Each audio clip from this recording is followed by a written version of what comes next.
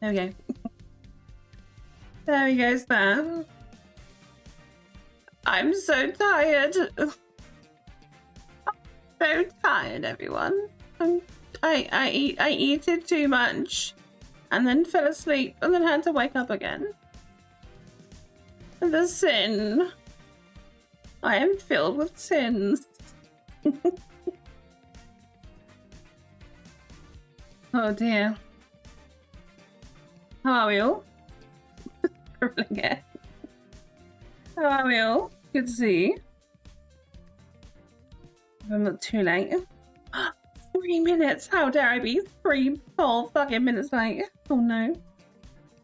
Oh dear. Wound. Oh dear. Oh dear. Oh dear. My eyes. My eyes.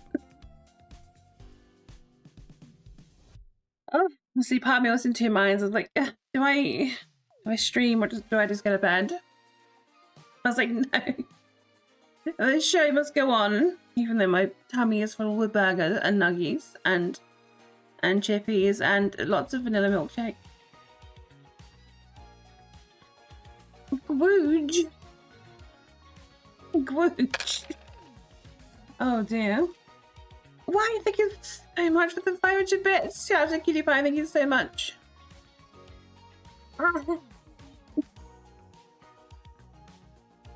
Oh, but I'm not going to sleep when there's scramble to do. Also, because it's the penultimate stream before VEXPO. So I can't miss out. I'll be here today. I'll be streaming Monday. And then no stream for a week.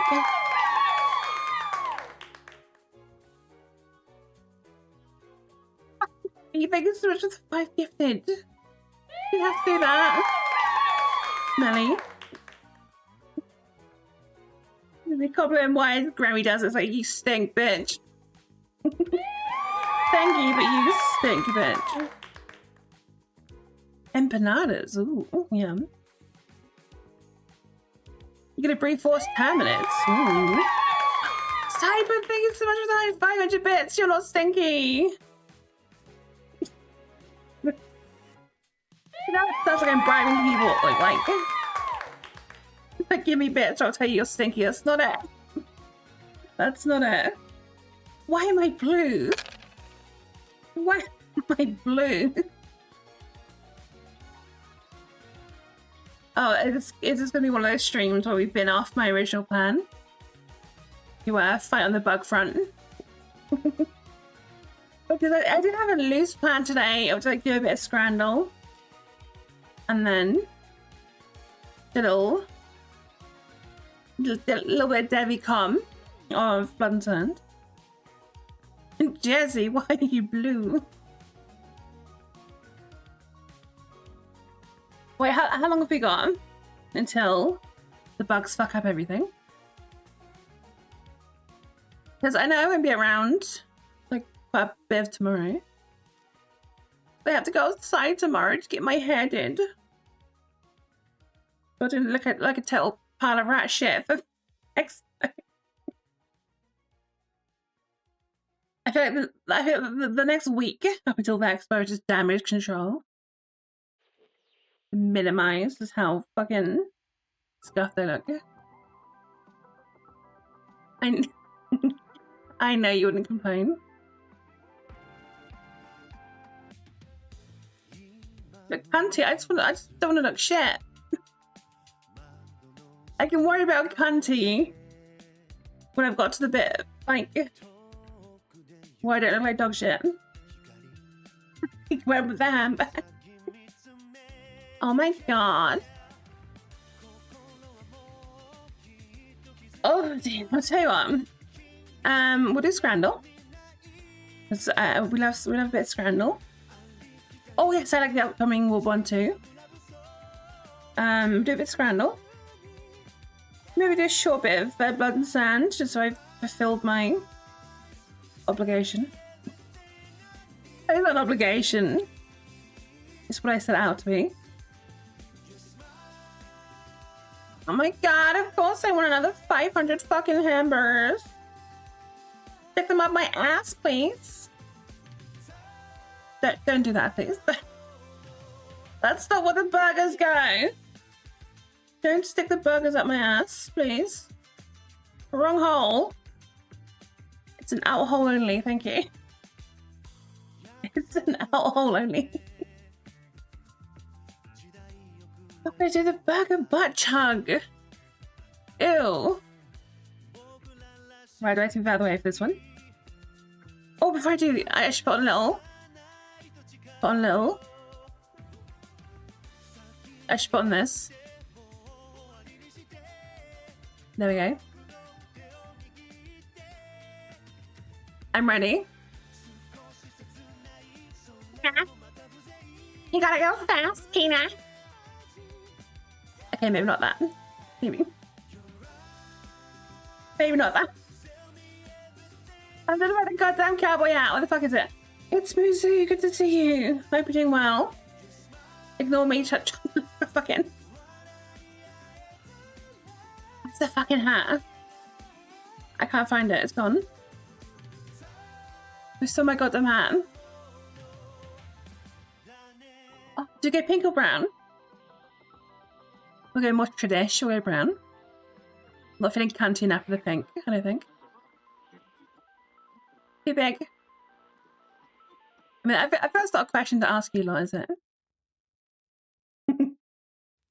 Melly, no. I mean, it's true, but you shouldn't say it. Maybe you should, who knows? Limes Pop, give me the scran. Thank you so much for 20 HL months. There's been so many Twitch babies made in that time. Alright, come on. Sure, there we go. I am nothing but hat. How's that? Does that fit? Does that fit for you? Is that okay? Is that perfect? How are we feeling about this?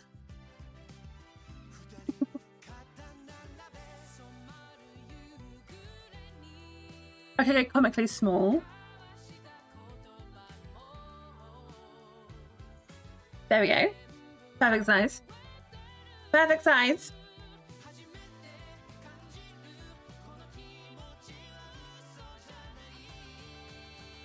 That was a good size anymore. Really huge. I'm like, what even is scale anymore? What even is scale? It's the thing you stand on and break. How do hats even work? How do hats even fucking work? That's too high. How'd I do? Can we hide in the corner? Wait, why are the pictures like... I just know the... Are they meant to be like that? Why are they so small? Why are they so fucking small? What? Is this part of the... Oh, is it the day's gimmick? Oh, fuck me. It's like... That is... What the fuck? How the hell are you meant to work with these? What the fuck?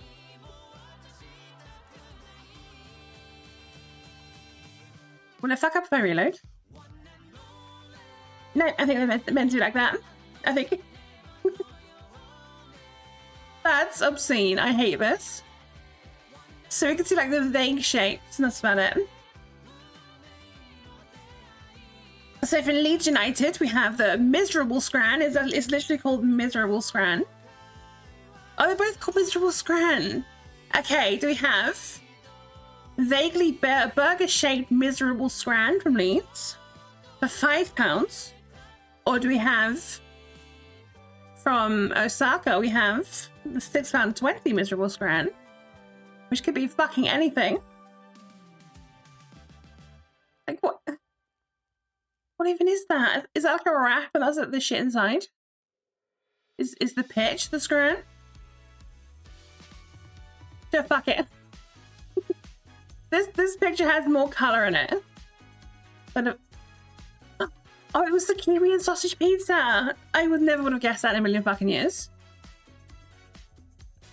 Okay, this is a troll day. I see what they're doing. I see what they're doing.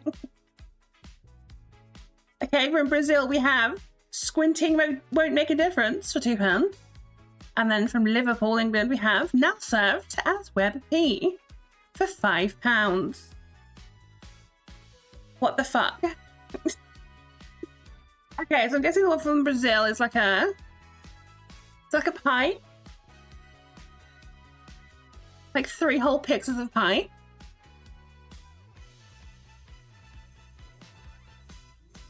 It's like, I have no idea what that could be. The horse racing track. Would you like to eat a whole horse racing track?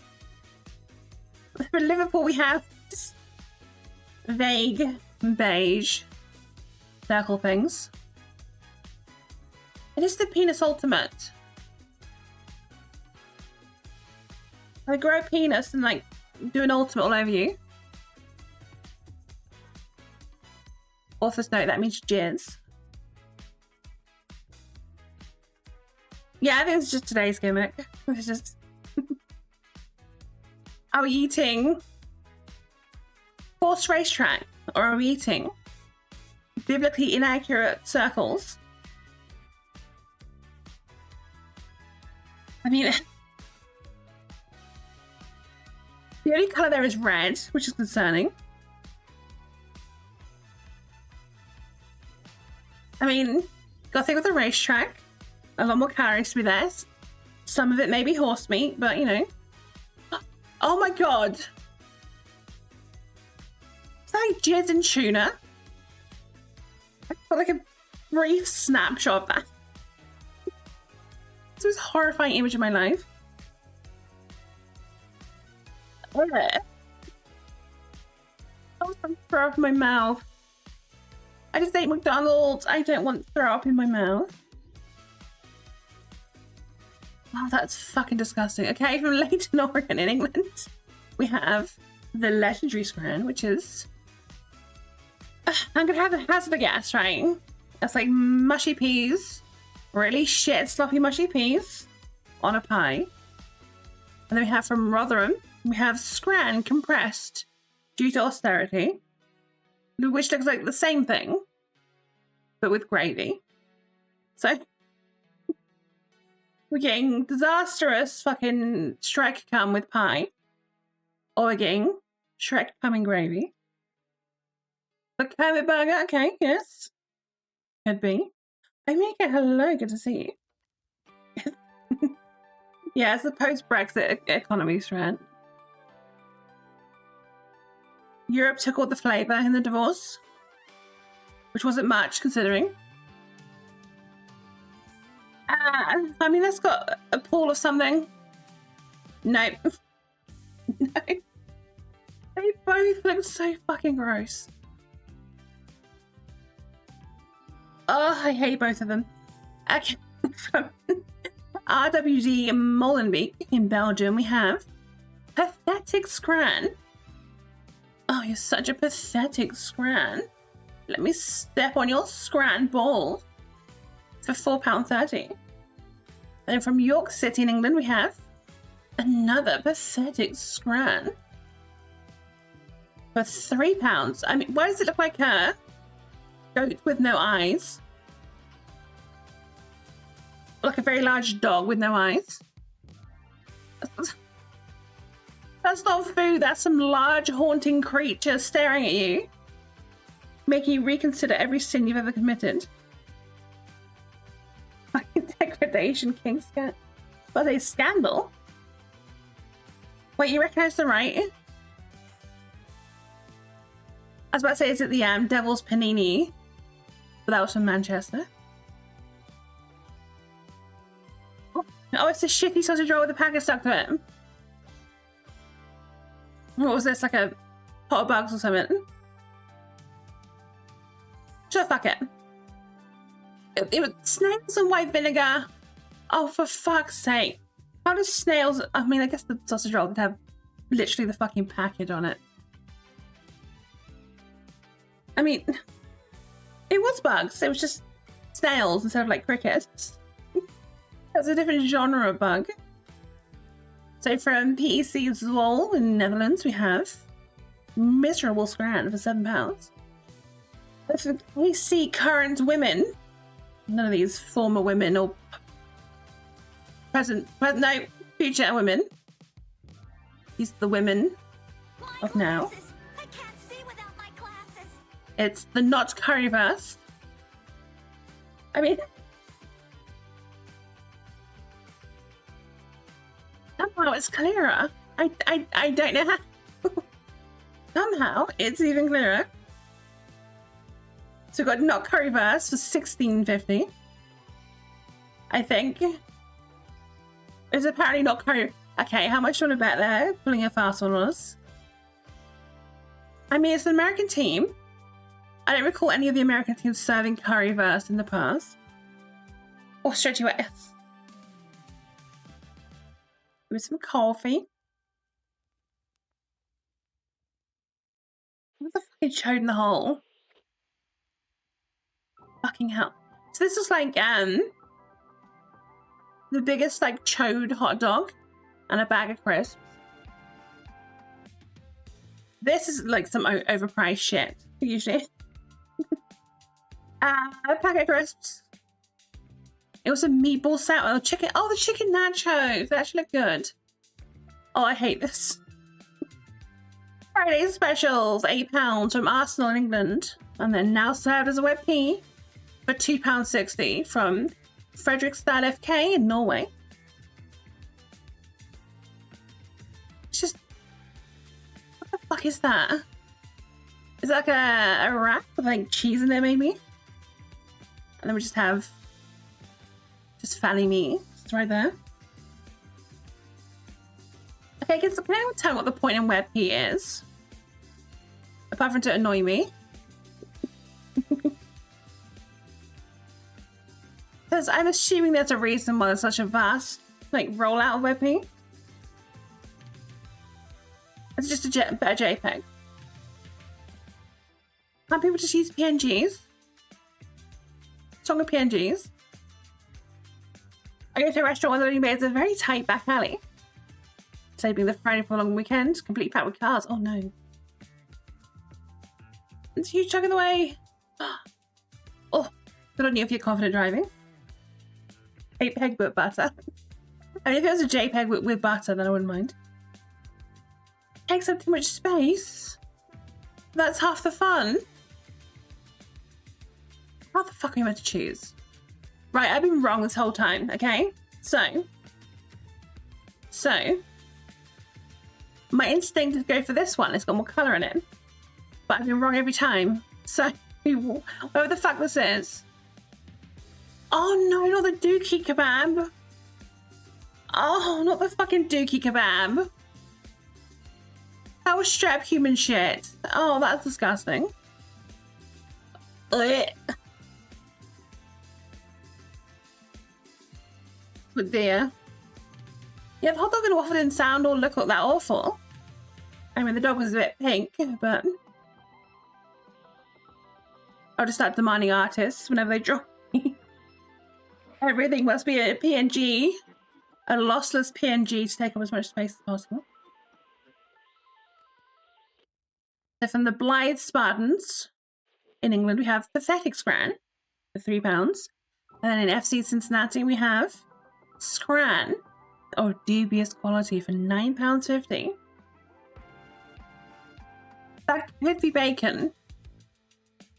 I guess that's like a cheese hingui. So we have bacon hingui and we've got cheese hingui. That's got some sort of leafage. Wait, that must be a pizza slice, I think. Isn't that like a pizza slice shaped box? This looks like just a big chunk of mystery meat.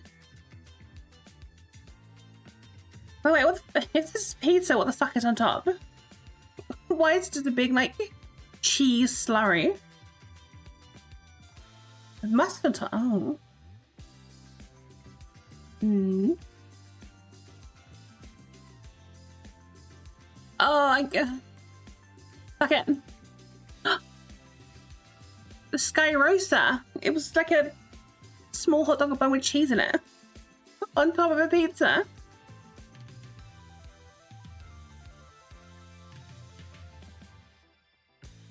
I mean, Canadian blend, some days are I'd rather take a drag than move anywhere. I can kind of relate. A great scran detective. Will we look into it or just eat it?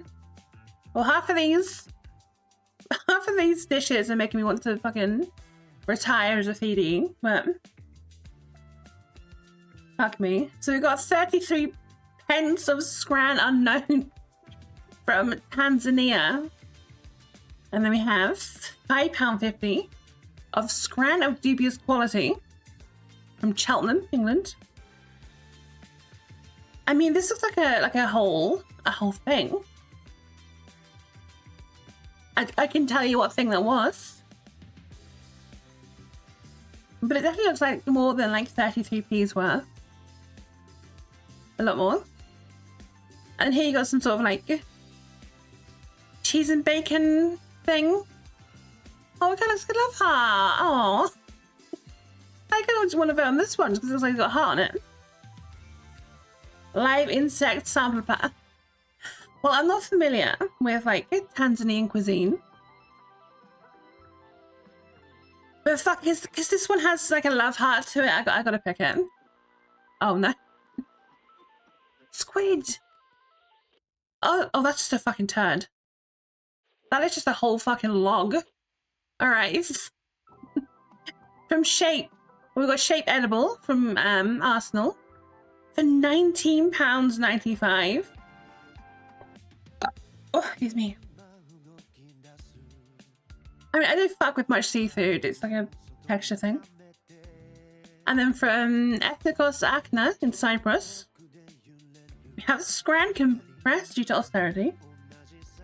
For £2 per we have the topless pizza. The expensive topless pizza versus log of human shit. Like, what do part of me wants to choose the log of human shit, just because the price for the Arsenal one is like throwing me. Just a wee shite. Do we choose overly expensive pizza or wee shite from Cyprus?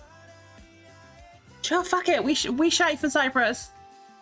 It was the wee shite from Cyprus. Oh, that pizza doesn't look too bad. It's just expensive. Beat them both. Fuck it. The shite one. Sometimes you gotta put all your money on shite. Gotta put all your money in. The Devil's Panini. Is that the Devil's Panini? Has the Devil's Panini returned?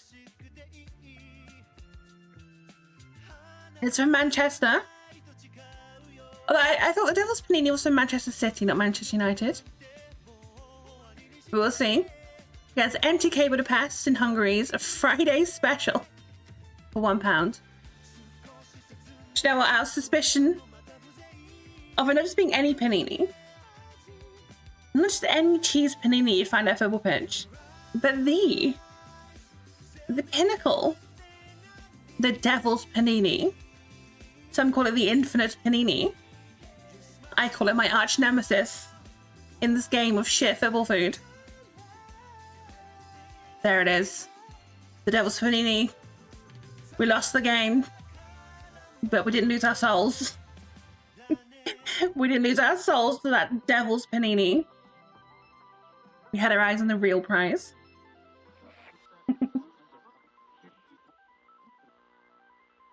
Was it the onion bread with paprika? Oh fuck it, it's the yesterday's. I feel cheated. After playing that fucking troll round, I feel cheated. Okay, from New York City FC in the US of A. We have bacon on a stick for £5.30. That looks like some very crispy bacon on the stick. Why is the bacon on the stick? No fucking idea.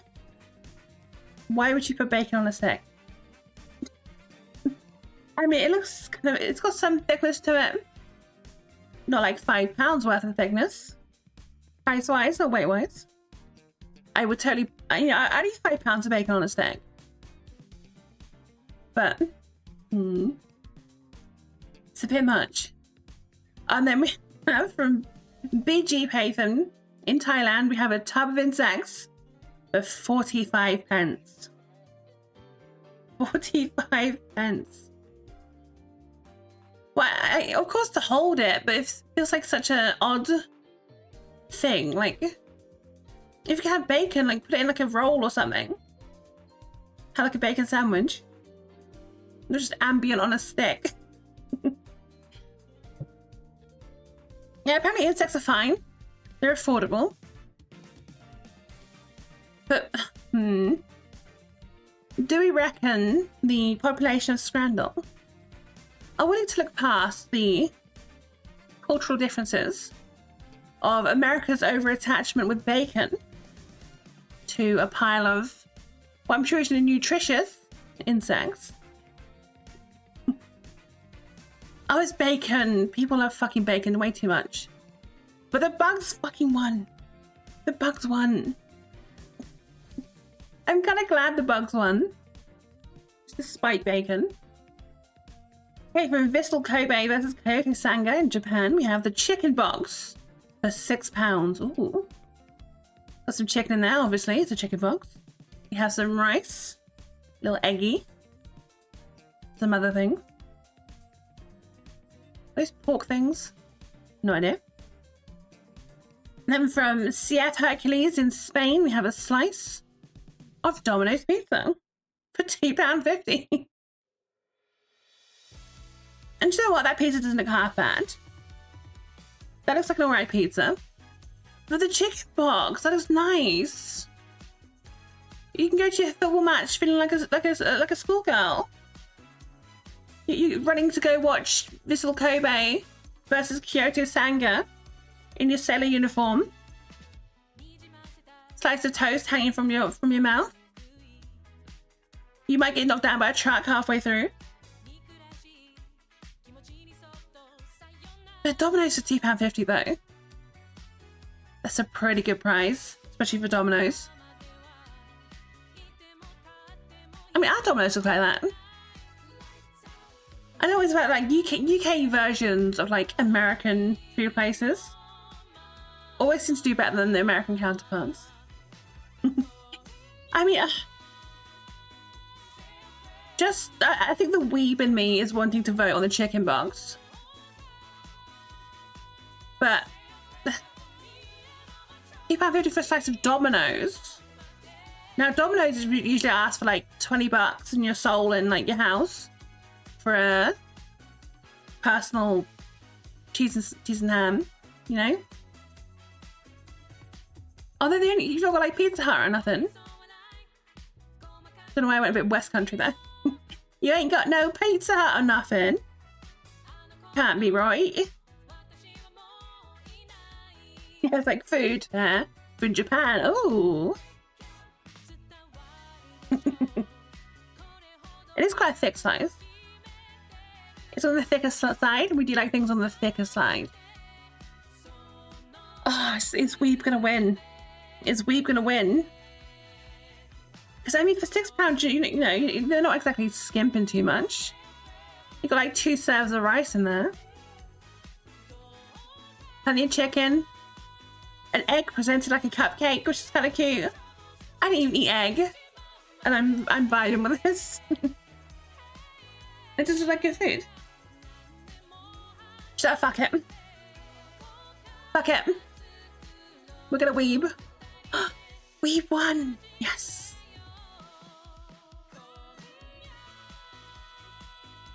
I like my pizza like I like my women. Very doughy. Extra cheese. Hot dog stuffed crust. Oh god, that's disgusting. Right, we're gonna athletic. We have the steak pie gravy and mushy peas, which is very watery. That's That's not even mushy peas. It's just pea soup. It's pea soup and pie. For £5. Nah. Fucking Copenhagen in Denmark, we have the French hot dog for £3.30. What's French about it? I have no idea. Why is it presented so phallically? And that's default for a hot dog, but like, why? Why is it like that? Why is the edge so perfectly cut on that bun? And for £3.50, that's like, I mean, at football match, I think £3.30 is probably the best price you're gonna get for a hot dog, French or otherwise. It is emerging from the sheath. It's the unsheathed dog. That's what that is.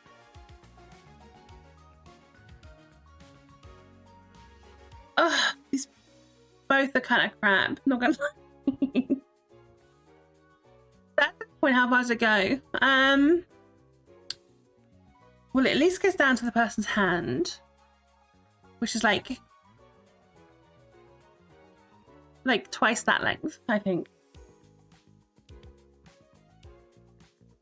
I mean, that's what men do though. When they take pictures of their French hot dog, they use angles to make it look bigger. Do you know, because this is fucking gross.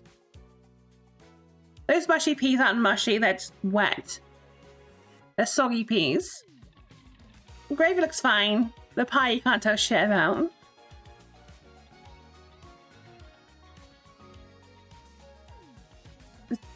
You see discoloration where? I mean, it just looks like the same coloration all the way down. What are you seeing that I'm not? Near the bun. I thought it was just the shadow of the bun. Fuck it. Let's get this out of the way. Oh no. The watery mushy peas one. Oh. Fucking Satin Burger. From San Diego. USA, we have the fucking Satin Burger. For £10.50. My guy, that's the hairiest knee I've ever seen. That's put me off. The onionator. So yeah, I like my whole ass onion with a side of burger, please. Fucking hell. Then from Crawley Town, we have fried chicken and chili. For £7, a bit cheaper. And actually, it looks fucking good. Do we reckon anyone's actually going to choose this fucking whole ass onion burger? It's got to be that chick. Look at the chicken. It looks so fucking good. Like, come on. Yeah, I thought so.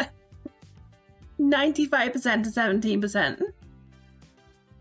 Oh, they're back. The things I love that people hate. Macaroni cheese pies. From Elgin City in Scotland for £2.50. Oh, but it's against Japanese food. From the Goya Grampus in Japan, we have the special steak rice meal.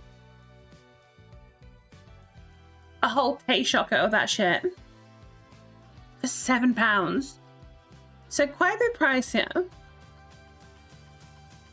Quite a bit pricier, but Heritage or we. Yeah, these are okay. These are the two sides fighting inside me. These are the two sides fighting me at all times. Just the macaroni cheese pie of Scottishness and this special steak rice meal of weaviness.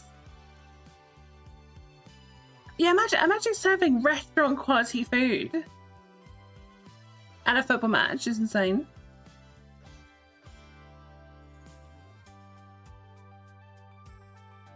The macaroni cheese pie looks watery. Are you looking at a different macaroni cheese pie? That's just baked. That's a baked, like, that's a whole crust.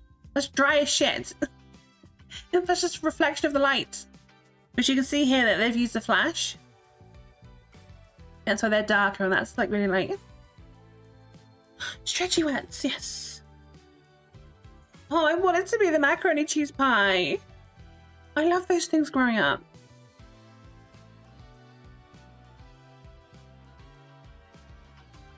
Oh, too puffy. Oh, my inside is so warm. Oh, I know the answer. But I don't know if I'm strong enough to choose it. Yeah, I'm sorry. I'm sorry. I was about to say Japan always wins, but not always. Not always. So we have from Derby County in England, we have the Yorkshire pudding wrap filled with sausages and stuffing with a pot of gravy for £5. So what we got here is basically a sausage and stuffing hot dog, but instead of a hot dog bun, it's Yorkshire pudding, which is fucking inspired. Yeah, get a glob of gravy on that. Oh my god. Oh god, you'd be dripping from your nethers. By gum. I bet that slaps so fucking hard. And then from RB Leipzig in Germany, we have currywurst and bread.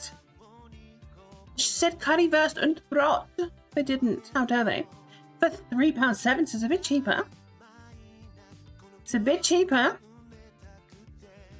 It does look good. But the thought of that Yorkshire pudding wrap, though. Like, don't get me wrong, I fucking love currywurst, right? Love me some currywurst. And that looks like some half decent currywurst, but like a fucking Yorkshire pudding wrap with sausage and stuffing that you can dip into gravy. It should say scan me up there. It should say fucking scran me. I want a million. I have a desperate need. Yes. Justice. We have justice. Okay, from the Bolton Wanderers in England, we have the cheesy garlic pizza bread for £9. A very wonky cheesy garlic bread there. Yeah, if you have any gravy left, you just like finish it like a shot. They're from Birmingham City, where we're going to find ourselves next week for VEXPO. We have half a tiger loaf filled with pork, stuffing, and gravy for £10. I feel like the picture doesn't do it any justice. The picture makes it look a bit fucking gross. Oh, wait, you're in Birmingham, Jamie. Did you just dox yourself? Quick, let's all go around Jamie's house. Stick the kettle on, Jamie, we're coming. Oh, cheesy garlic pizza bread is so good. It's so good to have along with a pizza. Use the house. You'll have fat women and Lambo and Patch. I mean, I know the pizza bread looks a bit wonky, but I feel like the presentation of it all looks better than the tiger loaf. I think that's apple sauce at the top, which is with pork. That's good. That's good. But like, that looks, oh, it looks impeccable. Looks impeccable. Well, Grammy isn't fat anymore, so I guess it's one fat woman. Oh dear. Alright, come on, PC Charlie, Church of Dead. Oh, fuck's sake. Fuck's sake. Injustice. I'm sorry, Grammy. Gonna find out of Expo anyway. Okay, from Blythe Spartans, we have... That's not a fucking hot dog. There should be hot dog in quotation marks. That's a burger bun, right? That's just a roll. with, for some reason, strips of hot dog with the most watery ketchup known to man. Fucking, like, the hot dog's already been to the abattoir. I just need to go again. Fuck me. What the? What even is this? What even is this? Come on. It's a human rights violation. Then Figueiredos in Brazil, we have the beef skewer and a beer for £3. Beer meta. The beef looks alright. It's not whatever the fuck this fucking human rights violation is. We go for the beef with a beer skewer. There we go. A clear win. Oh, okay. All right. From Bolton Wanderers in England, we have the chicken tikka dirty fries for £6, which are very good. Got some nice chips in there. Some chicken tikka. Very nice. Got peppers, red, yellow through green. Excuse me, and you have some spring onion as well. Very nice. Very nice. Not the biggest portion in the world, but reasonable. And then just from Accrington Stanley, just your straight up pie, chips and gravy. No fuss, no muss, just your standard, your typical pie, chips and gravy. The same your granddad had when he came back from the mines before Thatcher took all the jobs, you know. Yeah, it's just true. This does very seem. It seems like the perfect kind of showcase of fries versus chips. You know, fries are these kind of your more slender ones. You know, ones you find at McDonald's. But chips, you're chunky, thick, yellowy inside. Chips, look at them, lathered in nice beefy gravy. Oh, so good. But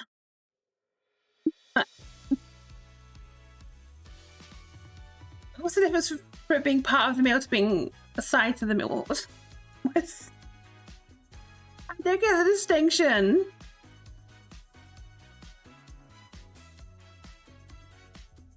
So if McDonald's did like chips, like oven cut chips, like the ones on the right, but like salted in the same way as their fries, I might actually come. I might actually just jizz my pants on the spot.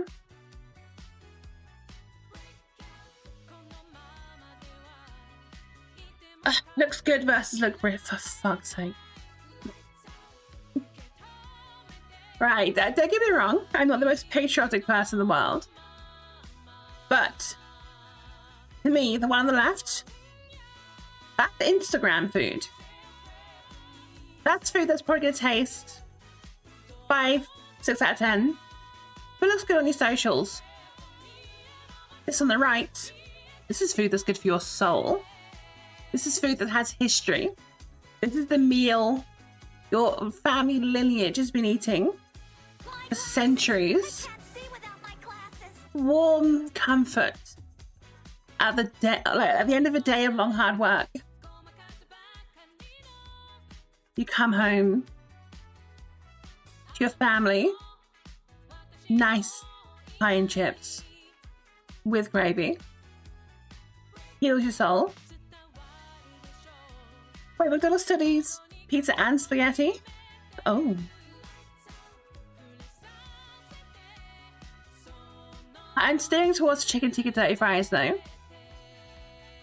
because the presentation is so much nicer, the photo's nice. This is actually in focus.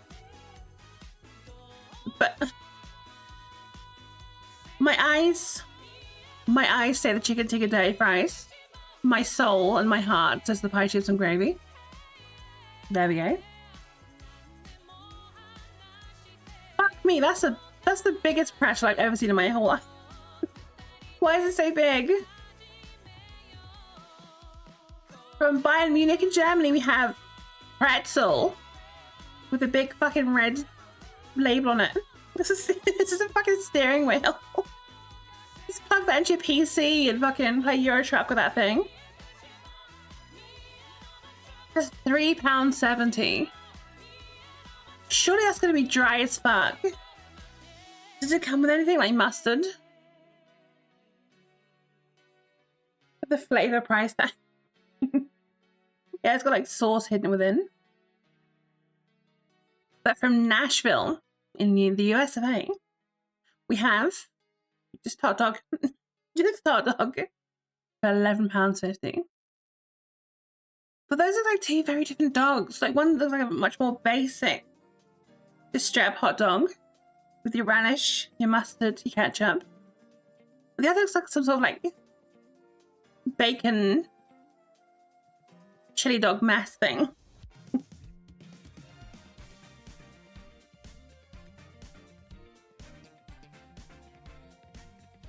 Is that bird fucking...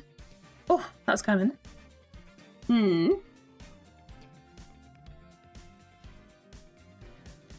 Is that a... Yeah, I've heard good things about Costco hot dogs. But the hot dog's expensive. £11.50 for just one hot dog. Again, it's like £3.50 for like a industry standard truck steering wheel.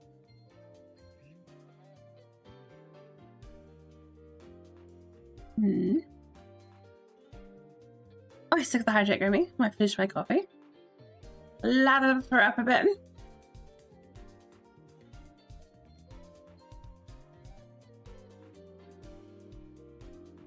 Oh dear.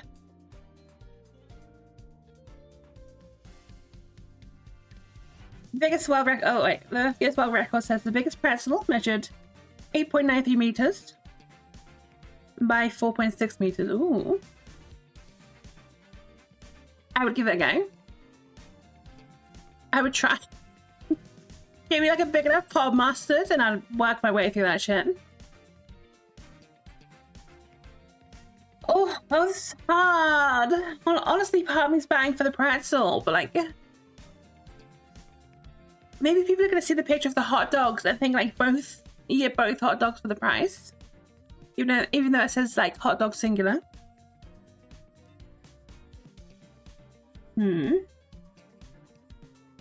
Oh, I want to choose hot. It's so hard because I want to eat them all. I want to stuff my face with all of them. This isn't fair. Okay, right, let's bank on ignorance. Let's bank on ignorance. It won. It won. 7 out of 10. I think that seems to be like average. I mean, the top of insects winning, that was a shock. I should have chose the French hot dog because I know people hate French people because it's a meme. And then the fucking dirty loaf winning. But all in all, not bad. Average. 7 out of 10, could be worse. I think we've only got perfect like once. I think that's like easy mode.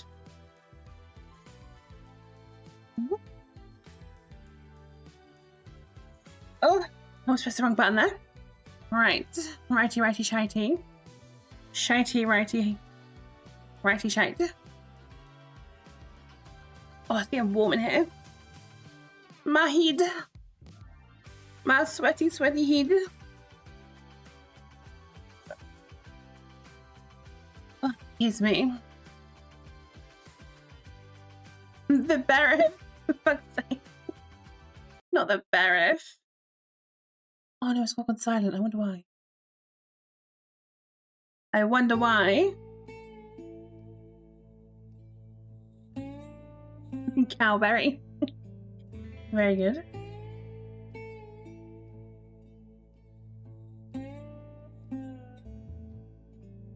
This is the OST. This is the OST. literally the fucking theme tune.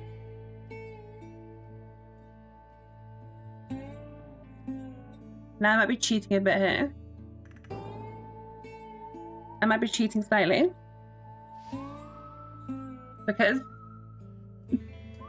if this isn't the release version, you can tell because I have separate saves for all my playtesting.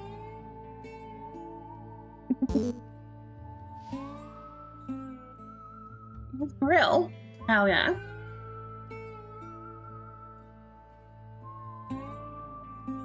Oh, the stream day was it? Blood and sand? Let me bump all this down a bit.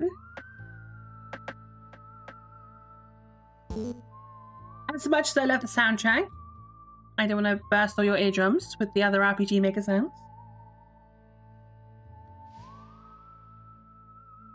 This is the version where I fixed the little bits. The problem is one bit I haven't fixed. Well, I don't really plan on doing a 1.1. I don't think I will. Anyway. So this was a shit game I made. It took me like a year because I had like a 6-month hiatus. Blah blah blah. I've gone on about this game too much. I've gone on about this fucking game way too much. It took up so much of my life. And I felt great relief when it being done. Amidst all that experimental, I just like, wait. Oh, okay, I see. 1 second. 1 second. 1 second. I was testing something and I forgot to reset. Should get the bed, right? I forgot I changed the starting position. See? This is now an ASMR stream. Welcome to my ASMR stream. There we go. Right. No, it works. I can't remember what I was testing. It might be like a tree collision thing or something. Imagine someone did stream this game for 10 whole hours and fucked up his whole sleeping pattern because of... Instead of, you know, I don't know, taking 2 streams to fucking play it. We can't let you forget the gentleman sausage. Never. Never. I do appreciate you taking the time out to stream with Blambo. And I hope you've had the opportunity to go through all the secrets and stuff. Possibly.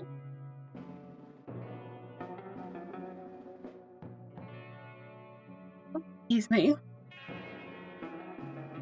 Now the start of this game is a whole fucking mess because I want to do multiple different things with it. I can decide, so this is like fragments of different whole things.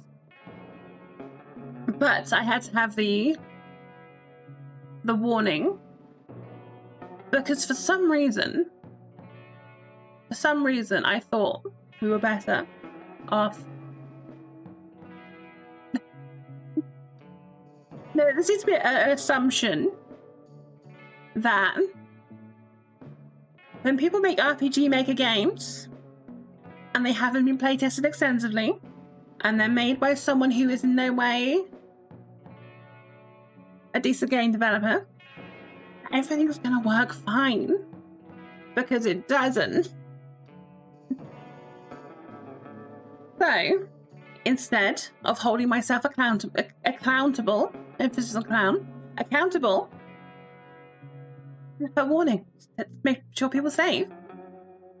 They can't complain if they don't save. I hope your computer can get fixed soon. Do I just release like a mobile version? Just for you to play?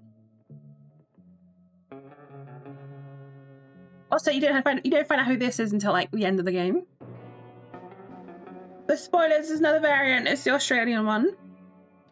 I consulted with Blambo a lot with her. Good owner.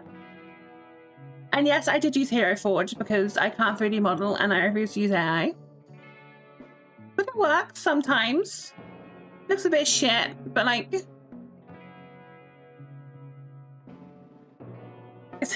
Okay, you found that soft lock. You found that soft lock. Look, the reason you found that soft lock is because I didn't think anyone would go outside. Because there's nothing outside. So you did something that didn't make sense in my head, so I didn't think it would happen. I still haven't fixed. I still haven't fixed that.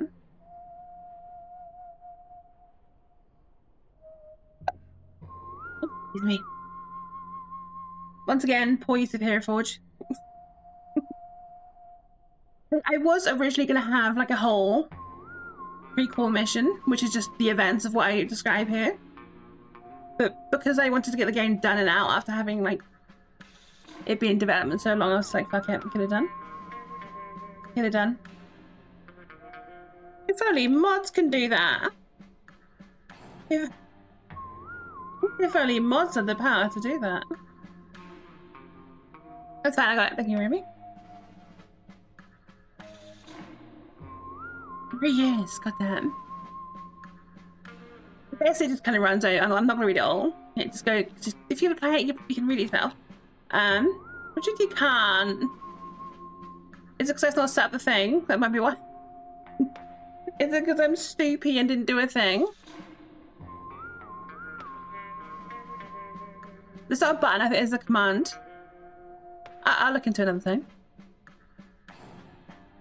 But it basically just covers like what she's been doing since the end of Darkness 2. Because Wendy is a character from the critically acclaimed Darkness 2. Everyone loves Darkness 2. Everyone. Everyone. It was a totally well written and funny game and not broken. The music was good. Oh dear. Ogden Ockhill, he's called that because out of Scotland, the mountains in front of it are the Ockhills. It's based on that. You'll get Darkness 3D when I learn how to make 3D games, okay? And when I find a good enough story. Not a moment before. Bam. Also, I didn't know that you can talk over tables. So she's got like a thing for the side. And an event on the table. I thought I'd walk into the bar and order 1 beer, 2 beers, 1 beer, so a cactus, test success, so he's walked to the bar and asked where the bathroom is. The bar goes over flame, for fuck's sake. I don't get it, but I also get it. That's how you know it's a good joke. We got Sheriff Grace.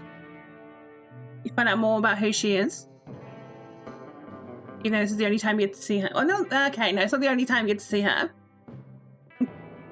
It's the first and penultimate time you get to see her. Hey, Palmer, come in. There's supposed to be a punch sound effect. Like he doesn't just like fall asleep in the cell, right? There was a punch like sound effect in there. But I didn't balance the audio well, so you can't fucking hear it. Ogden is out cold on the floor. His cellmate looks unperturbed at having her peaceful cell disturbed. I wonder who that cellmate could be. The game doesn't outright tell you who it is, but there is a clue. I want to go see fucking Sheriff Grace's bed and hide underneath it. Yeah, it's the first and there's the last time. Oh, Monia Enjoy is here. Anybody is streaming right now? So, I assume that's where most people are. It's him. Wait, why doesn't he have a... Okay, he should have a thing saying he's a deputy. He doesn't. He fucking doesn't.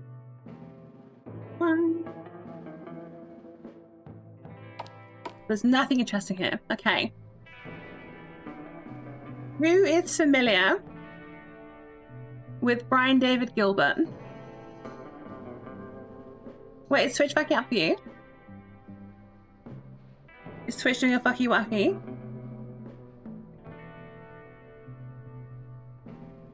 Wait, is Twitch... What's happening?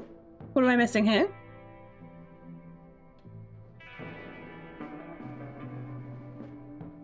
Someone fill me in. And then tell me what's going on.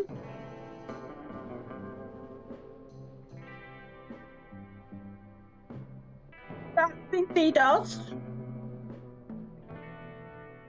Twitch working? Is it not working?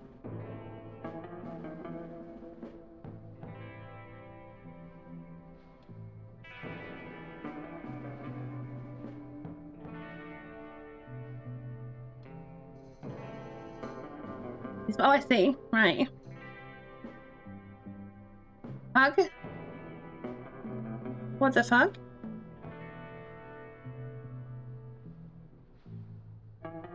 I'm suddenly dropping a lot of frames. What is going on?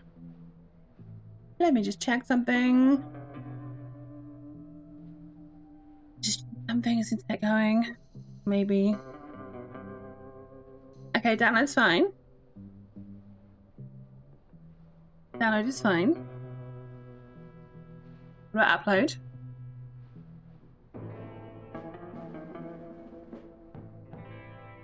Okay, it's a bit lower than usual, but not nothing major.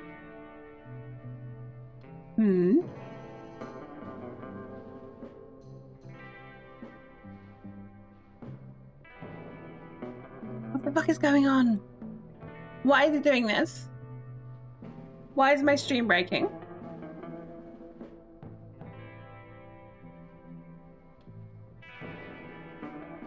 Excuse me. What is going on?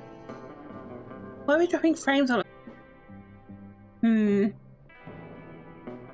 Anything taking up?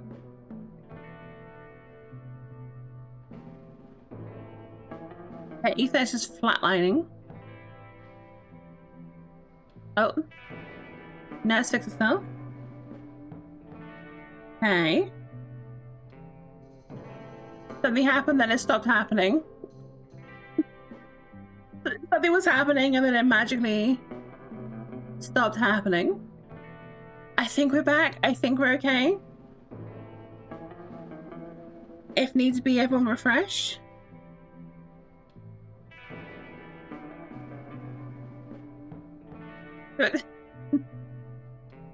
I'll just go refresh.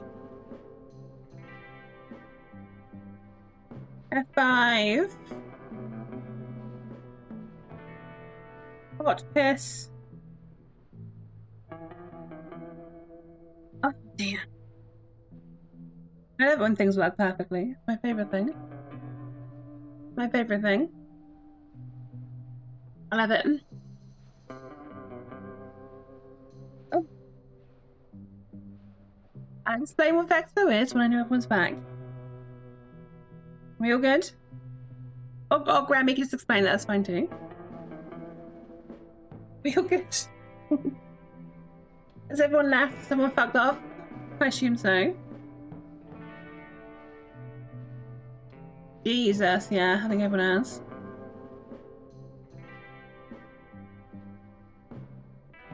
Oh dear. You'll have to see it. You'll have to see it. I have no idea why it's doing that, honestly. It's like, yeah, nah, I don't wanna work. Don't wanna work, fuck you. Jesus Christ. What's going on? The fuck is going on? We're back now? Are we? We're chilling, we're jamming.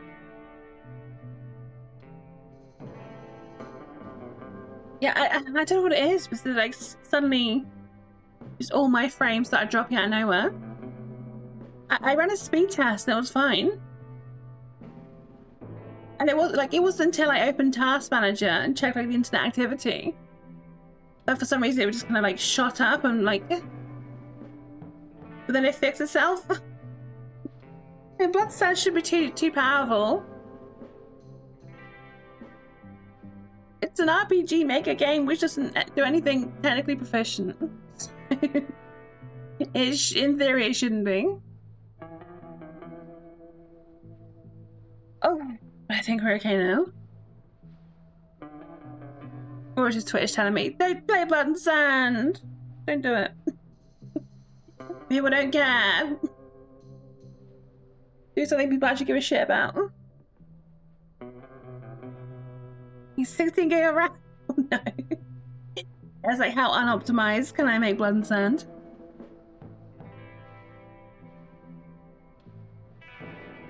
Oh, fucking hell. Knock the old wind out my sails, as. Really fucking gyrates my spurs.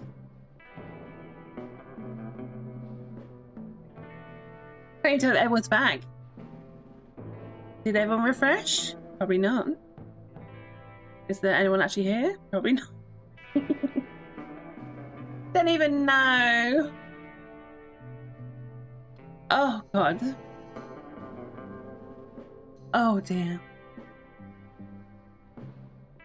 Is it because I said Brian David Gilbert and that just like summoned some like Eldritch God? Did that like summon some Eldritch God of like fucking with my connection?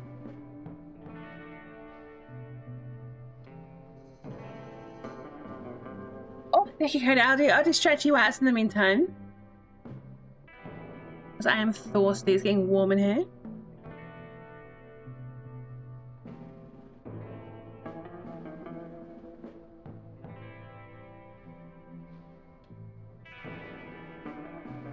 Excuse me.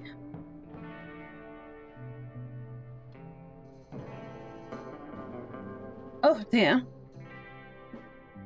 Oh, that's a question. Do people want me to go through this? Do people want me to actually play some blood and sand and talk about it, or do you want me to just do something else? As if you're not vibing with it, you're not vibing with it.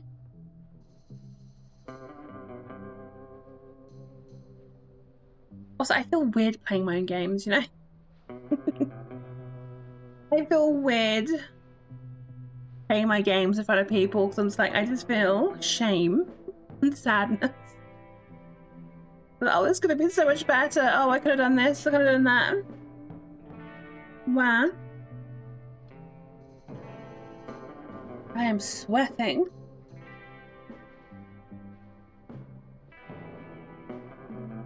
Oh, fuck me.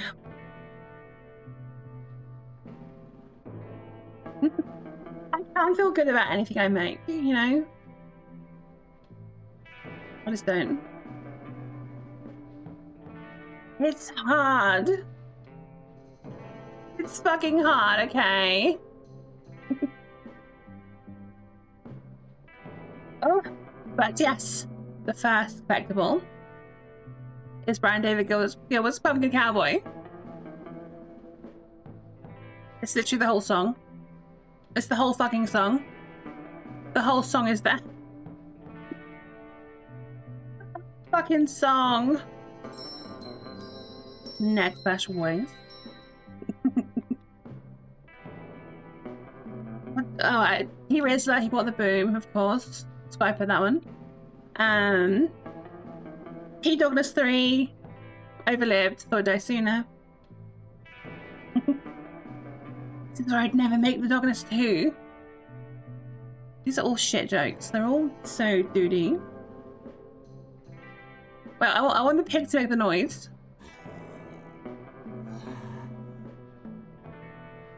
I love the sexual fucking grunting the pig makes. It's the one thing I'm proud of in Blood and Sand. It's how overly sexual I made the pigs grunting.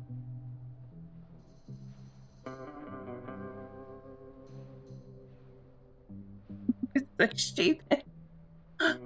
It's Rosie! Wow, I love this character. I hope we get to see more of this character. She's a really cool character. I hope we get to see her later. I hope we get to yeah. Oh dear. So stupid. Oh look, we have Wendy's parents' graves. Turns out they weren't moved far from where they died. We find out later. The chunky mistress. She is a business owner. She runs a shop. Bet she lives a long life and gets super fat and many lesbian things will happen. Yes. Yes. I'm sure that's exactly what's gonna happen. Also over here. It's the grave of the horse. Because the horse died. The horse is dead. And Alden gets to hang. There's a few things you can miss. You'd be surprised what's interactable. Well, not over here, obviously. It is. Banner, banner, bow. We have a sack with bank insignia. And a letter addressed to the sheriff with a government seal. Allegedly a map of northwestern Oklahoma. It's just a fancy map. Yeah, an okay place to live. Very funny, me. Good job. Good job. Oops, all interactables. Yeah, when it came to interactable stuff, I was like, I tried to make try my best to make everything interactable. So there'll be quite a few things that you can just, you know, will have like no interesting dialogue, but you can at least like interact with them. The more interactable, the better. Banner, banner, bam. Oh no, Wendy without a hat. Also, this place is like a almost one-to-one recreation of how it was at the end of Douglas 2. I think the only difference is there's more foliage, more grass and trees and stuff. A bit more detail to it. But I don't want to go to Greece. Let me go home. Oh. Oh no, I thought about that. One thing I didn't think of. She still has her hat. If you speak to the graves after she slapped, she still has her hat. Also, I love that Ampler could just like put a collider crystal right in front of Wendy and just like, yeah, touch this bitch. No explanation, just touch this bitch. Went to Greece and ate Big Burger. The secret, like, Fat Wendy ending. Also, that's the reason I'm not reading the dialogue, because I can't do an Oklahoman accent. I can't do that. I can't remember what she says there. Don't expect any live translations, because I forgot. I forgot everything. Yeah, just because Wendy's cool. Not because Ampler made a big fucky wucky and needs it fixing. I think hair's still broken. No. I did have a bit of trouble with this area because, like, the shadows of the pillars above overrode what the tile set below was. So there'd be situations where, like, if you went across the shadow bit, you can, like, go into the water and stuff.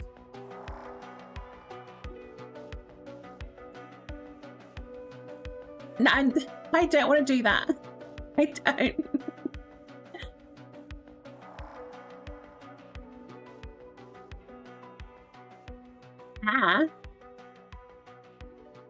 I don't want to read my dialogue. It's cringe. My cringe ass shitty dialogue. Even though that's 90% of the game is cringe ass dialogue. If you want to see it, just watch the VOD of Blambo stream. Squatty noises. Bum, bum, bum, bum. Right, Ambler, fuck off. Ambler, fuck off. We love random temple attendants. You see these two again? If you get all the collectibles. Who is this mystery character, I wonder? Who is this mystery character who 99% of people won't know?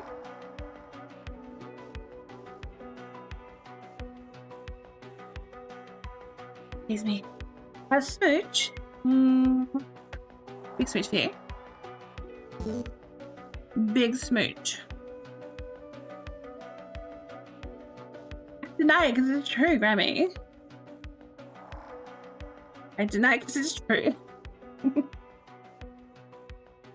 I think the only people who don't understand who the fuck that is are the two people who've read the diary entry for.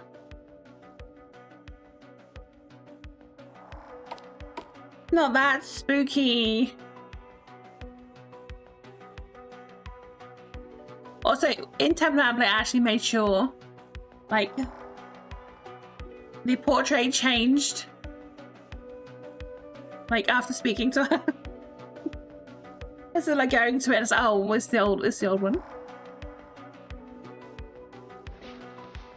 Little doll. See? See, I pay attention to detail sometimes. Go back? No, I can't. You cannot leave. It's locked.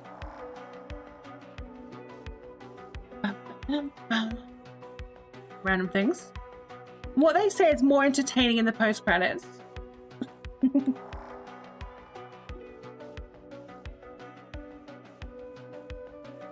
I want to find Iona's weed. Also, I love when Wendy interacts with this. It's like normal. It doesn't do the whole thing it does with Iona. Other things. I was originally going to make those rooms accessible, but I had the thing where I was so overrun with my own indecision that I just like. You got Belle on helmet, another reference no one's gonna get, apart from like 2 people. Like I couldn't decide between it, like being like Wendy's room, where it's still very much, you know, decorated like a Temple Man play room, or to have it like kind of be more unique. So I was like, fuck it, don't let it go in. There was clearly in the post credits, but I just didn't. Because I was like, fuck it, I want this game out before 2027. The idea of Temple Mountain play inspired by the Stealth Rigs? No. No, it is not. Not at all. I'm on Smoko, so leave me alone. Oh shit, I showed that to the references thread. We can have the chats in there.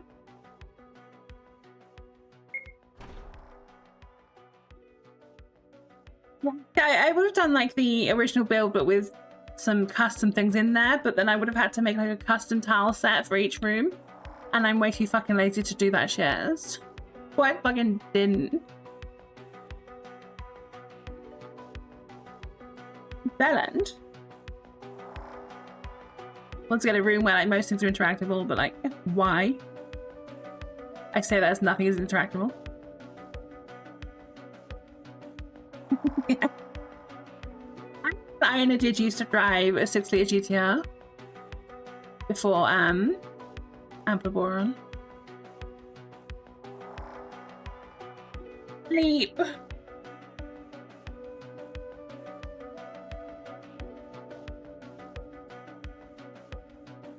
excuse me, fucking hell.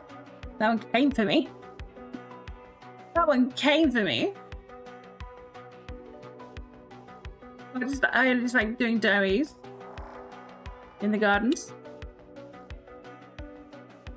Oh, I hate reading my own dialogue. I hate it. Let's go to Idaho. I still hate myself for like having Rosabella end up in Idaho in the Dogmas 2 post credits. I don't even know why it was Idaho. I really don't.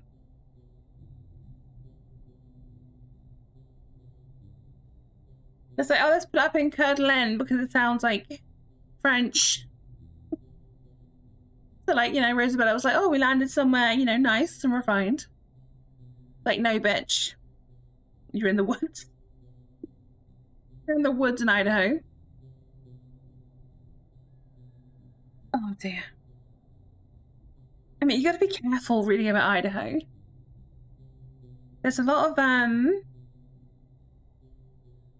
very troubling people in Idaho.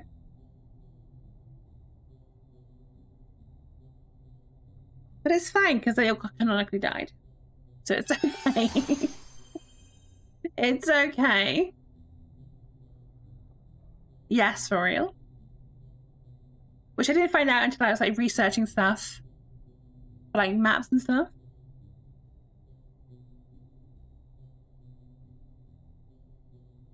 Some kind of yikes stuff was happening in Coeur d'Alene specifically. Which I didn't know about. Oh, also fun fact. Oh god, you can see a hat for the tree. See? Excellent game making here. See? See?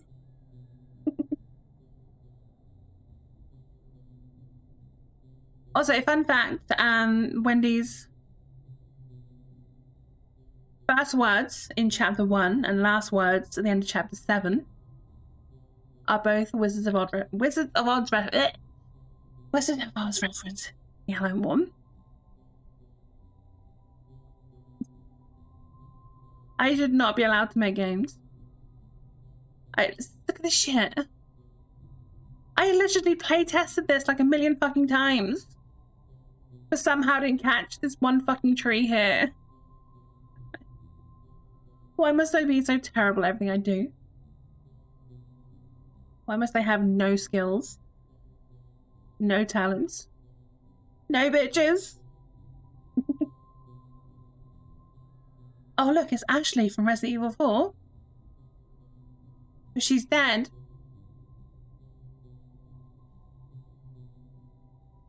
Damn, fucked up. He's dead. I'm sweating so fucking much. Not okay.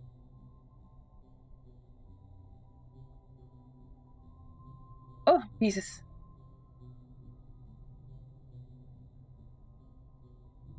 What's it in here right now?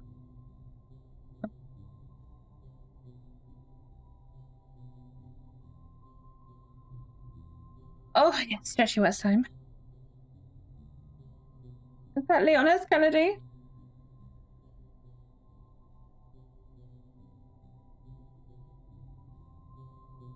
Perhaps it's not coming. It's not coming. Why? Save me.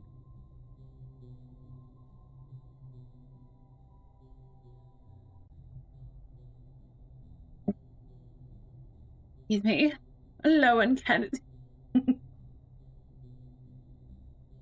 What did I call him? Was it just Kennedy? I think it was just Kennedy. Yeah. Ooh.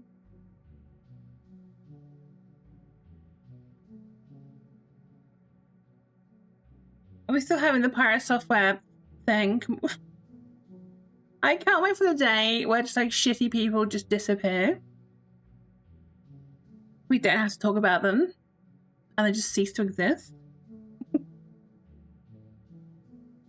That'd be nice. And let's speed run through all of this because no one cares. A lot of the shit in here is intractable. Some of it hasn't got updated tile sets, So you like get far away from the thing instead of like up close to it. It's silly. I'll get him his boulder. Or shield sandwich, because I'm so fucking dumb. It's so fucking dumb. Everything is so fucking dumb. Oh dear. Boulder. A punch boulder. Also, shout out that deer head just like peeking over the back. Fucking head is just peeking over.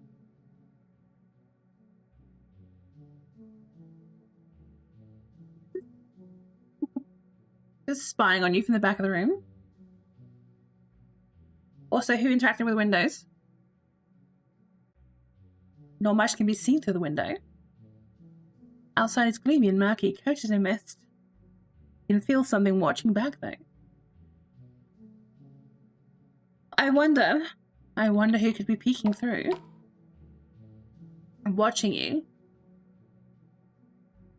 The whole basement is lousy with critters. It's some kind of raccoon sissy down there. Oh, it's awful. I hate it. Oh, I hate it so much. Right, move. Move, Chris. Right, wait along. Give me the fucking key. Good. I love the insinuation. She just cuts the key out of the fish. It's the game. It's a game about a biological hazard. Wendy doesn't know a video game because she's from the fucking 1800s. Oh, excuse me. It's the, a rustic sequel in a series with convoluted lore. Sounds familiar. I love it. This variation is called Wendy. Halfway. Fucking Wendy. That was so stupid. I think she's just such a lame throwaway variant. It's like, I didn't want the variant of this universe to be like a big, important character. Because like, variants that are actually like something significant is uncommon. Most of them are just boring fuckers like me. Most of them are just boring fuckers.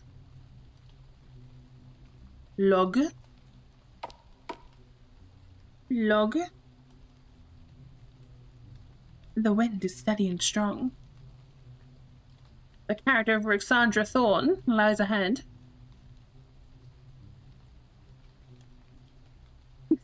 Like wood. Bum, bum, bum. Oh, I hate it when old rigid bed rolls are in the way. I hate it. Ooh. Also, for those who have played the game, could you tell could you tell which part in the game is where I took my hiatus and then came back? I'm curious.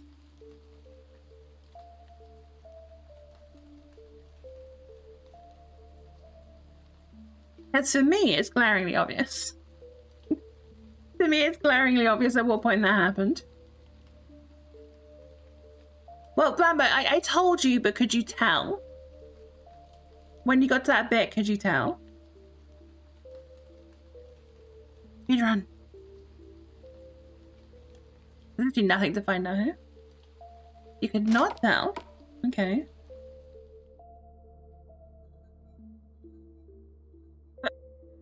I mean, you didn't take a hiatus. You just did things whenever.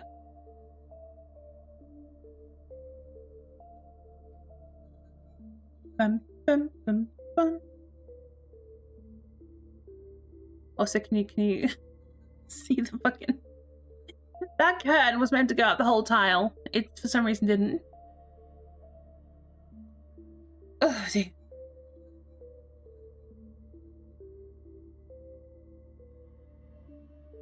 So it was after Simu, after Moon Valley, that's when. Old Circus. Also, the Staten Island is referenced to, but this whole place is like, everyone is a reference to what we do in the shadows. Because I'm original. And people love references and just things built upon references, right? Okay, in my defense, there is like 100 and something NPCs in this game. I had to, you know, use references for some of them.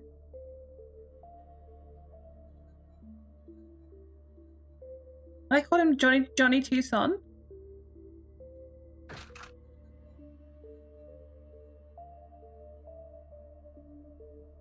Yeah, the TV show specifically. I didn't do the movie version.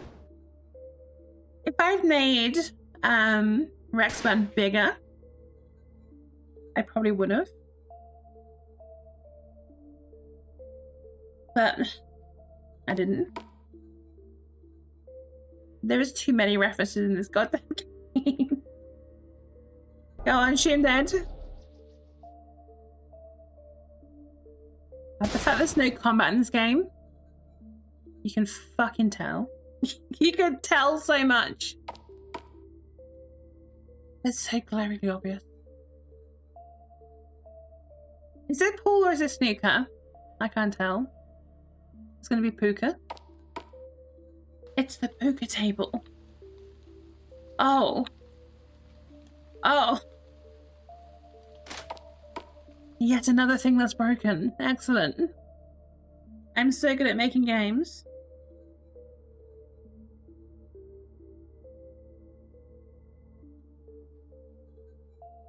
No, Grammy, it's my fault because I couldn't decide like what I wanted from the combat system. So, just like, fuck it. Fuck it.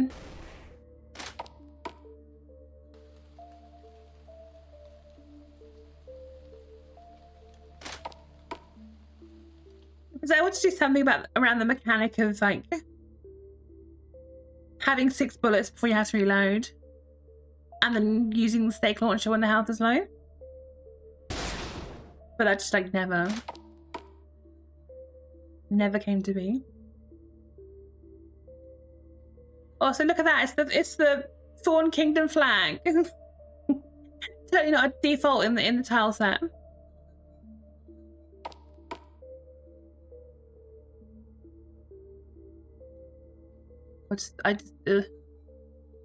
See, I fixed it. You can't go like through the bookcase anymore. Fixed it. So you have to talk to Shah. You have to. Like, I don't have anything like insightful to say at this point in the game. It's like it's nothing. It's a very nothing part of the game. Which, like, the first half really does feel like that. Everything kind of feels like nothing.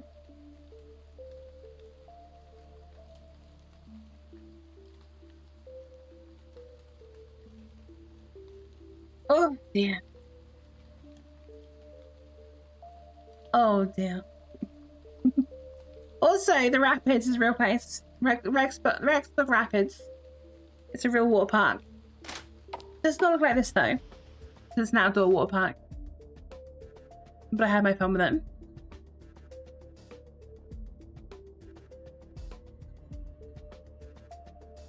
And the first half makes you go to sleep. Second half keeps you asleep.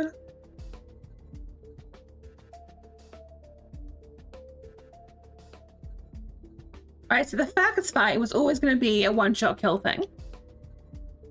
Even if there was going to be a battle system, this was always going to be one-shot kill because, like, he's like the creepy uncle. He's the creepy uncle of the Thorn family. And after the things he's done, he deserves to be just shot and killed.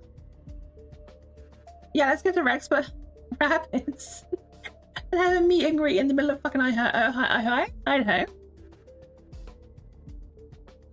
Idaho is just Ohio too.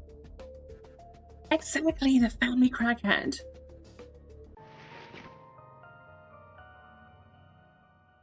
The sound effects and picking things up. That's something I forgot to do in the rest of the game. Oh, at Kirtland Resort, yes. Nice, actually. Right, which one is the blood bag? The single blood bag.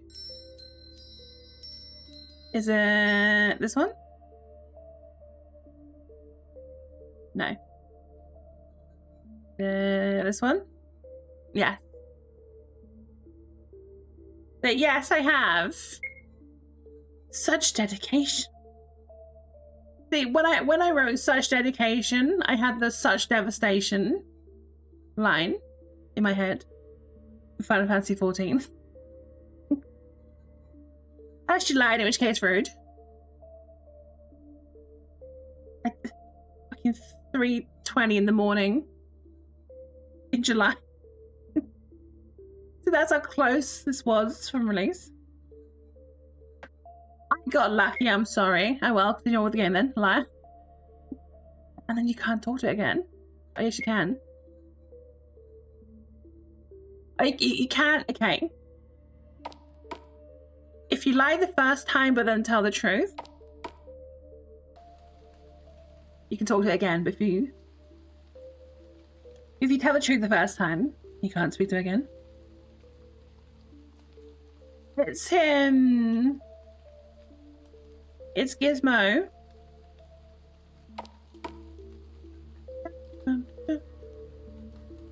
Also, I think there is a problem with the music in a bit.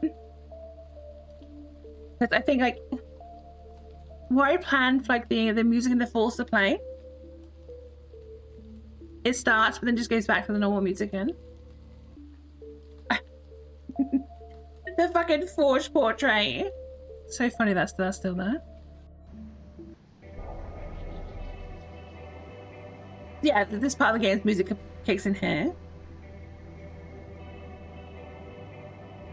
I wonder who she could be referring to. Even though it's made blatantly obvious in the game. It is not subtle. Like, wow. Who could this mystery character who looks just like Wendy be?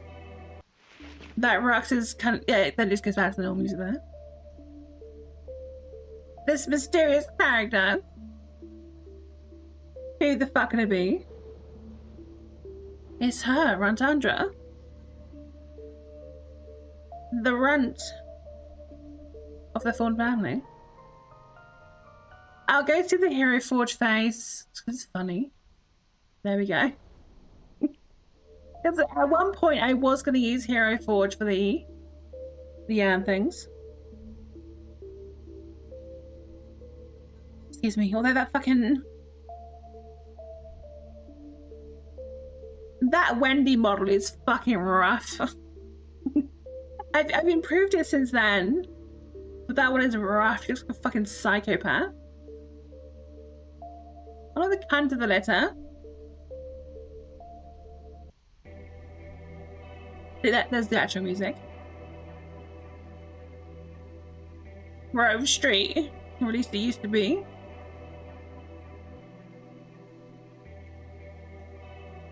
Yeah, this is where I was originally going to have Sabrina.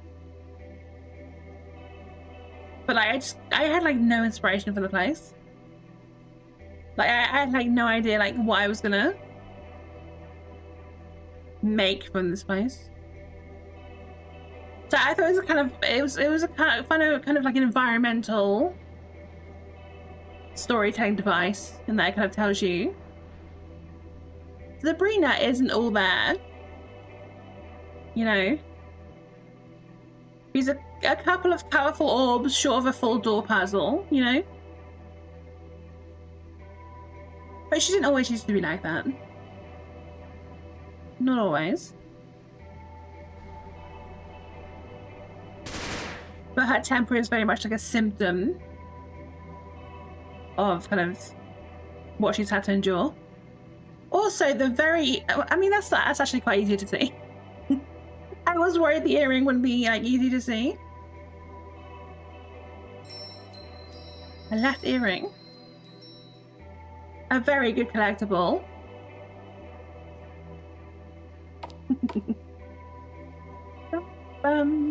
How's Halfacre? Real place? What's the name of this place changed to? No, funny enough, it's called that already. The educational. Useful for water-based accidents, less so for vampire-based ones.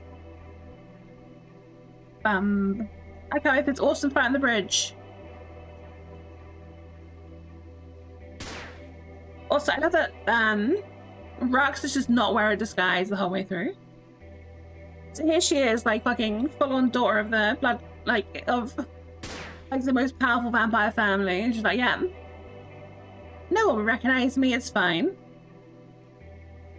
But then everyone recognizes her anyway. Because subterfuge is for nerds. Well, that's why she wears the hat. She's got the hat on because, you know, she's got that kind of MCU disguise. You know? Or she needs like a pair of aviators. And she'd have like the signature MCU disguise. Which is why, spoilers, she didn't have her hat after her confrontation with her mother. Because at that point she doesn't really need any disguise. Because the exile is over.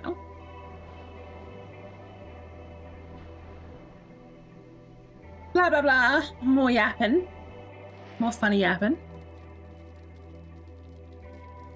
Also, I love that kind of like Wendy makes mention of like not being quick to trust, but these two become like buddy like stupidly quickly.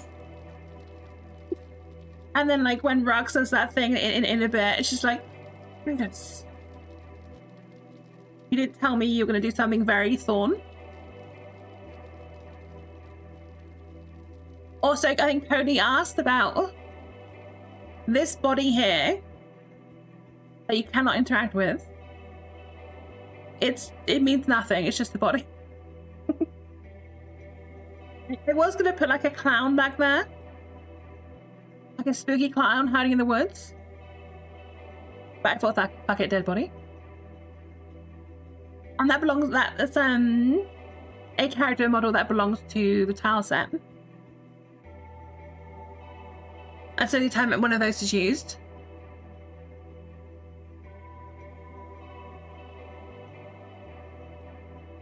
In my head, I imagine it's just like someone who's had the vampires after them, escaped for blood to death.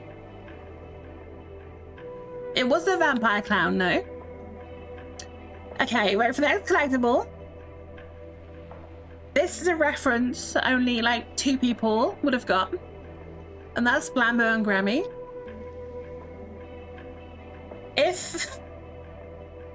If you're not familiar with Auntie Donna, this whole interaction would have been very confusing. Very confusing.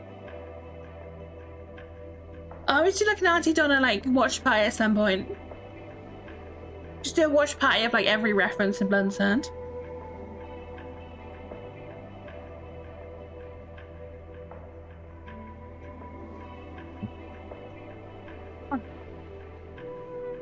Everything said is from one of their sketches.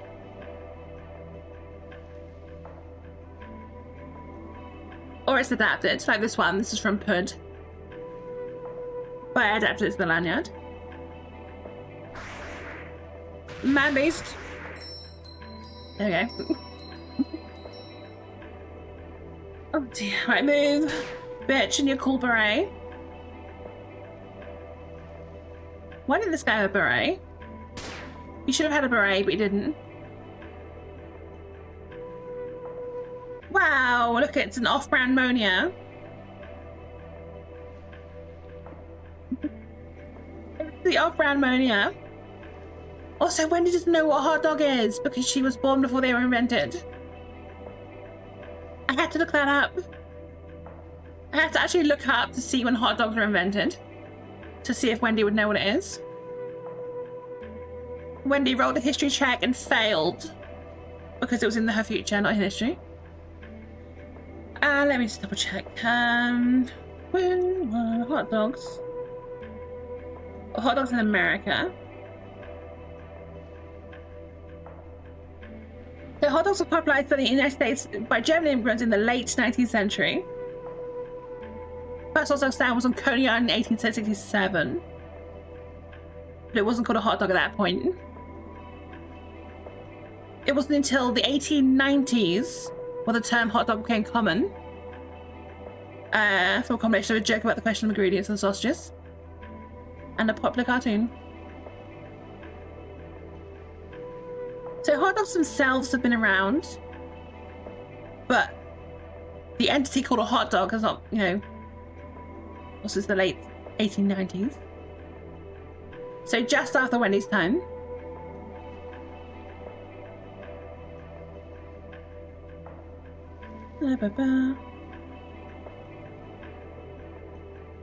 Let's go. It was used to mean a sausage encasing in the Paterson, New Jersey Daily Press on the 31st of December 1892. And it reads, "The hot dog was quickly inserted in a gash in the roll." Oh my god. Oh, excuse me. Bow, bow, bow, bow. They became like super big in the United States in the 1920s.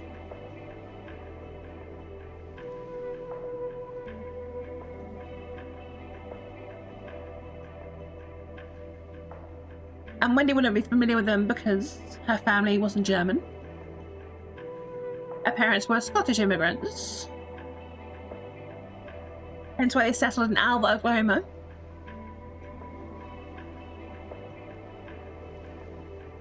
Oh. Moni doesn't want that dog in her. I don't think Moni has ever played the dog in us. I don't think Moni's ever played any of my games. I don't think she ever will either. It only sounds repetitive because I'm like sat here reading things. Like usually people would be like kind of through this area by now.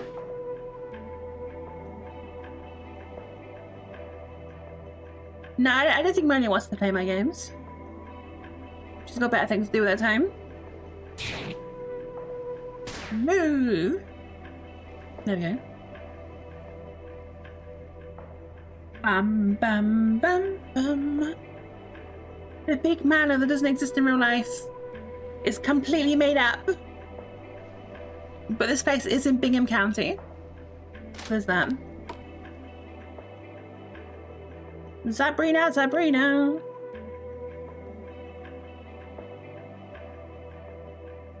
I love how like I was like making fun of like the Resident Evil key system at the campground, and then I just do the exact same fucking thing here.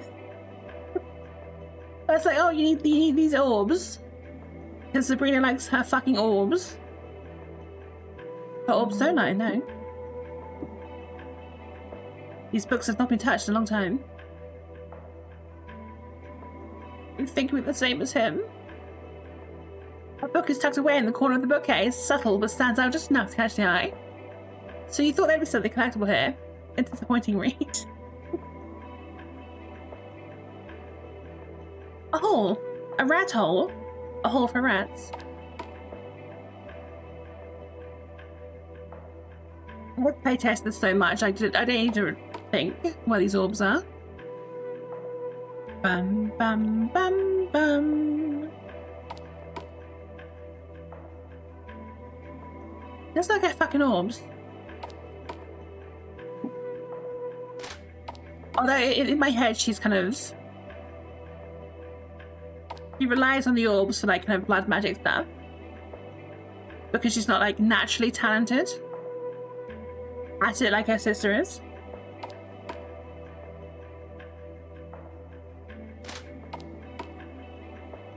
So yeah, she has to kind of like rely on these orbs. Which is why she doesn't use it directly when you see her upstairs. Bum, bum, bum, bum. What's this one say? Oh, it's the floor repair one. I mean, you've not missed anything important. It's just you'd be surprised what's interactable. But only in the first 2 chapters. Only large amount of ties. Wow, I sure hope nothing happens here. Right, this bit, I hate this bit. Like, the idea that all these maids have kind of separated the keys just to kind of slow them down before getting to Sabrina. The 8-ball has been potted. A blunder the player will not soon forget.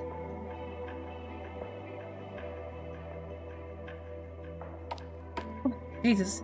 No, not a 16-hour stream, no! That's too long. Oh, excuse me. At least she cared. At least Rux cared.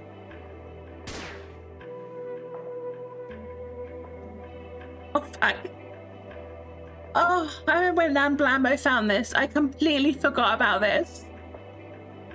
I forgot I put the tragedy of dark plagiarism the wide. An ironic tale of how he could save others from having their work copied, but not his own. Not a story the other RPG Maker games would tell you. Such a dumb fucking joke. So fucking dumb.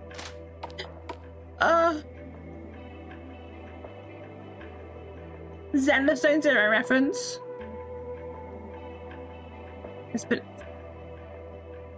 Do you get it? There's been a bust up because it's a broken bust. Fuck my life. Blood place the fireplace. Call that a knife? This is a knife. Bloody hero. Hey, made of the weird hair, you can die. Thank you. Bum bum bum bum. What did you say? Yeah. The knives are organised neatly for presentation.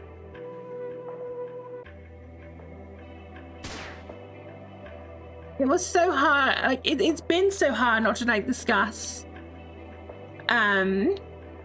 game spoilers, especially specific things that happen at the end.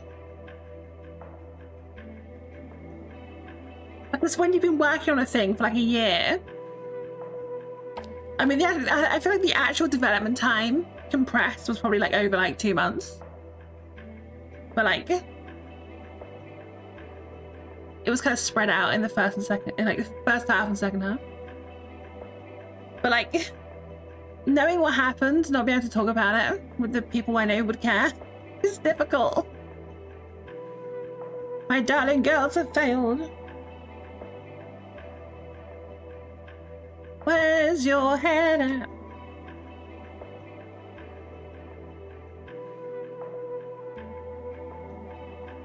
Bum bum bum bum. Also in this bit, Rux goes sicko mode, right? It's the first time you see her go blood rage mode. Which is, weaponized trauma, Weaponized trauma. Okay, right. Here's a detail that changes throughout the game. So she says here she's 3rd in line for the blood throne. That makes no fucking sense. Although it kind of makes sense, it doesn't. Considering Rosabella ascended to the blood throne between the Dominus 2 and Blood and Sand. So I guess it's kind of relatively fresh in her mind. And for the past couple of centuries, she's probably used to saying 3rd in line. Because the kind of order of ascension would have been Rosabella, Aurel, then Rux. Even though Rux was born 2nd, because, archaic rules. The male has to go first. Because he's a cunt. But then that's amended later on. Because, you know, top tier writing. You're right, but that's it's fucking so cringe. So fucking cringe.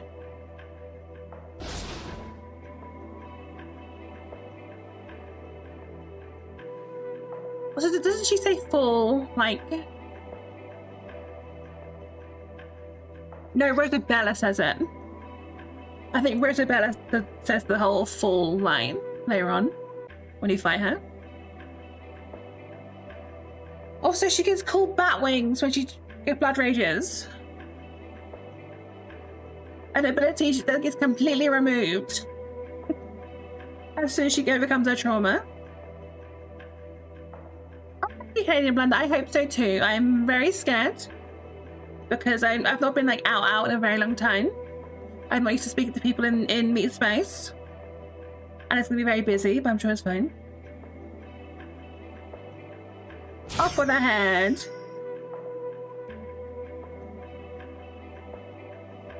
Yeah, it's a very Thorn thing to say. It's a very kind of like dramatic kind of thing. It's kind of one of those things that kind of lets you know that, you know, Rosabella is not really entirely gone. She's still in there. But Thorns just fucking love to be over dramatic, little fuckers. They really do.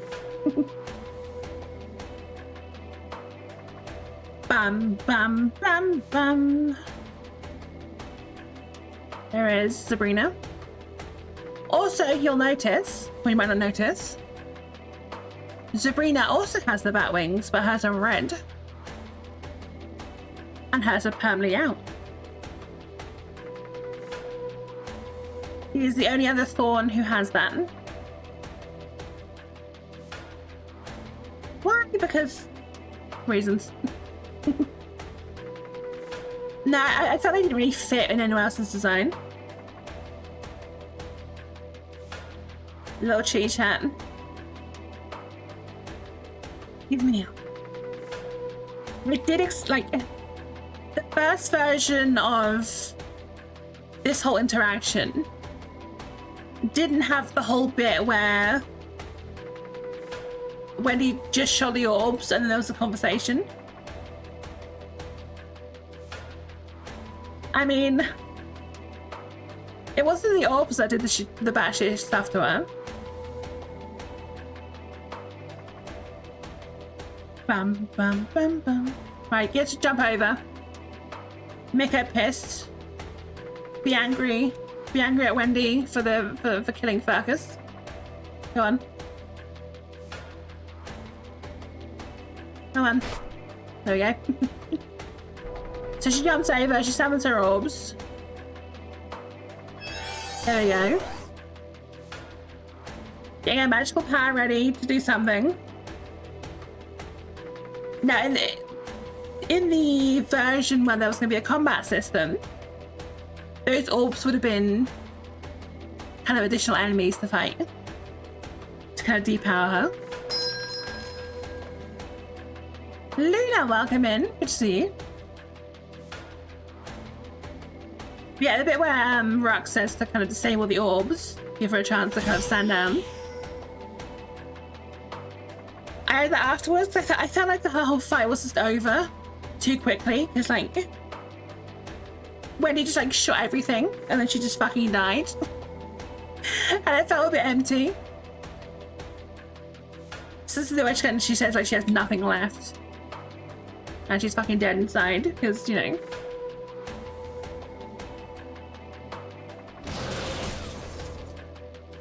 And she makes it clear to Rux that, you know, she can't be saved anymore. There was nothing left to save. And just fucking improve your KD, Rux. Improve your KD. Kill family.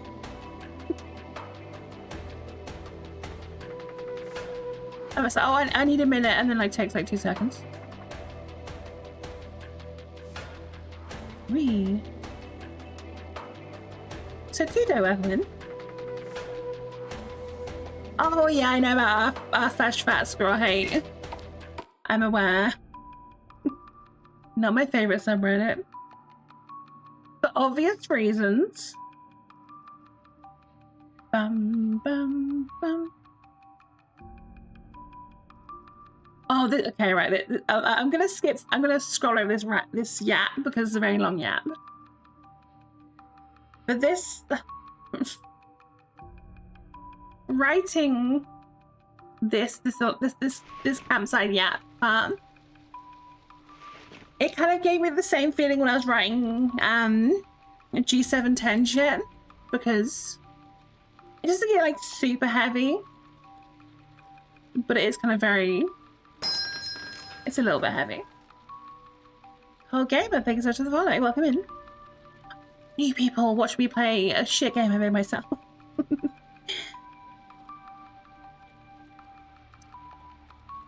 But I'm not going to bore you with it because it's like long. And also, when he finally spills her backstory, you find out who she is. And maybe you find out who else was in that cell as well.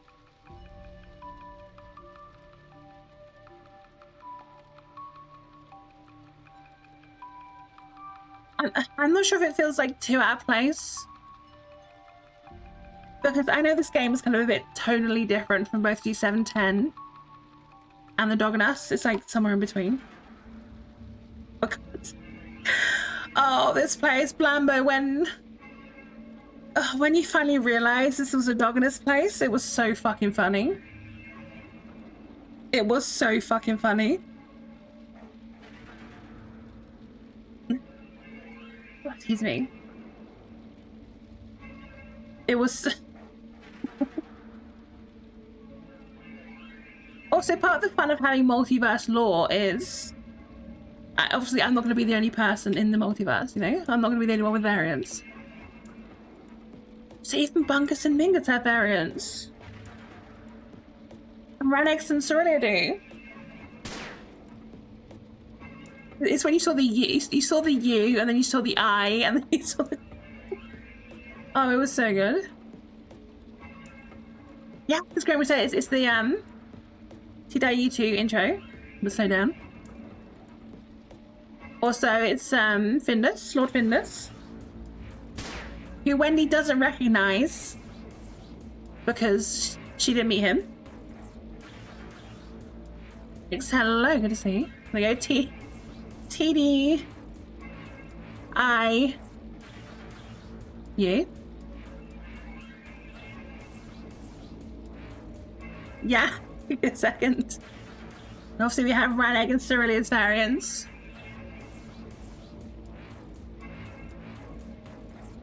This Cerelia spells her name with 3 L's. Once again, another dumb conversation.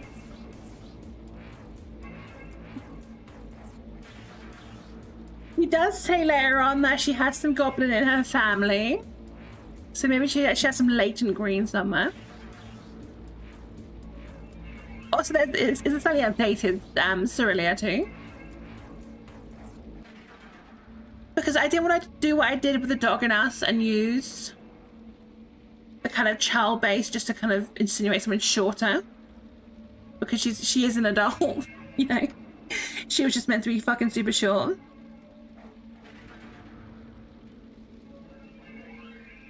Like, fuck it, she gets an adult base this time.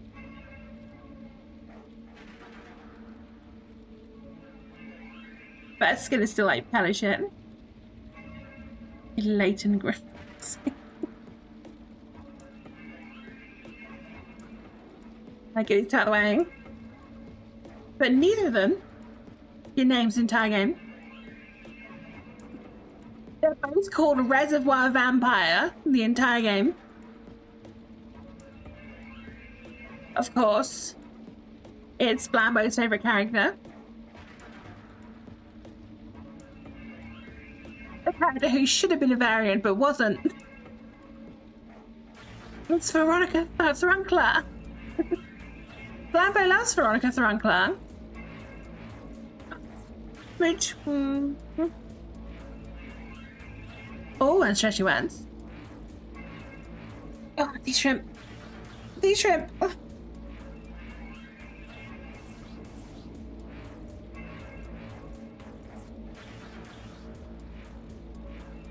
And that fluids. Excuse me. Yeah, Wendy recognizes the Bungus and Mingus. And the Cerulean Reneg. Good to see you, RJ. Also, this Veronica Strangler also canonically had a dog incident.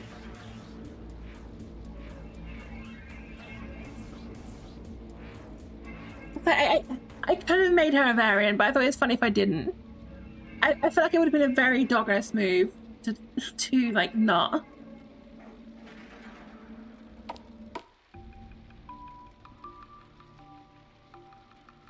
Doggerous reference area complete. Because we find out who the variant of Rosabella's universe is later. The missing purple orb. That orb was custom. Orpal. The Orpal Orbal. Also the vampires with I think they had tennis like I said they were Missouri, yeah. Which is weird. Because Missouri isn't part of the Thorn Empire. Like, I have a general idea in mind of like where in their universe the Thorn Empire, kind of the whole Thorn Kingdom is. But it's already said like in their universe, the United States is the, it's called like the United Turtle Islands. They are chill because they're on Rox's side. And there's these sketchy ass fuckers in the cave. Move. They show that, you know, some people are on Rox's side. Moon and Kratos. Turtle Kingdoms, that's the one, yeah. Because like I looked up like what kind of Native Americans referred to that landmass as. Like, what would it have been called if it wasn't colonized? And quite a few kind of agree it was Turtle Island, so I was like, fuck it, I'll do something with that. The United Turtle Kingdoms, whatever the fuck it was called. Because in the universe map. Actually, what? I'll quickly bring up a map.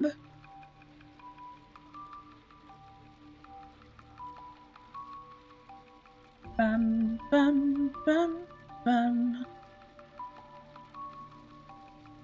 The United Kingdoms, yeah. Just the UK.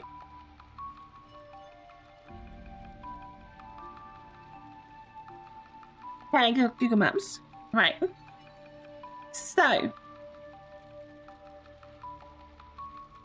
in the Thorn universe, we have the Turtle Kingdoms, which is United States, some of Mexico, some of Canada as well.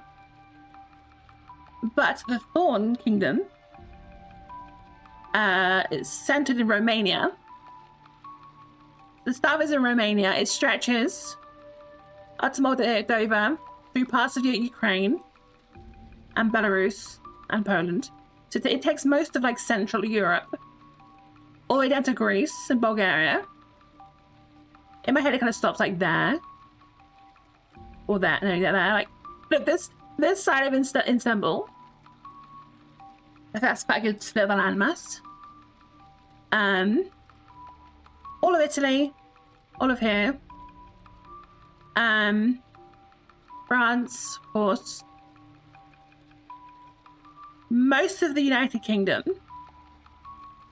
I think in my head, Ireland and Wales and Cornwall kind of was split off a bit, have their own thing going on. Up here is their own fucking shit, but like mainland Scotland. And probably kind of up to Denmark, this side of Denmark. I think Scandinavia had its own thing going on. But that kind of like Lithuania in that way had other things going on. And that had its own shit going on. I don't think too much about kind of everywhere else though. Yeah, Cornwall have been pushing for independence for a while. I mean, when I used to live down in Plymouth, there was talk about it. You know, Plymouth isn't in Cornwall, but it's like right there. And there. Because they have got their own, like, cult, like, stuff going on there. But I don't know. Yeah, the main hub of the Thor Kingdom is in Romania, which is why you'll hear a lot of them speak Romanian.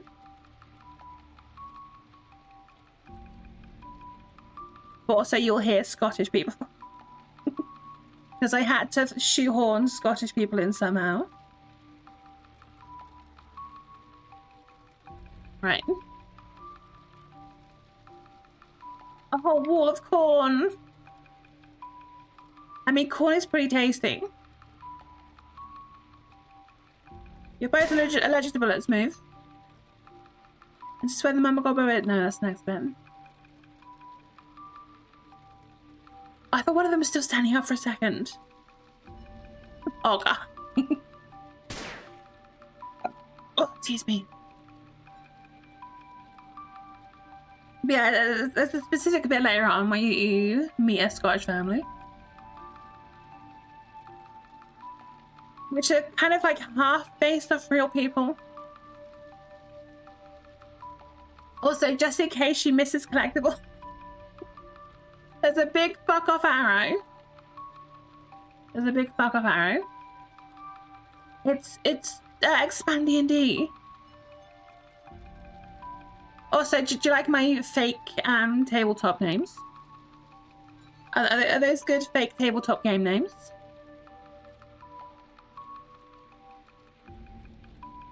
I thought they were pretty good. Signal of Yogg-Sothoth and Waylocator. Also, Wendy doesn't know what a fucking TTRPG is.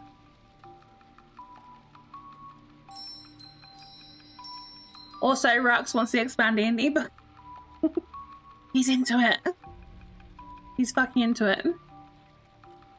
Mama Gobo. Of course, she's writing about xenomorph MILFs with proton packs being complated.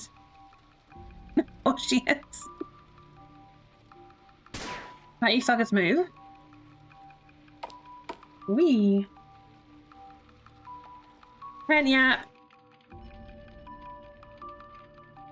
Okay, this one has one of my favorite Wendy lines. And anyone who's played knows what it is. I think I posted it in the Discord when I was making the game. I think.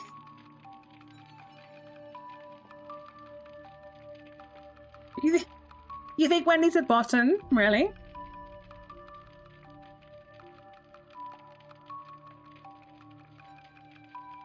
This bitch rides horses.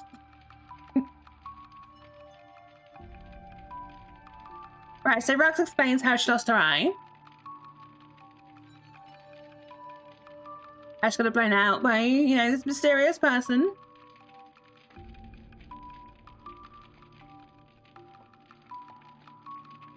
Blah, blah, blah. Oh, standoff.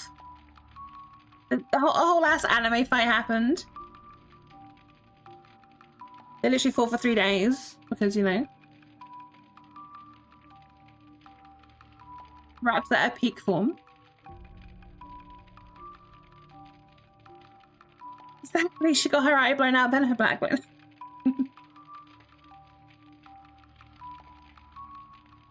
Where's the bit? Where's the bit? Where's the bit?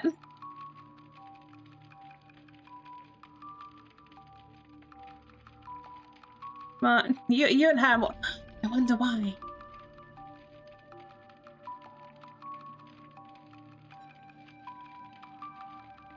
Come on. Bit of social commentary there. Very weak social commentary.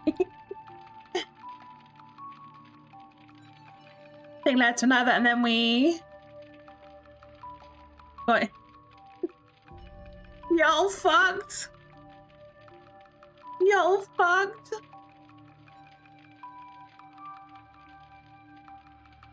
They did a sex. They did a whole sex.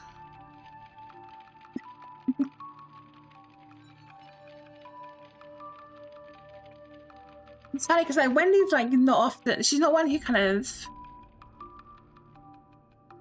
She's not a very kind of expressive person. You know, she's a very kind of quiet, used to herself, doesn't really raise her voice unless she needs to kind of person. She's a very kind of keep to herself kind of person. But you know when something catches her off guard, it's going to catch her off guard.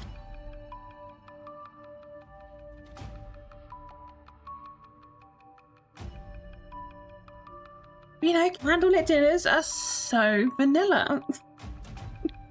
They do it different when they're a thorn. They do it different. He was fucking flabbergasted. Ooh, let's speed through these. Right, Al. Let's go speak to Al. That's not Al. That's fucking what's her face?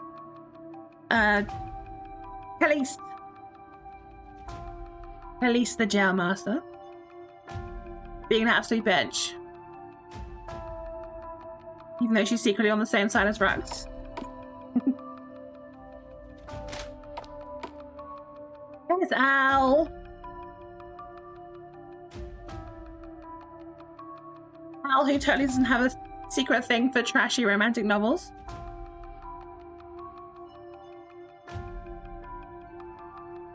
Reference? What reference? Oh, yeah. I was gonna say.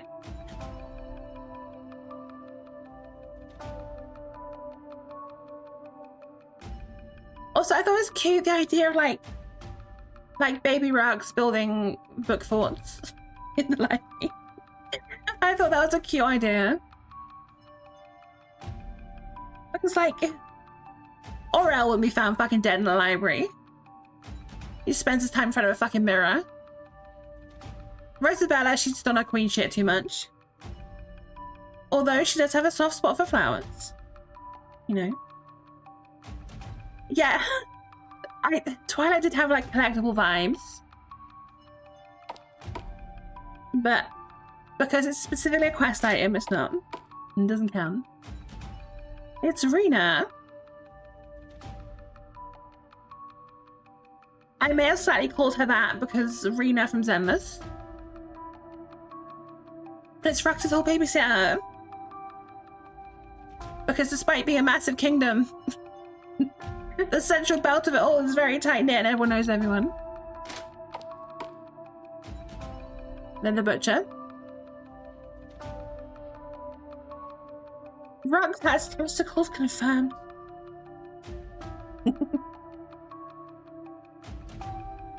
Now the butcher, well, I feel like Rux was more aggressive towards the butcher than the butcher was towards her. Which is odd. There's no one here. Magical tourism. What's it even mean? No, Rux does not have testicles. She is rocking that vampire clunge. Call that a knife? This is a knife. Oh shit, yeah, it's the bit where Wendy does the whole Southern Belle thing.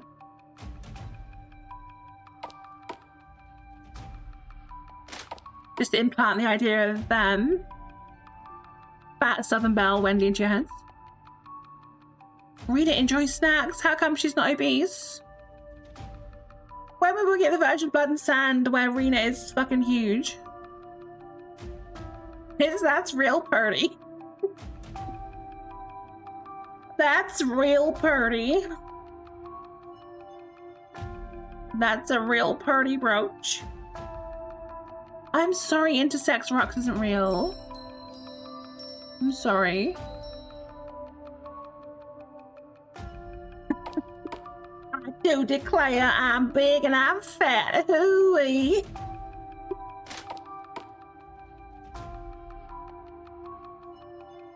Kingdom of Thorn literature. Also, the editions of like kind of books where they have where like the captains will have little notes was a kind of late edition. So I kind of wanted to like kind of flesh out who they were a little bit.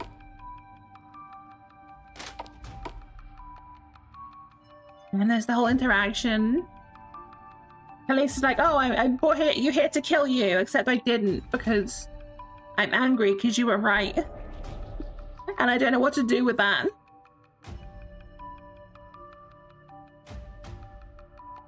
Also, I love how extra Rux is in that she doesn't just walk when she leaves the party, she doesn't just like walk away. She does her whole fog teleport thing. Like they're walking, she does fog teleport.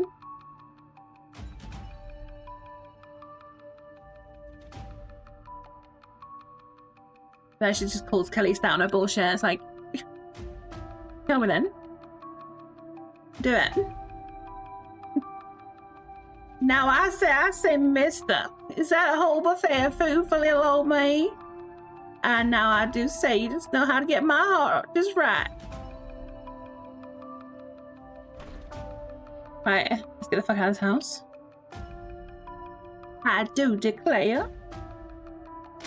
I do eat eclairs. Also, I can't tell if this was funny or not. This next bit.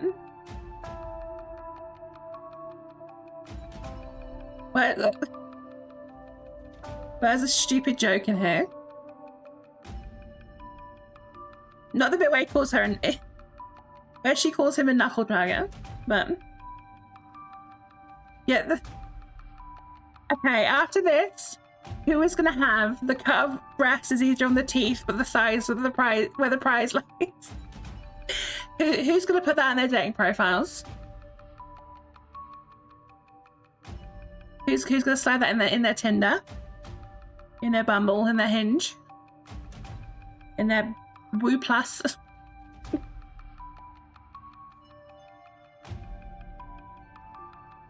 Hey, Wendy enjoyed it. She enjoyed it because I thought it was kind of funny. That's Rena. Al. Albert, we have your Twilight.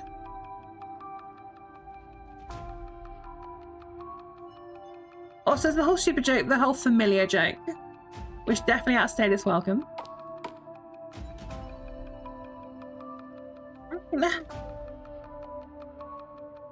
The butcher's slightly misunderstood. Like, he's someone who comes off very, oh, he's made acerbic, whatever the fuck.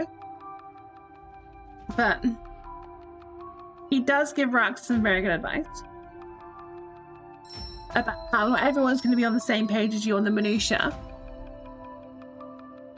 but that doesn't mean you cast them aside.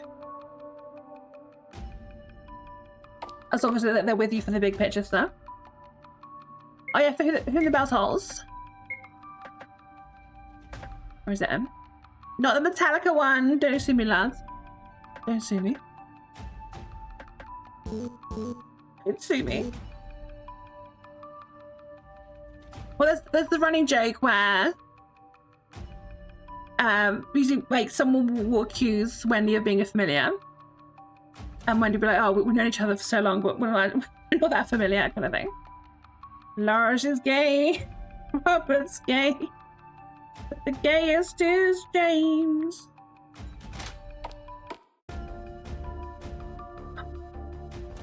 Let's miss Simu Thorne.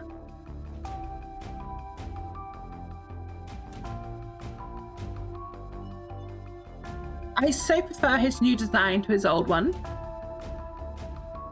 Like, quite a few of the Thorne family had a bit of a facelift, kind of post game dev hiatus. Simu was one of them. I kind of made him a bit more kind of Well, I basically just gave him a big fucking bushy beard and that's just to tie everything together. Do I have a picture of his old? Have a look. Because I did actually put the old version of him, Sabrina, and someone else, I think, in the club later on. But you don't actually see their face things. Let me find that for you. Because it's still in the files. Blood and sand image faces. Emu.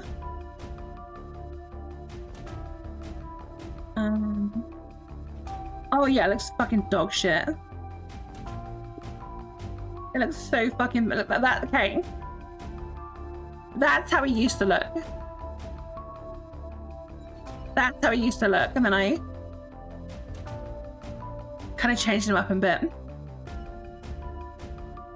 I gave him kind of more kind of sterner, straighter eyebrows, a nice big beard, and a different kind of face shape as well, and better eyes. So I have the old Sabrina here as well.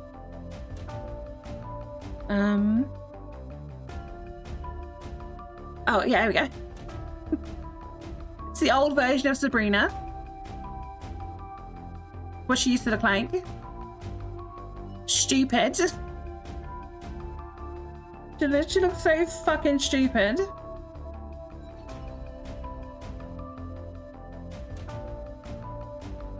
Before we got the second version of her. She does look so fucking dorky, it's funny. Did Aurel have an early version? No.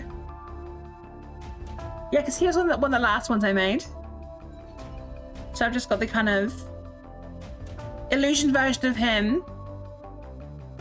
The real version of him. Who else? And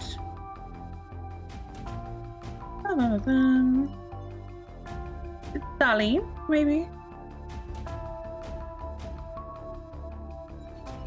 What's Darlene? Val didn't change much. I literally just updated her from her Douglas 2 look. Oh yeah, original Starlene.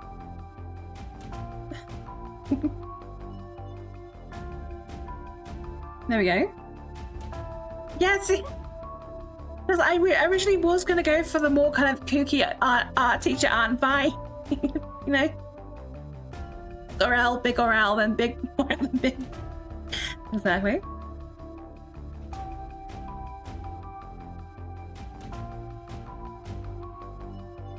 Obviously, Rosabella's look the fucking same. Although, where's Rosabella? Rosabella Thorne, where the fuck are you, you big fat bitch?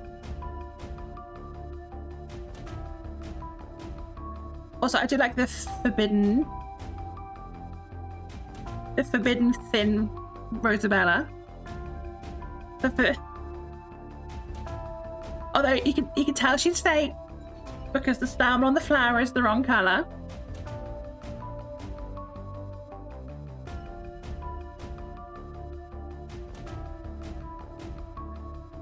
Oh shit, the twins.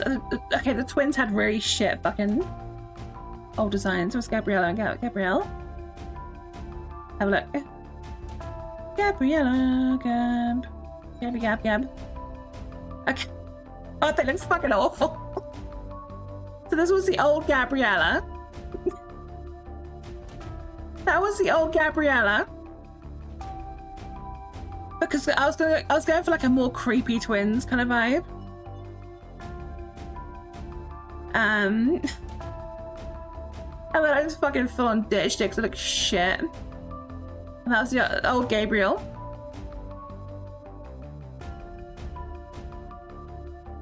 Yeah, I like the idea of them having like the same outfit, the same kind of face paint kind of ordeal.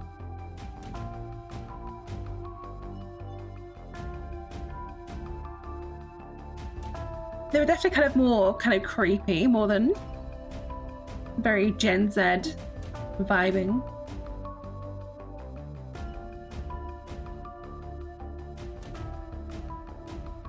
They still do have similar face paint things, but it's less kind of obvious.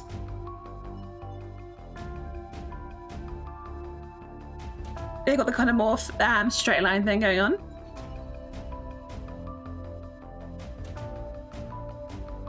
Did Rux's design ever change?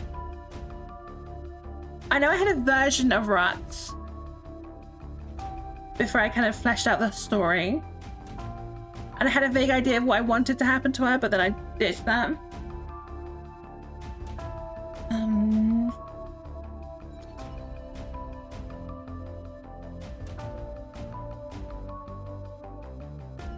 That's gonna be like a whole. She's gonna have like a haircut and like a different outfit at the end. And she's gonna have like Rosabella's flower in her hair. But it never got used because the story went in a different direction. You'd be amazed what covering your forehead can do. Yeah, it should have been more of a regal vibe to her. And there was a version where she had red eyes as well.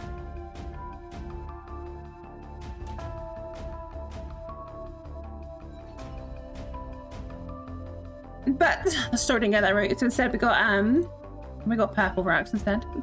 We got like purple-eyed rugs. The good ending where she overcame trauma.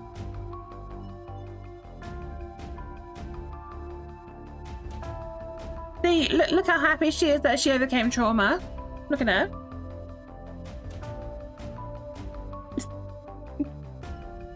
There we go. Right, so let's fire the way. Oh, this is the first time you see, or it's kind of suggested just how durable the clothes that were made for Wendy are. Because when she gets flung aside, she should have died.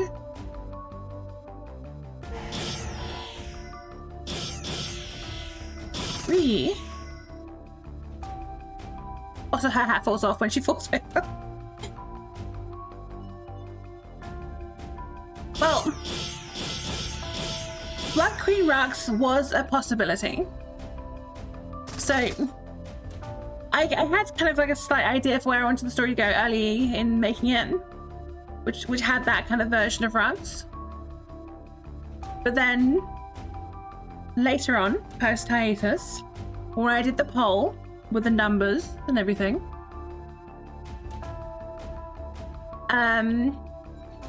that would have had that kind of chose which way the end of the story went. Now, what ended up happening was you all instantly chose the ending where Rosabella lived. So Rosabella remains Blood Queen. But if you'd chosen differently, Rosabella would have died at the end, and Rux would have become Blood Queen. Because Aurel, who was technically next in line, wouldn't have wanted it because he realized that's not what he wanted. He much preferred his kind of life, building kind of these places of leisure for the people with his daughter.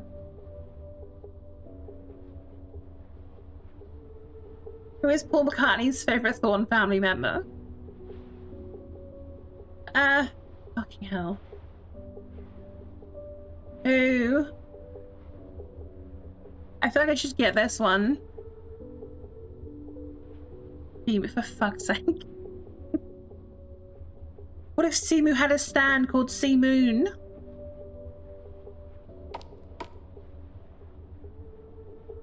Would you want to play a director's cut version of the game that actually see each ending? See. Maybe.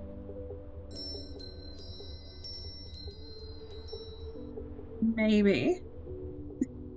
Who's Sting's favorite? Roxandra. Fish. Right, big smoking fuck off.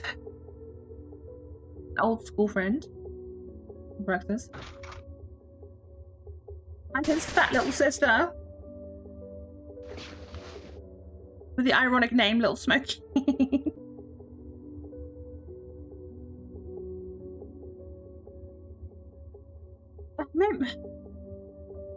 Like, I kind of want to be just done with this game at this point, like, development-wise. But I do like the idea of a director's cut, though. Or at least some method to explore kind of what if. Because, like, in G710, we had the little alternate thing. I'm like, oh, what would have happened to her if War didn't invade? But it would be fun just to have a night like her. Just to have, like, Fatter Tots go, like, show some what ifs of different lore things. Like, what if Bellon won instead of Ampler? What if Fatter Totska was the evil one, but Vanta was the good one? What if Pestilence wasn't a raging bitch?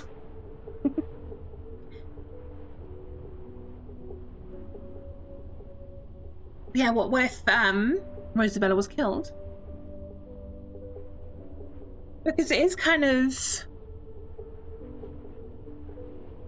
like, it's kind of suggests that is a possibility, and what would happen in those possibilities later on by certain kind of soothsaying characters. Stretch your hands, thank you, RJ. Like, how there's the possibility of, like, Rux becoming like her sister, or like a worse version of her sister, and kind of Wendy still being at her side for that. So it's definitely present.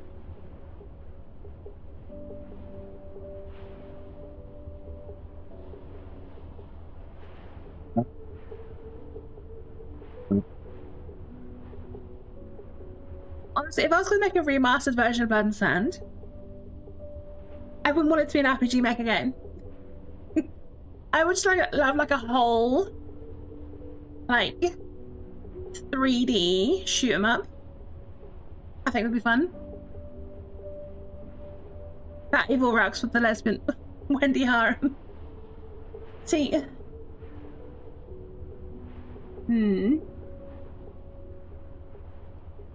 Like, I know that's like the that's the horny version of events, but like I feel like if Rux became like a worse version of Rosabella, I don't think Wendy Lynn would want to be with her and would probably fight against her. But yeah, if I was to do Blood and Sand, like a redone version, it would definitely be a 3D shoot 'em up version. And it'd have all the bits like the proper prologue, all the bits in Lewiston, more fleshed out later chapters, and have like optional things. Like maybe like Doom. Also, I will say, this map isn't a complicated one, but I like the vibe. I wanted to kind of illustrate the kind of top of a mountain feel. Oh, excuse me. But I'm not sure if I nailed it, but I just love the combination of the music. You can hear the wind, and you can see, or you can see the sky and the other mountains in the background.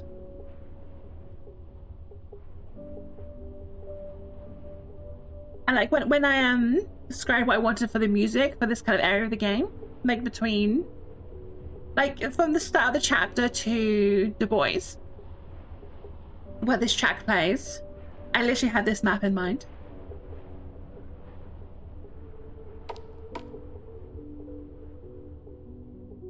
Also, it's part of me trying to kind of fix a problem I have with RPG Maker games. And RPG Maker games I played, It's all the maps look the fucking same and no one ever does anything interesting with it visually. So that was my attempt to do something visually interesting. Did I achieve it? Who knows?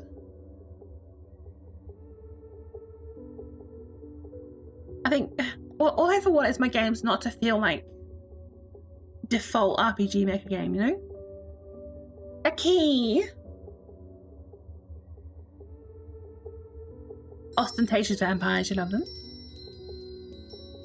See, Blood and Sand Reloaded, that's a really good name. I like that name. Honestly, I wouldn't mind. Obviously, like there's the plan with Dino 88 to make a 3D version. It would be fun to go back to like older things and redo them in a better 3D format. Alan Keys! I name my soul off Grammy. Because she likes to go, Ayo, I'm Alan Key. Look, Grammy does this thing, right? If an object sounds like a name, she'll turn it into a character who has a very strong Wakefield accent.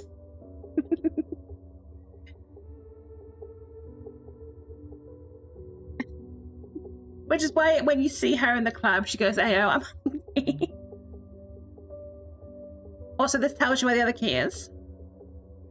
Revolutionize Prairie's locks against our will. May he keep what he used to be where he lays in death and behind where he lay in life. Andy McTwat as well. Very. How can we forget Andy McTwat? Neva. Do you like how original I was in like it became the descendants of Neva and Gona who got the mantle afterwards. What says Leto down? Another Neva and Gona. Right. Oh man, but when you finally got this, it was so funny. Yeah, general store, private parts, yeah. Honestly, if I'm going to do a 3D version, I would want to bring on help because they go private parts. Oh my god. The meme Ethic made was so fucking good. It was so fucking good. Oh, Ethic makes the best memes. Yeah, something that I was thoroughly reminded of while playing this, playing and making this, was it was really clear like where my lack of skills were coming up. Like especially in like technical things, artistic things, sound things, like, especially every aspect of the game making process. I just could not do what I wanted to do at every turn. And that bothered me. So I need to work with other people more. That's what I need to do. You're welcome for the Rickroll. Also, currently bothered. Welcome in. Welcome in. It's the nice couple. Excuse me, nice couple. Can I pass through? I'll see you all later. At Tubbs Hill. I did get the second key, yes. Okay, normal key 1. We're just keys. We're just ordinary keys. Oh, I should put that in the reference thing. I need to put that in the reference thing.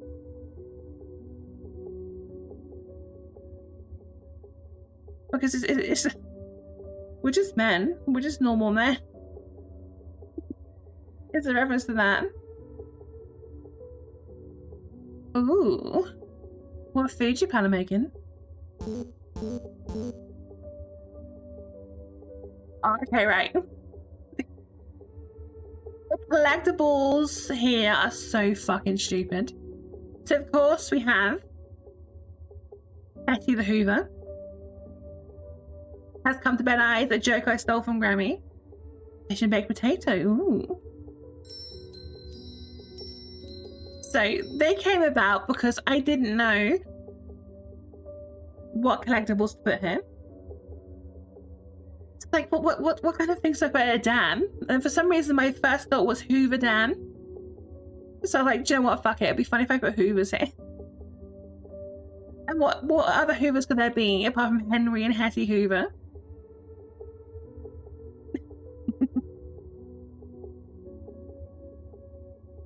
Yeah, you have to find out about the whole Hoover range of Henry and all his pals. I get this guy killed. Bum, bum, bum. Yeah. Yeah, over here in the UK we call... we generally call vacuum cleaners Hoovers.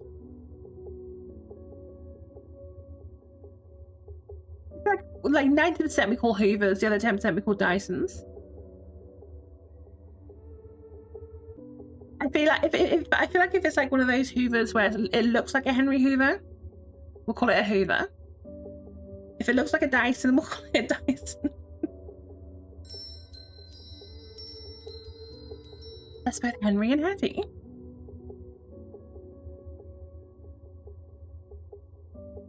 Right, goodbye into the boys.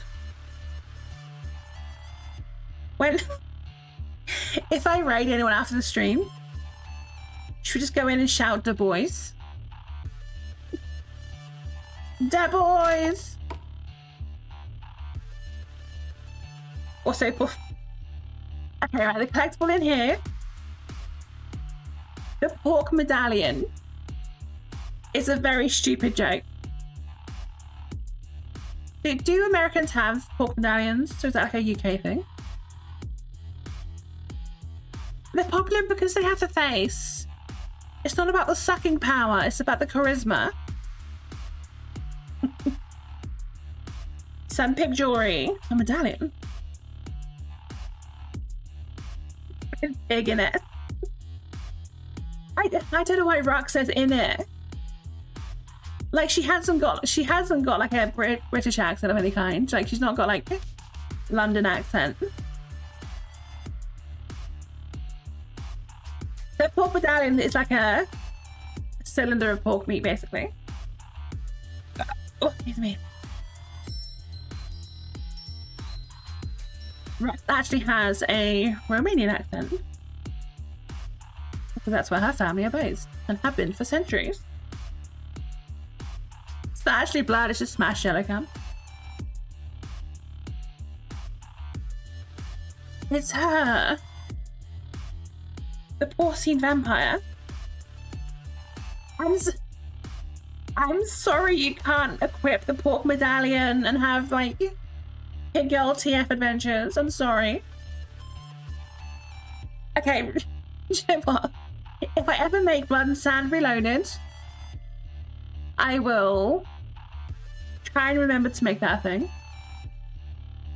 Why funny? It's like that bit in Dogmas 2 where Bungus goes randomly Cockney for no reason. But I'll arm you out with my shooter me old China. Even if Bungus isn't fucking Cockney. Yoshitsune, hello. Wait, China media isn't allowed to have red blood, so they changed it to white, which really... Oh, yeah, I've seen that. Oh, is that true, though? I feel like that's one of those, like, bullshit things that the internet makes up that are hard to verify.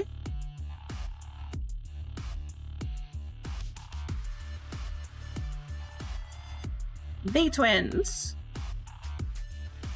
Jiv is Roxandra in the dim light of Porkies. It's Ella. I feel like this is a random fucking pig girl here who just thought it was cute to dress up like the pig mascot because she had nothing better to do. It just lives in this fucking fast food restaurant. They're cosplaying as the mascot, which just happens to be really helpful, and also, you know, it's behind rocks.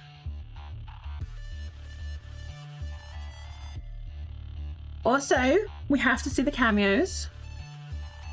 So let's go see RJ. There he is. Want some meth? I'm good, thanks. See yourself, we'll be over here eating good. Of course, RJ's eating good and dealing meth. I saw Laura L a few weeks ago. There was something weird about him. I could see him, but I could swear something was off. Like what? I can see through him a little bit. What's going over though? It alludes to the fact that Orel uses illusions because he got fat. He doesn't want people to see. I'm not sure if a doctor or an electrician is either. Hey, Miss RJ. Taker of Thorn, woo! Not quite the boys though, is it? Not quite the boys.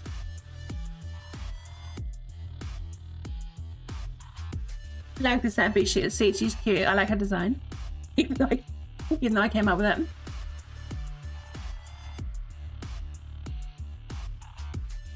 It's slow-mo Momo.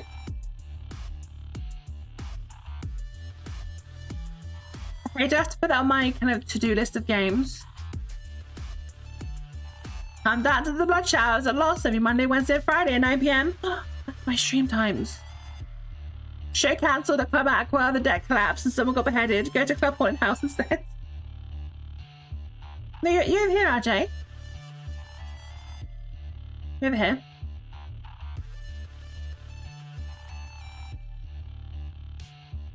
There we go.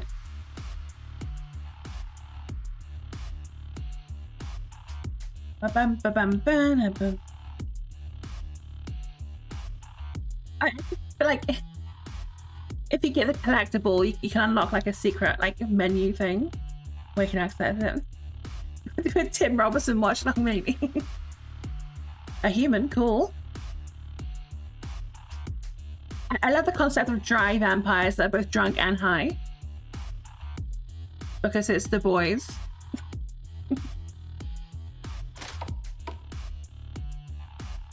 Ba-dum.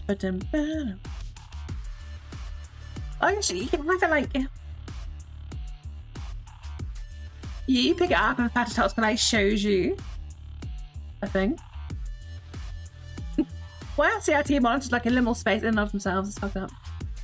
The very well hidden RWJ 500 Ethica. Just being ethical.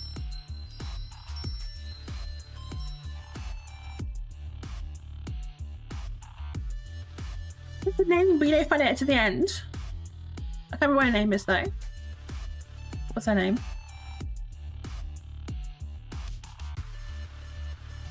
Fuck, what's her name? Gunshot. It's fucking Tintas. That's the one. Her name's Tintas. It is a party town. The reasons behind the colour me chartreuse and call me a Xanath. Like, there's a reason behind that line, but I can't remember why. Alright, Tintas, fill us through. Also, watch that line on the right. It's red. It's red. It's green. Magic. Le magique. Not any particularly interesting dialogue in any of these. Wee.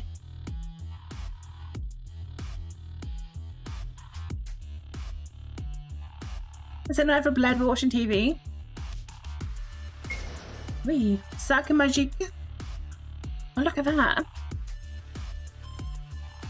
This was an actual statuette that was on Monia's throne. I wasn't sure like what anime figure to have, like for you to find for Monia. So I went on her throne and found one on there. I was like, fuck yeah, I'm using that one. I don't think it's on her throne anymore. She either took it off or was funded. It was probably funded. She does have a very enthusiastic viewer base.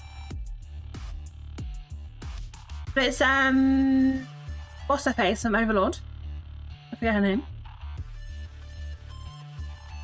I've watched Overlord. I've come with my fucking name.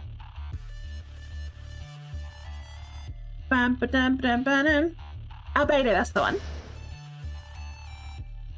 Yeah, Albedo from Overlord. Okay, with a view.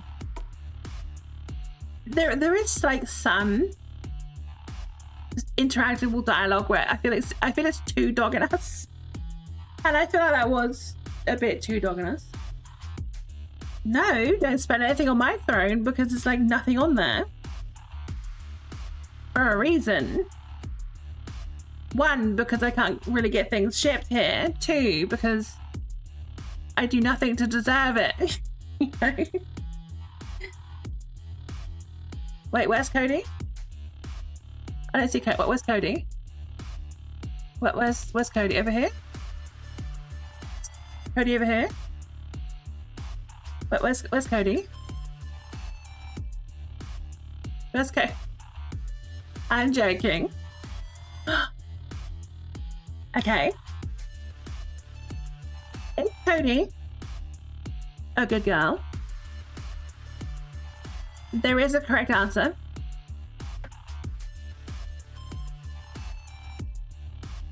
Of course it's yes. Cody's a good girl. If you say no, it just says try again. There we go. And you can't leave the conversation until you call Cody a good girl.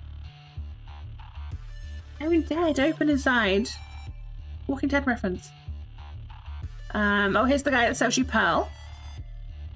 Pearl in reference to the very fat vampire from Blade.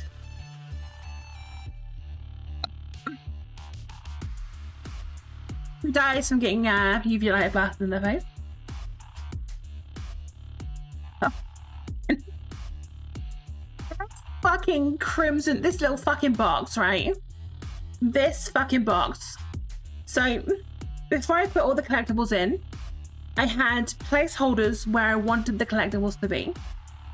So dotted around would be these red boxes where later on I'd go in, I'd add in their thing, and wherever they were. It was almost time for me to get the game out, exported and done.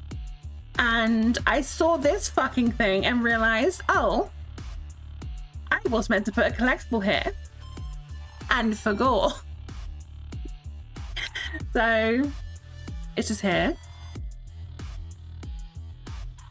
It doesn't look very collectible. There we go. So I just left it there and made it a thing. It's funny. Another dry vampire. Also, one thing you'll notice about the vampires in The Boys is they're a lot more adventurous with their hair and eye colour and the clothes they wear.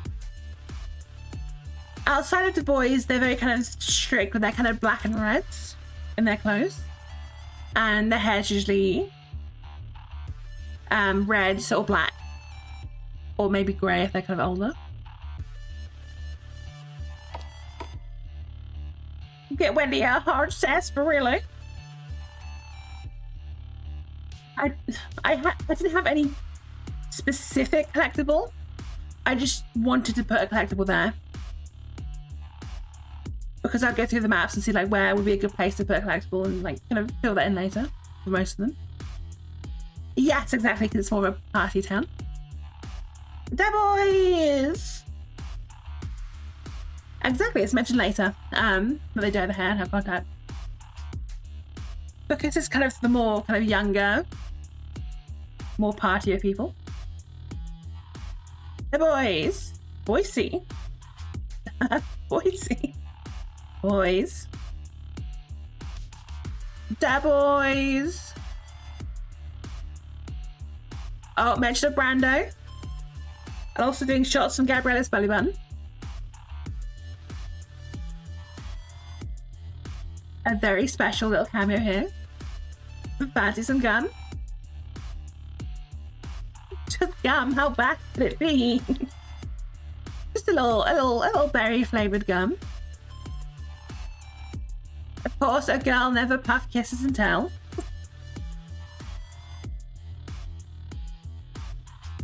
And we all know a puff kiss is a swell time.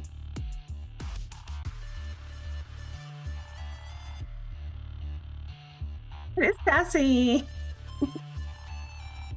She's there. She's being very blue. Oh, it's the weird incest vampire. Like, what the fuck is wrong with you? Yeah, we could have a what if, Blueberry Rux and Blueberry Wendy. I wish Gabriella followed her cousin's first steps. Which one? The fat one. She looked cute with one of those big old apron. And of course, Wendy comes in with a goated line of, a soft apron is a sign of home.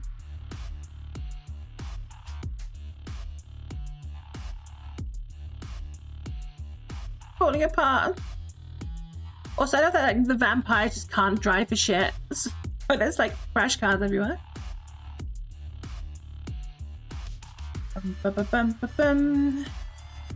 Mr. Worldwide, let me in.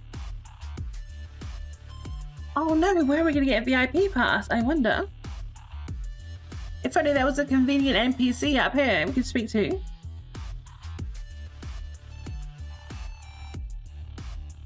They're boys, they're boys, they're boys, they're boys.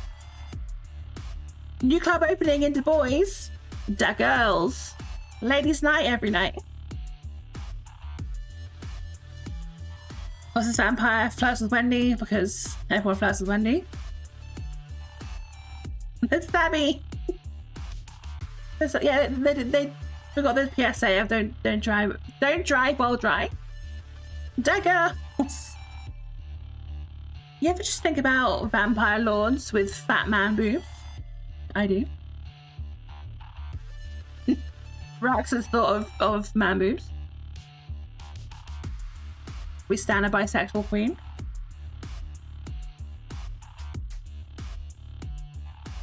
I think Rax is pansexual. Me. Names, Nux. Wendy gets in with Jane because of all the Calamity Jane power.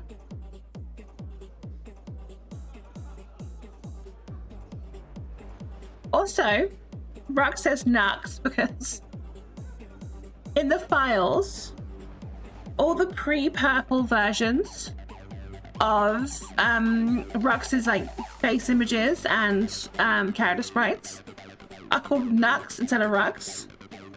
Because I made a spelling mistake, which was amended when she got like the purple eye versions, which are all called Rats.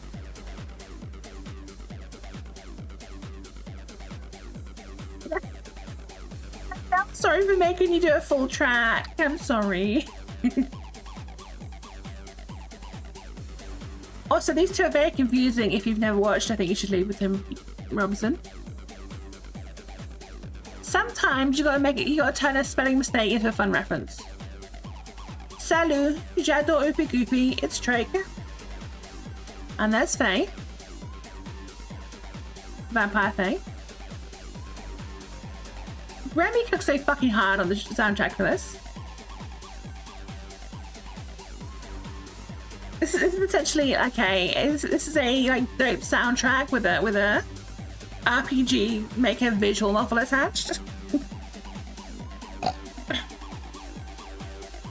It's Maria, let's give her the statue. She's not Panda Monica. And here's Brando. It was him. And they just make a ton of JoJo references because, of course. Also, Aurel and Brando have canonically fucked. They were an item for a short time.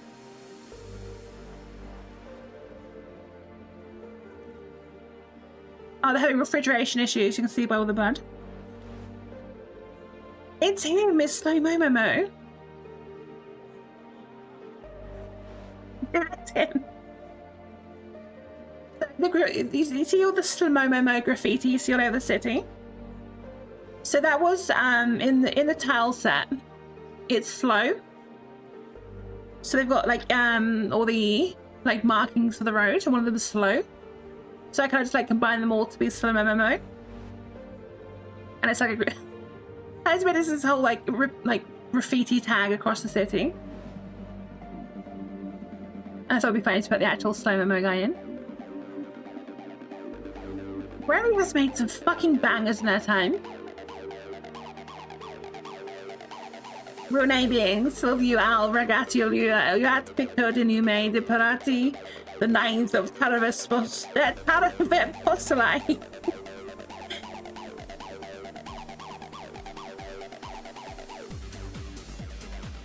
Right, we have Dracula Flow here. Now, I have it so he goes through every single Dracula Flow. So the first time you speak to him, he'll go through Dracula Flow 1. The second time, Dracula Flow 2, and so on. And then it loops back again. So you can, you know, see him say, that pussy Dolce, smoking fentanyl late cereal milk, I see God. This shit ain't nothing to me, man. Grammy, okay, Grammy, we can put Rose of, right, if we do Blood and Sand Reloaded in the future, we can put Rosabella Flow in there. I'm moving different. This shit ain't nothing to me, man. I'm a dog. I'm biting the fart bubbles in the bath. We smoking cigarettes. Smoking that Whoopi Goldberg, South Egyptian Fur Burger Deluxe, Mega Million Scratches Skunk, Bubba Kush. We smoking Dung Beetle. I'm on 12 Vicodin smoking on Scooby-Doo dick. We smoking Sequoia Banshee books. Yes, Grammy made all the music in the game.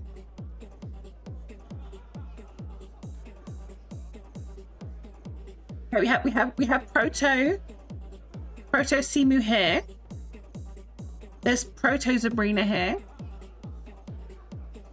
We go up here. It's Punisher's Own, Frankie.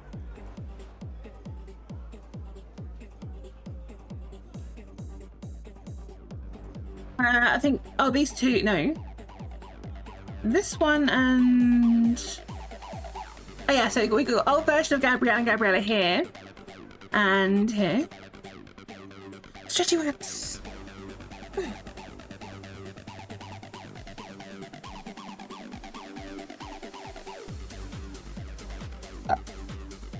Excuse me. Then we have these characters here. Hanamiya. Yukimi. Lila.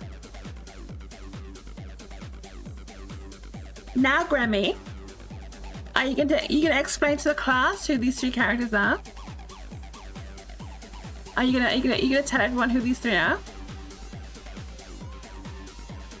These three jumping up and down, bellies jiggling.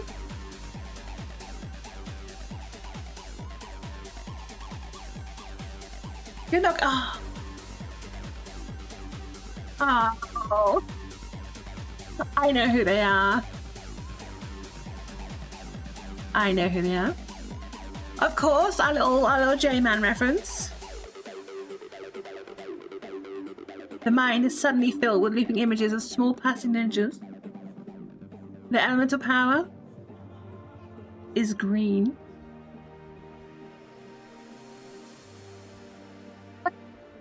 Okay, don't look too close at Grammy's setup because you'll see there is CRT monitors, TVs, and she's DJing on some light switches and an oven like an oven hob. I had to get real creative with the tile set. I'm not sure if it worked or not. What hours stuff? I forgot the bins are just full of needles. Where do you think you're going? Also, no matter which one you speak to, they both fucking speed off at the speed of light. Whee. And I actually use vents as speakers on the walls. Balls of the turntable trade. Hello, I'm Alan. It's DJ Grammy. Now you can't see her DJing on that stovetop. Look at her go. There we go. It's the Grammy cameo. Look at her go. Yeah. Yeah, the Alan Key bit is a reference to an inside joke between me and Grammy. Bam bam bam ba bam ba dum. Also, I did ask Grammy to make a through the wall version of the club track.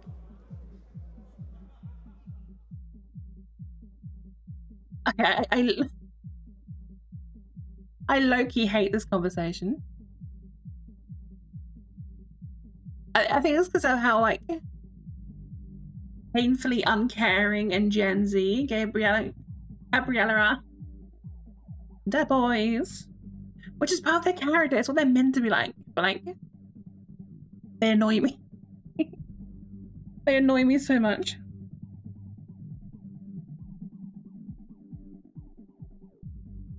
They're boys. They're boys. Yeah, it's just muffled. Just the muffled version. Bum ba dum ba dum bum. The rust is like low-key drags Wendy here. Dresses like that, completely sober. I prefer nothing. Farming Aura. I think it's the second time that Farming Aura is mentioned.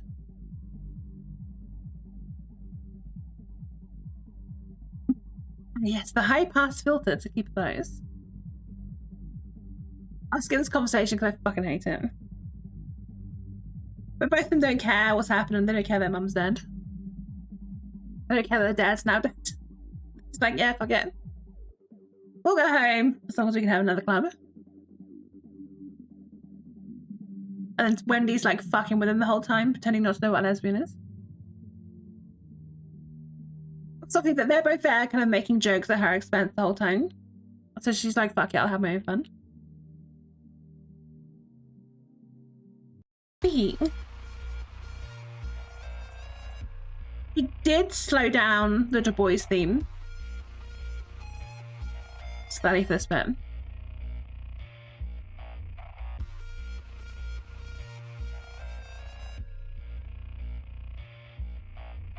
Bum, ba, bum, ba, bum, ba, blood.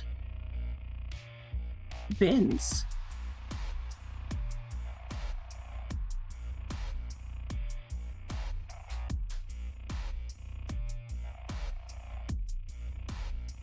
Yeah, that's the point. The point was it was meant to be happening a bit too much because those two are meant to be fucking insufferable.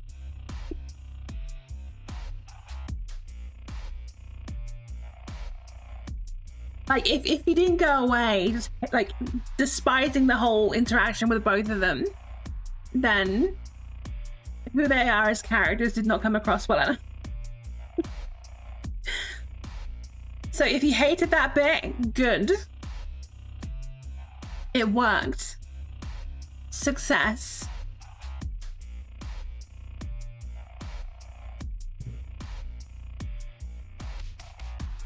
What's Stretchy Wets? Oh. Bit mid-tempo bass. Oh, he's being. Oh yeah, I think that's something you gotta do, like when you're writing shit, is you've gotta like not be afraid to like piss the reader off a bit intentionally. Just so like,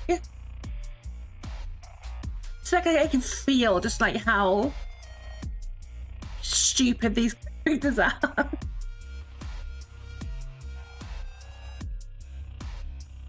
The guy, this is the one guy in Du Bois who understands what Boise is fucking,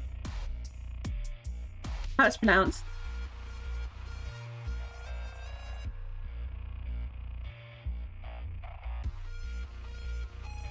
Maybe this game is just shitly written. Maybe my writing style is just fucking dog shit. Which is true. Right, well, the Vampo singing Vampira. And then we have the 2 versions of Devon Townsend just hanging out.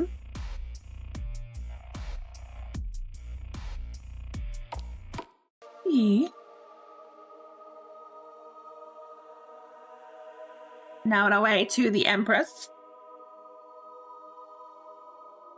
Okay, this collectible, I actually planned on making it a bit more visible and looking a bit better, but I never got around to it. The katanas are meant to look better.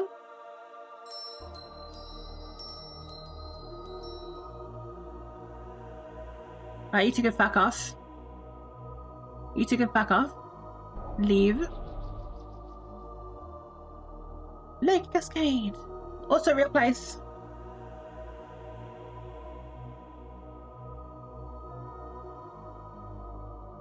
Also, I definitely like the vibe of the game better. Post Moon Valley, I think. Like when I came back from my hiatus from it. Like everything feels a bit more kind of, you know, secure in its identity. Oh, scissor blades, ooh.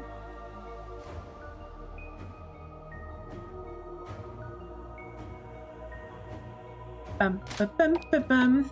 Oh no, a pool of blood. Disgusting.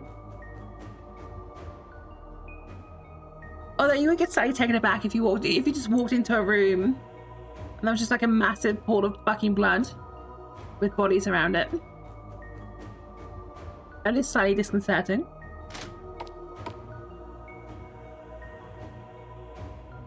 It's these two. They both have names. You only find out their names like when you kill the last one.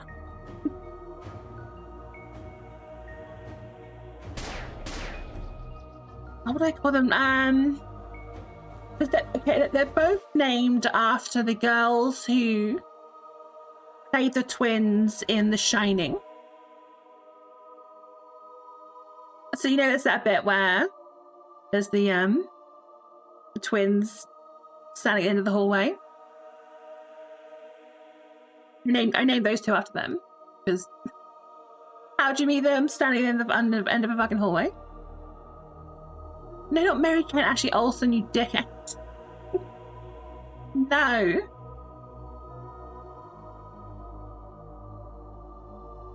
Also, the books will say something in Romanian.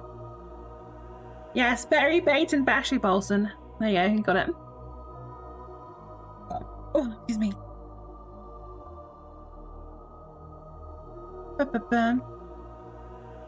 Also, a speedrun trick is you don't actually need to check the doors, you can just leave. Yeah, you're welcome in. It's all the Margaret. Yeah, sure. We'll go with that. Leaving so soon.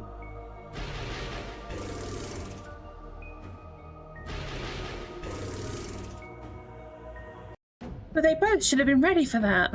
Except they weren't.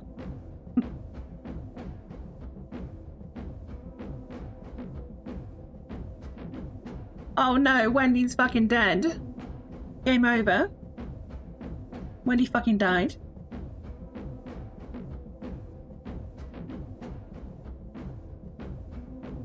Replaying the segment was not so much for I mean, it's not...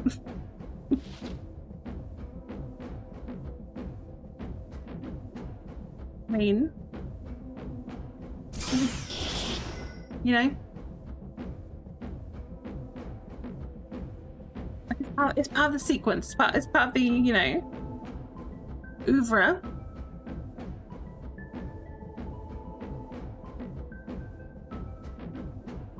Like, Wendy's not just gonna get up and start fucking speeding everyone.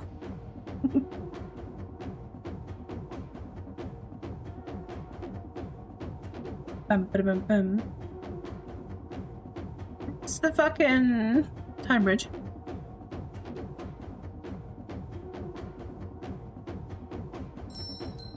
once again, this does show like how much that fucking her whole like outfit like tanks so much damage. Because once again, she should have fucking died there, but she didn't.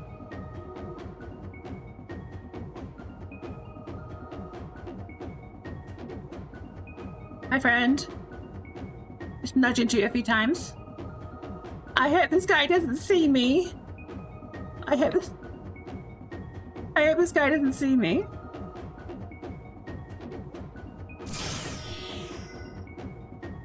Ampler isn't fully...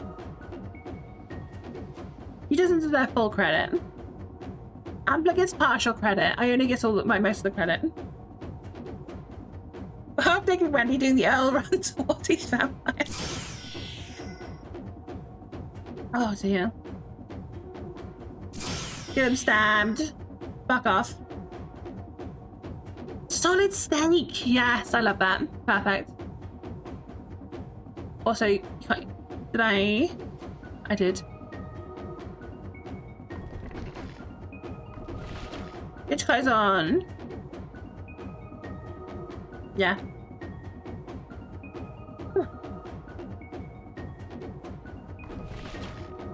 The fact. Steak launcher that's never used. I was actually worried that the whole speed decrease would be annoying. But like running at full speed in this bit didn't make sense to me. Because like she has been fucking knocked down to the point of being unconscious for a long period of time. And she's just fucking got up. She's got no clothes on. It's freezing fucking cold. She's naked. Practically.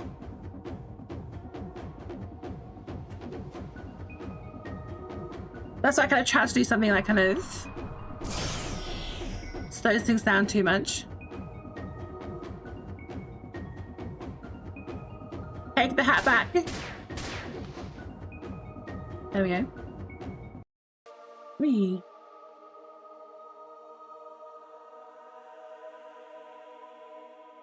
This building was based off a real place. Well, this whole area is based off a real place. It's a whitewater rapid shop for like tours and stuff. There it is. There is 2 different dialogues depending on if you release Rux before you find them. I forget what's said in the Rux version though. Wee.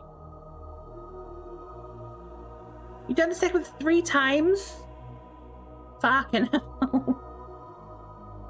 Alright, throws the bitch against the wall. Wee. Least durable fucking vampire in the Thorn Kingdom. Shoot the bitch.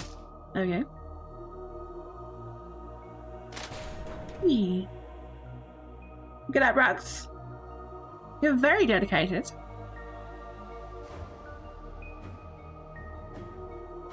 Ba-bum-bum.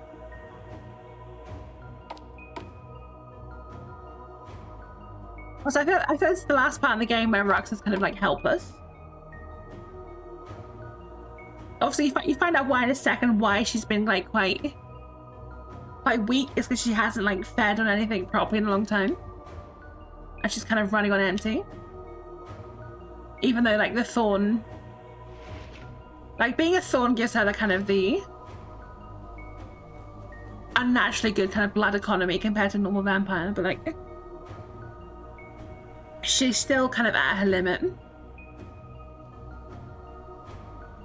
Which is why her dad kind of crumbled her like a fucking bit of paper and threw it away. And almost killed her.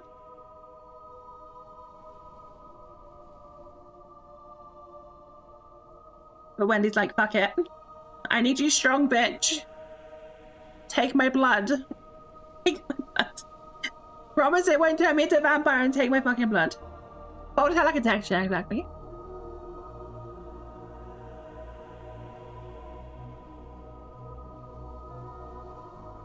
Yeah, she's been feeding off animals the whole time while she's over here.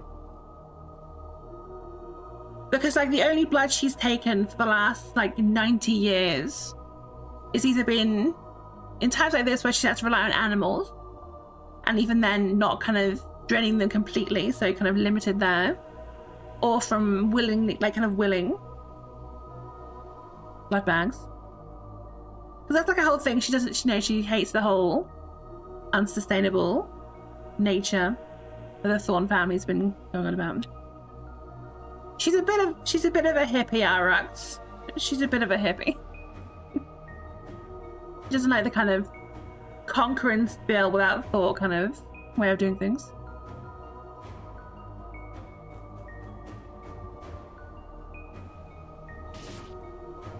Like I said, the idea of just keeping, you know, some blood bags at home, you know, keep them fat and happy. Give them a good life. Take only as much blood as you need. Keep them going.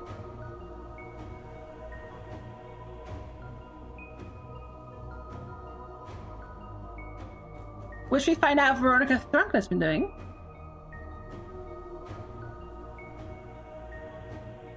Now the tables have turned. Wendy's the weak one.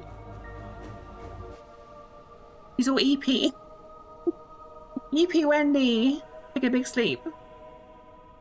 Oh yeah, that's the patrol that was going to come pick up Rux from the jail. Their deed. Oh, I struggle with this map so fucking much.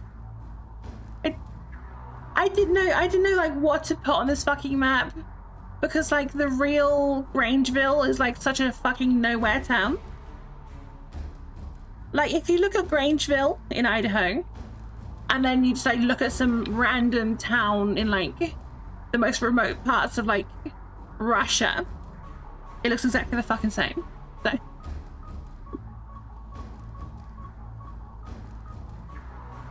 I kind of struggled. I did have this bit of barbecue here to reference the barbecue guy and gal in Grangeville. I just found the sign funny. It's something that's just utterly stupid, but I found it amusing, so I made it a thing. I wanted to put so much more here, which is why there's like spaces all over the place, but like just didn't know what to do with it. I feel like if I was to do a Blood and Sand Reloaded, I would put a lot more in Derangeville. A lot more. But instead we get fucking Starlene and all her little blood mages fanning about. How kind of you to join us. Now, I'm not going to tell you who Starlene is based on. Starlene is partially based off a real person. I will let you figure out who. Of course it's going to be collectibles. She is evil mummy. Absolute fucking thundercunt of a wolf. Yeah, she's Björk. Yeah, she's based off Björk. That's exactly who I had in mind when I was writing her dialogue.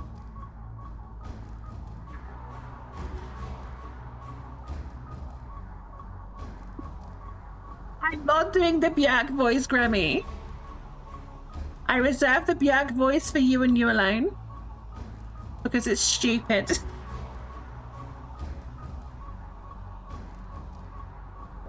It's stupid. But the Blood Mother. Then cut to black so I don't have to animate the fight. It's funny to you.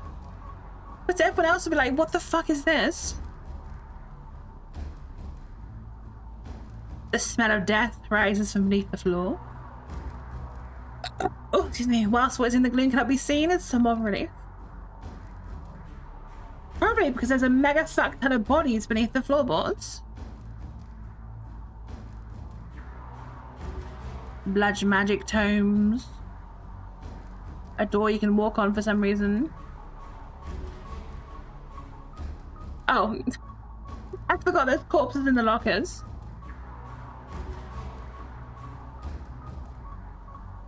This is not a nice place to be.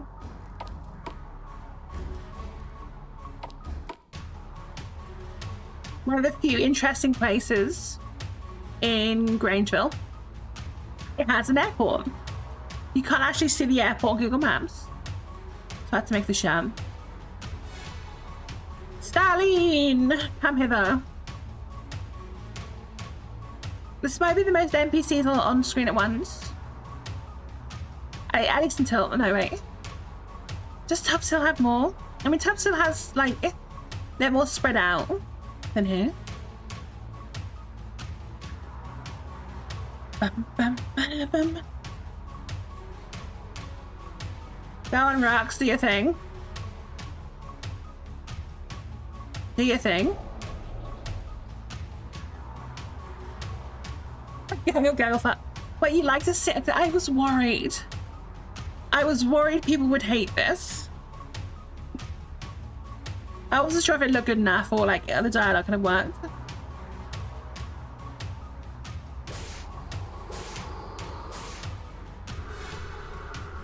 There we go, she does the full line again. There's a very specific line read of full I have in mind whenever either her or Rosabella says it. She gets the bat wings in Blood Range form.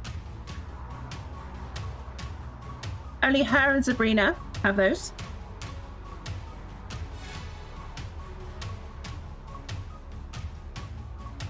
All dead. You know, Adventure Time, there's the what's his name? Ron Perlman plays him. The Lich? When he says fall. I always have that in mind. Little Finn the fucking human. No, Starlene is going to absorb the bodies. Me? Fucking God, that's fucking Steven Universe. Yes, the Lich is who I have in mind. Whenever the line fall is used. Look at all that blood magic contained.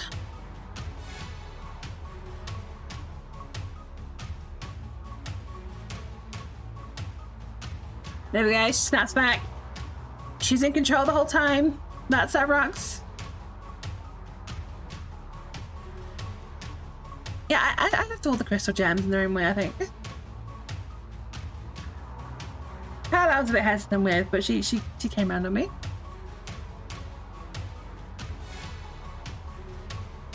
One final indulgence for Rox.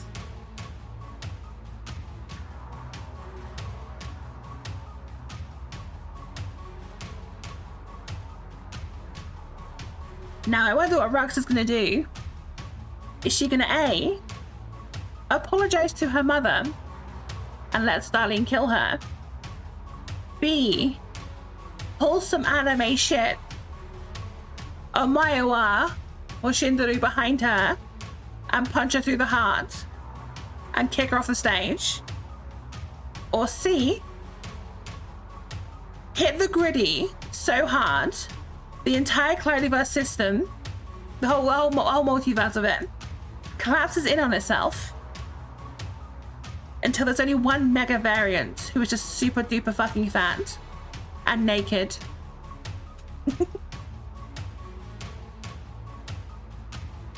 Oh, a little question regarding the crystals. Could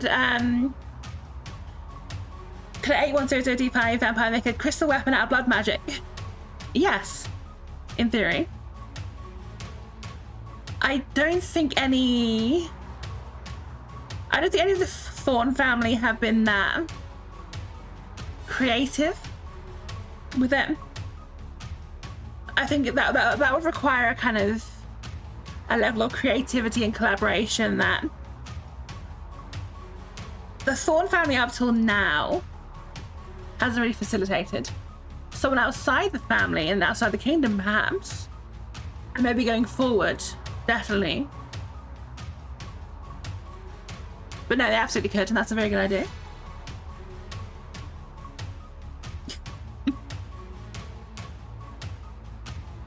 This Starlene is at full strength here. But so is Rugs. Oh, Maiwa. More Shindaru.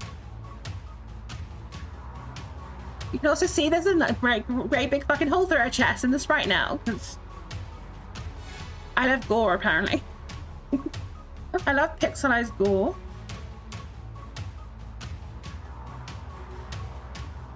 Kick this bitch in the ass. Nothing personal yet.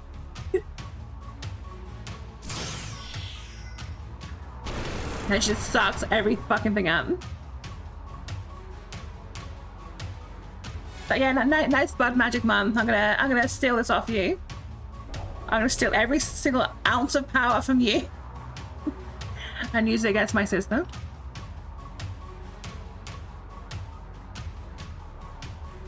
Right, the D&D character uses a blood crystal. Oh, that would go so fucking hard. That goes so fucking hard. Wow, her whole entire body feels like it's on fire from inside out. I hope nothing happens. I hope she doesn't go through any minor physical changes.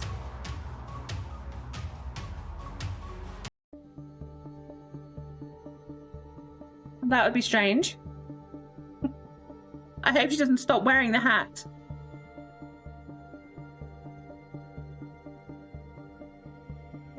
Time to go EPs.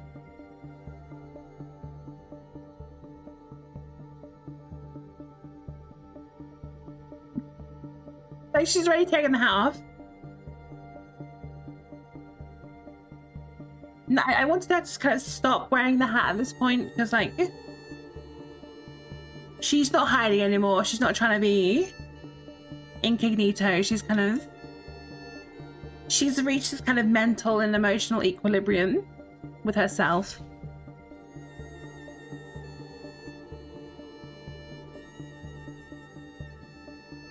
Like, she's evolved past kind of, she no longer to be MCU incognito. Like, she's kind of like, yeah. It's the past the kind of thorn baggage. Like, she's no longer kind of relying on that kind of thorn power to fuel herself. Like, she's a new thing. She's her own thing. Separate from her lineage. Which is why she has purple eyes. Big, glowy, purple, magical eyes.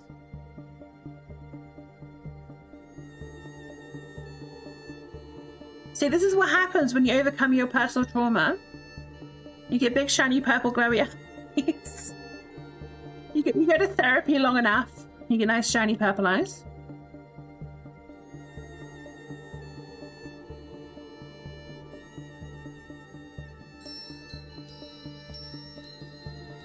Remember Blambo missing that the first time?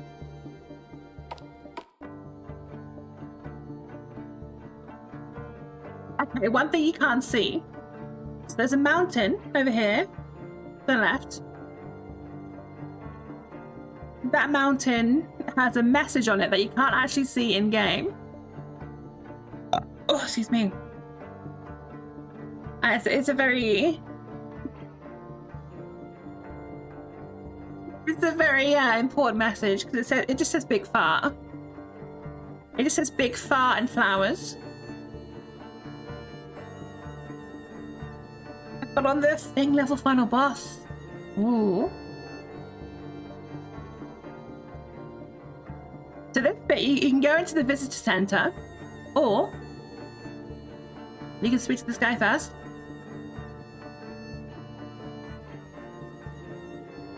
He's a pretty fucking chill guy. I like this guy. Look how reasonable this guy is.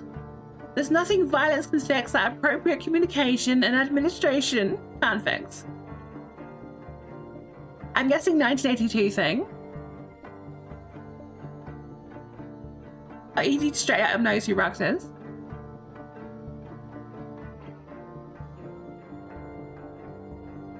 Yeah, it's like, oh yeah, the exile's over. Mum said. Because these guys are taken over from here because Stalin's forces are all fucking dead, so there's no one to take over this post. But it's close enough to Clarkston.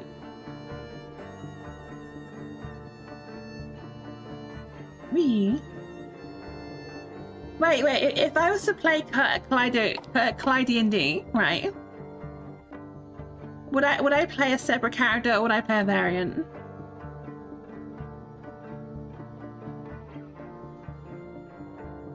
Also, the password, I think it's pretty much just move out of the way in like Romania. And then the Turog is like, please. Hi, friend. Also, I really like their berets here. In Bloodfoot, they had like black berets. I really like the red, the blood red berets they have here.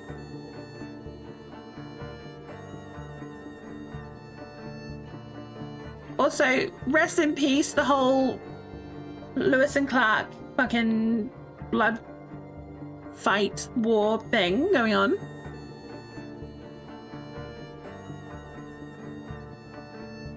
The vampires. It's semen. We love semen. We love semen. There's like 6 fucking million variants. I can afford one. This area was going to be a whole thing, and I was going to show like the whole I was going to show off the fight between the vampires keeping the humans out of the state. It's called semen. I'm sorry. It's called semen. Oh yeah, an unvariant could be fun.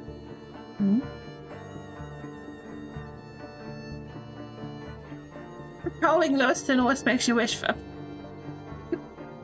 I had to. I'm sorry. Also, the men are wearing the same beret that Gabriel does.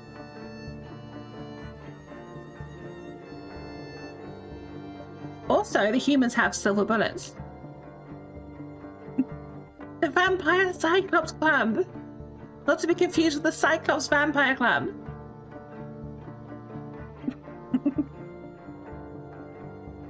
Everyone has ritual tables. Everyone. Also. This poor woman, she didn't want to go to war. She just wanted to have boundless feasting.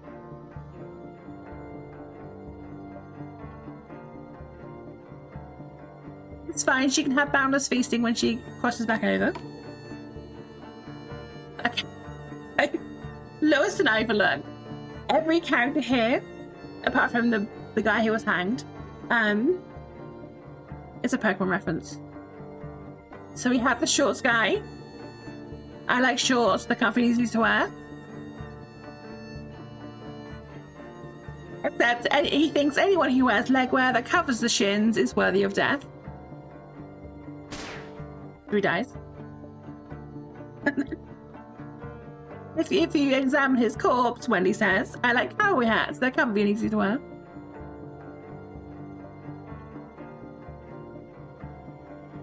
Oh, we got the pervy gym guy. This Overlook is great, it's full of women. Even though most of the characters here are men. Shh, don't tell him that. Once again, classic lesbian. A plot twist, but he's a staunch feminist. So we move on. As the hand guy. A deserter.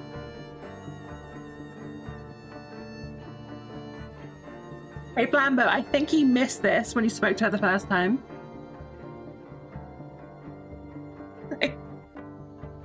It's the Eek Did You Touch Me girl from Pokemon Red and Blue and Yellow. No ma'am, I certainly did not. I am vastly disappointed in myself. This feels like such a doggonist joke. It really does. Oh yes, think of the hijack, Remy.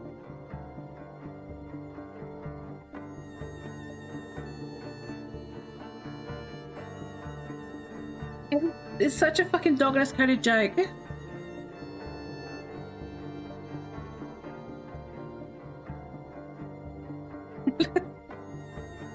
But she only does that the first time.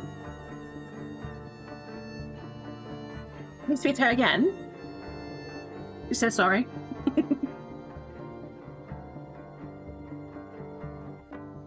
If I'm wearing a bikini, where do I keep my blood bags? He woman's secret. So stupid. Oh, okay, right. This is... oh, what was the space called again? It was Fuckheadland. Whoop, whoop, whoop, whoop, whoop, whoop. Yes, she anally vorsed the blood bags. Skyline Trail, okay, yeah. Skyline Trail, everyone here is a Twilight reference. I have to Google most of these. B. So basically, they just reference different fucking things in Twilight the whole time. Just, oh.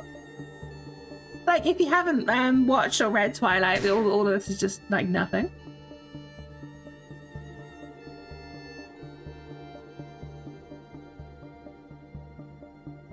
CJ Baby is referenced in it. It's... It. Okay. So this vampire is based on the vampire Alice. You can, like, see the future and shit. But,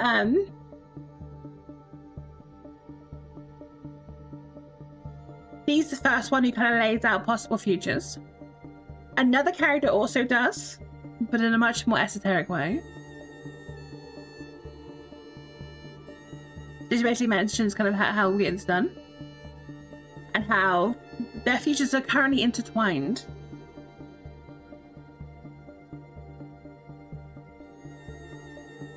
And how perhaps she will emerge a victor or a conqueror and maybe a slave. How no matter what happened here, they were never going to stay here. She mentions strength as well. Strength being the tarot card that Rux represents. Because everyone in the Thorn family and Wendy has a tarot card attributed to them, which is why the chapters are all named after tarot cards. Relating to which thorn, or thorns, you see. Don't read into too much about Gabrielle and Gabriella having the lovers. They're not romantically intertwined. This is Stardust Crusaders. So, yeah, potentially they're going to succeed. The interest lies in what happens afterwards. And what choices are made.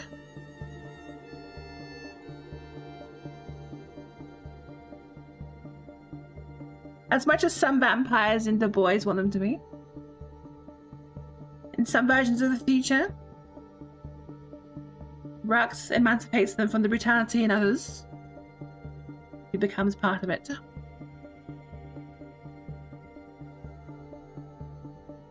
In some versions of the future, she takes the hold of the crystal and uses the power for herself.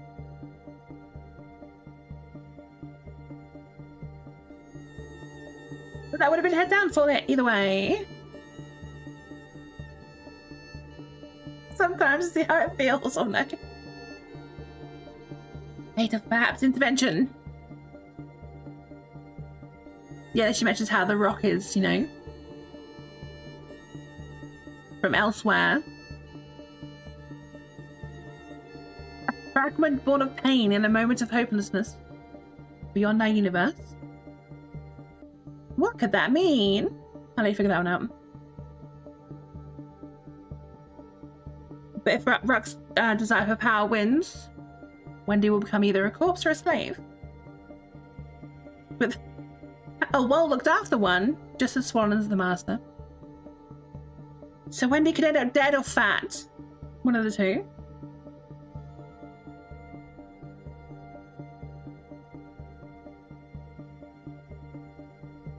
We have to see that maybe, possibly. Oh, then Wendy's potential fate. Come out this alive, your life will be forever changed. No matter the outcome, your thread reaches into the depths of the universe, stained in black ink.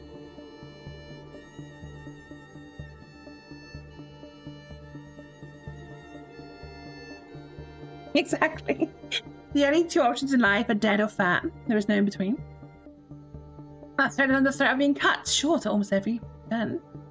Yet many hands guide you towards where the light peeks through. Oh, excuse me. 4 horses gallop alongside your fate, white, red, black, and pale. The white horse's head is low to the ground. Its rider's quiver filled with poison. Oh, excuse me. Obviously, we know that's a reference to the Apocalypse variants.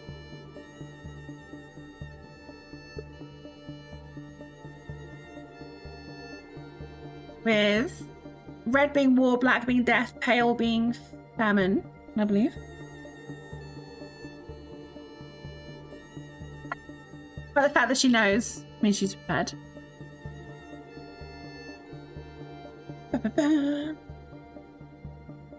Yeah, there we go.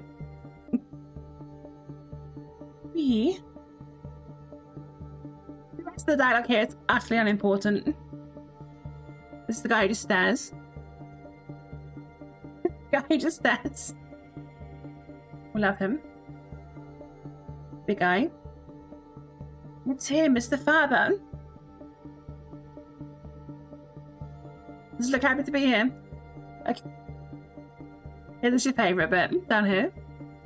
First off, imagine the weird CGI baby you can make in this thing. Then we have Jacob here. He's gonna imprint on the baby.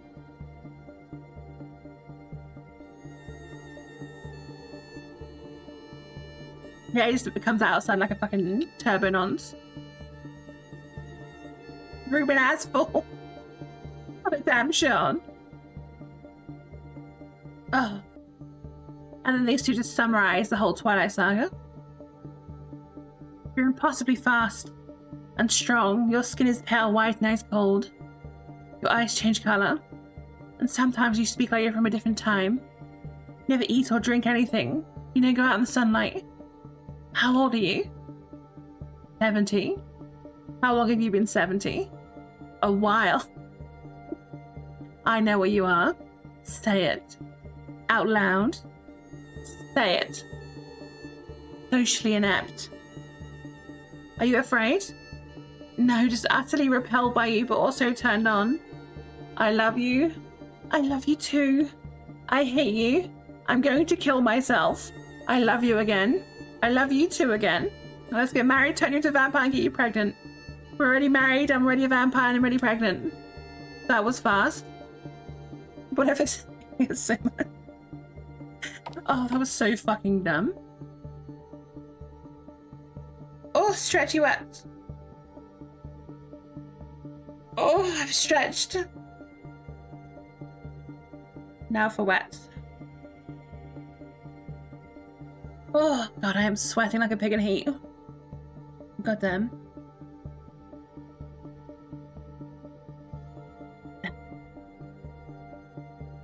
Oh, it's a Scottish bit. We'll burn through this bit quickly. These are all based off family members. Because that's what I do, apparently.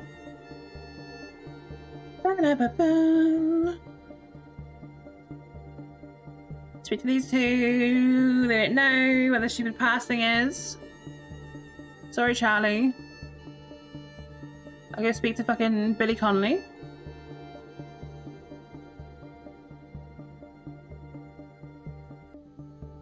That's the thing, you kind of write and do things off what you know, right?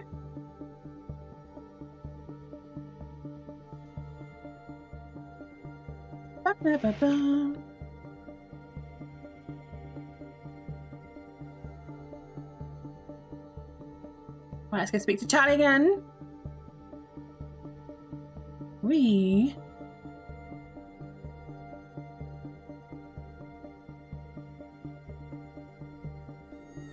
Right, now we can go forward. Now we go forward.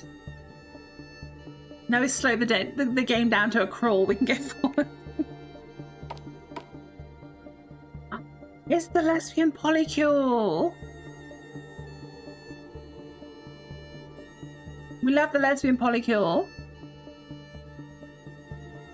Also, fun fact, these two, their colour palettes are both based off the colours of the lesbian flag.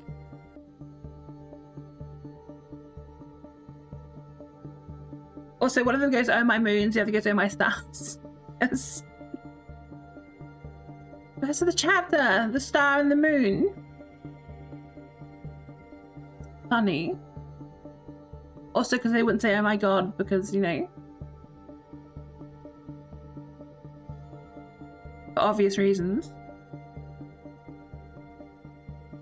The final fireside yap.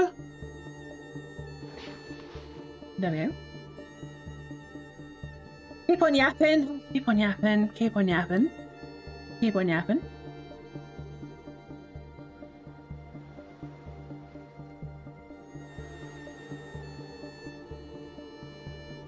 On your boat, go on. Also, this was just a way for me to skip a lot of just the big lake leading up to Curdlin. Because I was like kind of running out of places to kind of set things.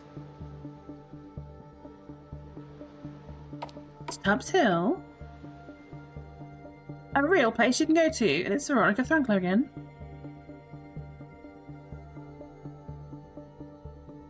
Basically, you can practically see like most of the characters who survived the game. There'll be some exceptions, just like general guard NPCs and shit, but the important ones are here.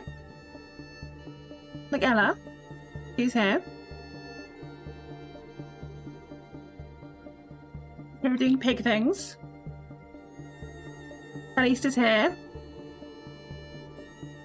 Secretly beginning to like rugs. The couple who doesn't like noise. Yeah, you are at like hour 7. The difference is I'm skipping like the dialogue because like I ain't reading all that shit. Because I'm just, I'm just going through the game, talking about the stuff. Also, I low-key like the Tubbs Hill like map as a whole. That's a lot of words. The shape. I'm not reading them. I mean, I get a pass because I wrote it all. Okay. Also, I love that the butcher is just staring at Wendy and Rux the whole time, and doesn't mention it to Simu. He's just like, oh, she could be anywhere. Quick, search for her. Find out where Rux is. I call it says don't keep it out, but I don't know why the fuck it says that.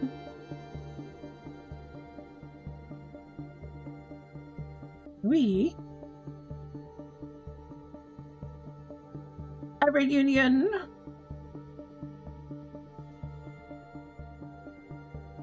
Where's all the captains? Oh, no, it's Khalees, yeah. Also, Little Smokey's here. There she is.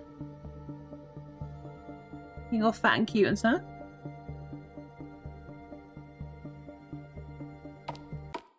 Oh yeah, I passed Mudgy and what's her face, who are a real like Curdlin thing. For, like the walking trail. There's a vampires playing tennis. You can't actually see it though. You can't actually see. They're actually there playing tennis. You can't fucking see it. At the blood skibble. We have the very senile vampire who thinks Starline is just ascended. Okay, right. This is someone who there was translation requested. basically, she kind of reiterates a lot of what the Alice vampire said.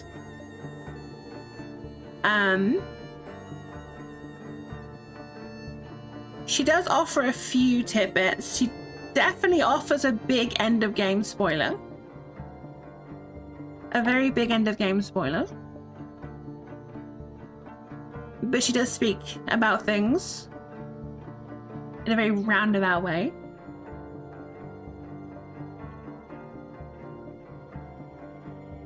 I mean, they don't have tennis where they come from. Okay, we've got all our Baldur's Gate characters and tabs and our D&D characters smattered around everywhere.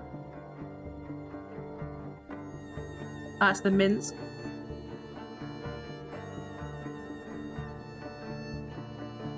These two are discussing, and then they think that Rosabella might actually be the issue. You want to talk to the Bimbera? Okay, fine. Barb Ariane, the barbarian. Oh my god, I just chipped a nail on my hammer. Oh, I remember Mama recorded that that one shot.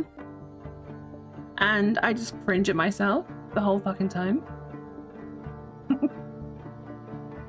I hate myself so much.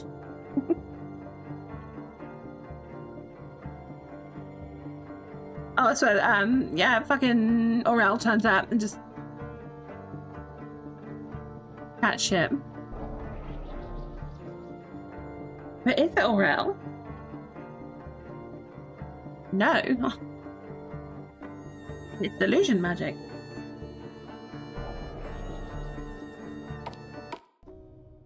But it's fine because he can hear and speak through his illusions.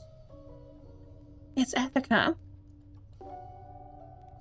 I love the meme Ethic did of Ethica kind of unloading all her guns and coming into the resort. It's Rebecca, she's in here. She's in here. The gremlin vampire. Hot shit. Fucking... I don't remember putting Beware the Hemogoblin there. I don't remember putting that there. I don't remember that. The Hemogoblin just fucking happened.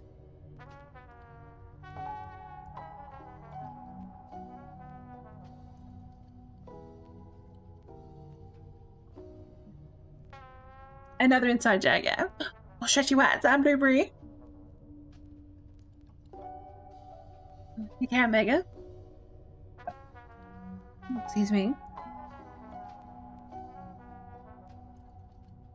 Ba-ba-bum. People talking about the food shortage. Ba-bum. It's almost like these unsustainable blood bag practices are coming to bite them on the ass a bit. Yeah, reference to the blood pool. Move! I want to speak to the guy over here first because it makes the other interaction funnier.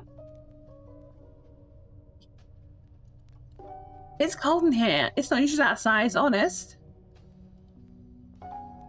Grab the pool noodles real quick. If you speak to this guy. That guy over there has a really small penis. Oh, the pool noodles came about because I didn't know what collectible to put in here. So I went for a dumb shit pun. Also, we have the fat chef sister who's been sneaking food. We have a twin sister over here who's like, I wonder where the food's gone. Hi, Fake Aurel.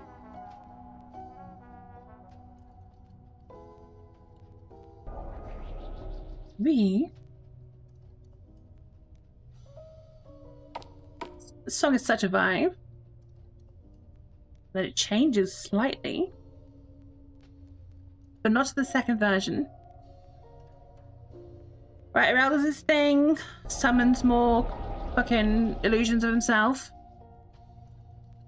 and then they just fucking get rid of them. As well, he can cast many of them. They're weak as shit. Because Aurel is not very powerful in combat. A bit of a weak one. The television shows an open floor. Occasionally, the image flickers and a single dirty towel appears. I wonder what that could mean. Wow, look at all these doorways. I wonder which one it is. That's the one with the dirty tile. It is. And the ward version comes on. Once again, dirty tile. Oh look, dirty tile.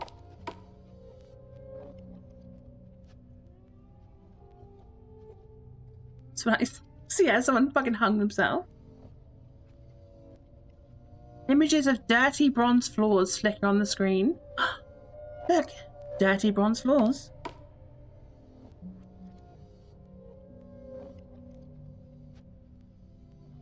Oh, your brain really got the food demanding hash, and then we're going to see a body horror Rosabella akin to what we had. No, it's just Big Fat Boy. Shogun. A shotgun, but the details are off. Because Aurel doesn't know much about guns. Not so usual bowel movement. Now what's the difference here? Oh look. Bloody plant. Dirty floor. Die. Now what's the difference in here, I wonder? Penis. I love that Aurel was just like, yeah, I'm gonna fucking be a dickhead and just troll them and have like a penis there. Penis furniture.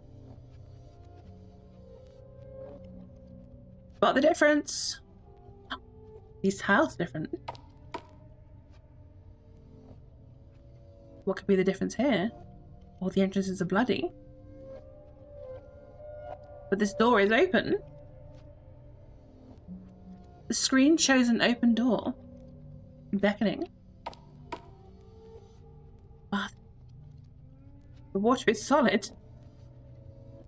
The bottom of the bowl seems to be an endless abyss.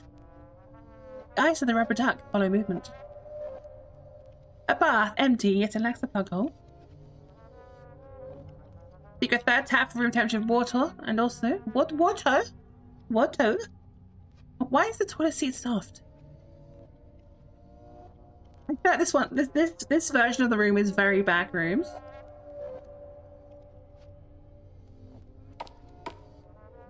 Oh, nowhere to go.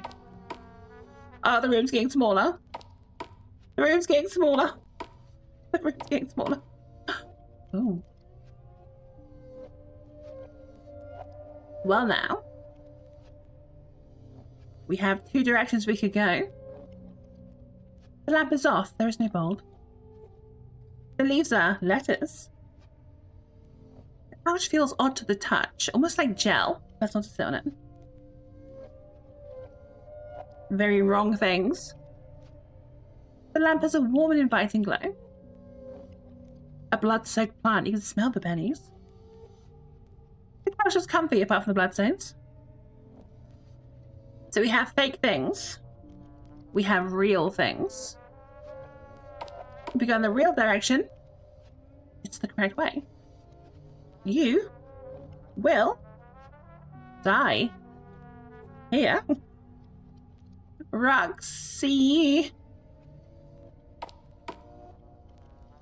You will die here. You will dickhead. You will dickhead. You will. Like his illusion isn't holding up well, and how the corridor is slowly fading the more you go along it. You're alone. I don't think that was aimed towards Rux, was it? I think that was a self-report. You will, you will, you will, you will. You are Lohi. You are Lohi. It's a rather opulent chair, reinforced the legs and quite wide of seat. touch the chair? Yes. A memory. This is just after the crossover. Everyone's gone over. This is the only time you see the whole family, apart from Gabriel and Gabriella. They're not here because they're not important enough to be part of the conversation.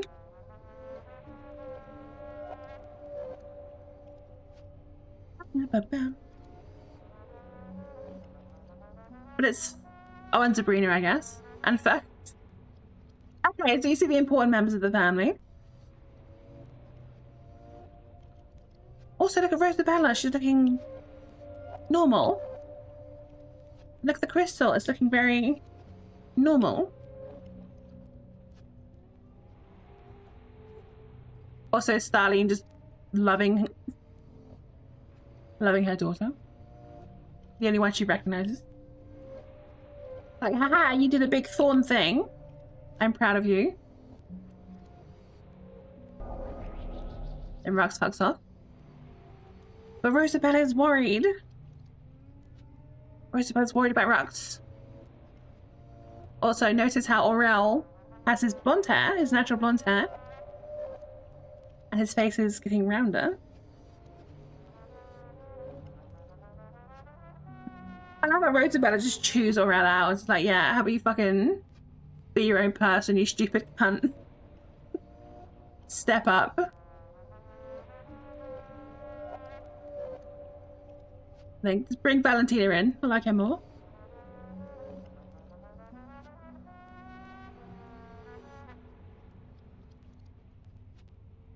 We wonder if the Trendle possessed.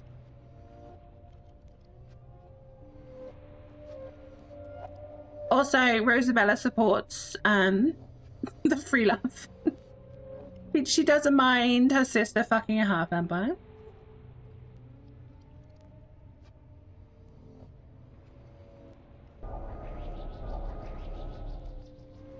There's Starlene chewing out Aurel, calls him fat.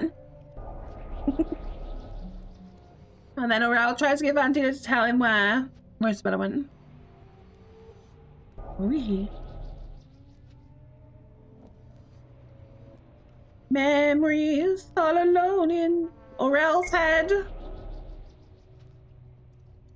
Normal. Where is he? There he is. He's so fucking spherical. That man is like 90% belly.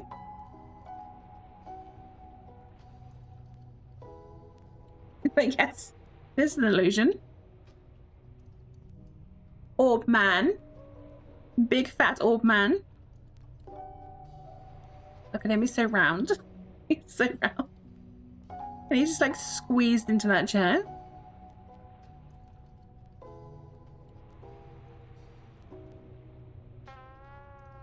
Nuh-uh. The fuck you mean, nuh-uh?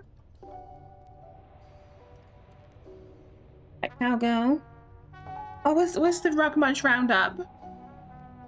My favorite name.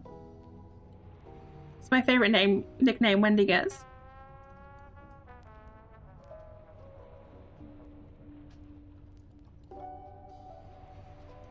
Oh, it's me. I do like this arc of like Aurel kind of realized stop being a thunder cunt for a bit, you know? Realizing deep down that, you know, he was emulating the wrong parts of Rosabella. But deep down, he does love his it's still his older sister.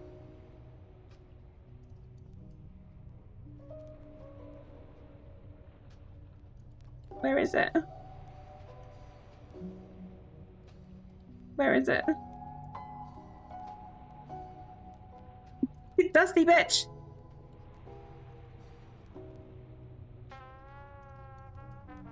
There you go, Rock Watch Roundup, he said it. He said it. No, I like the ideas of I like the idea of kind of like other characters apart from the ones you play evolving as well. Like even like some of the like most like well, irredeemable, but even the most toxic bastards having their redemption arcs.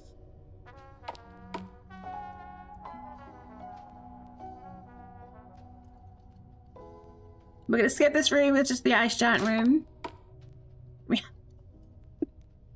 We have Right Said Fred over here. He's too visually enticing for his clothing. So visually enticing for his clothing, in fact, that it causes him physical discomfort. Bungus resurrection as a good guy. No. Bungus is dead.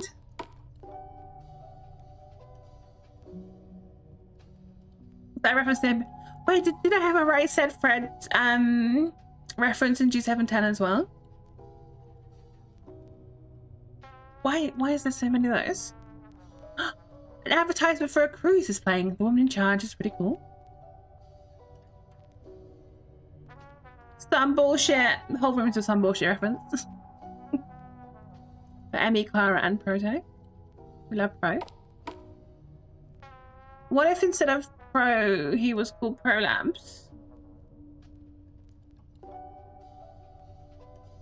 Oh fuck! I did. Why have they made multiple Right Said Fred references? What the fuck? Alright. Yeah. It is a shame he's like anti-vax and pro-Brexit though.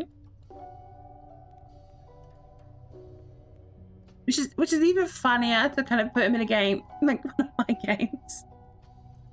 Consider I'm very anti that. Wow. Let's steal from this chest. There's the statue.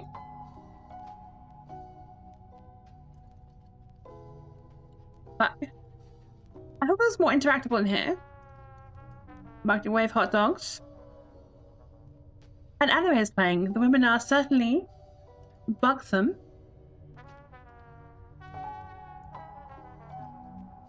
Yeah, I thought I had more interactable stuff in here. Oh well. Oh well. Excuse me. Everything looks to be heavily cooked with butter. A large slime is with the boobs now. It's Monia. She's vored some souls and now she's super fat. Le magique.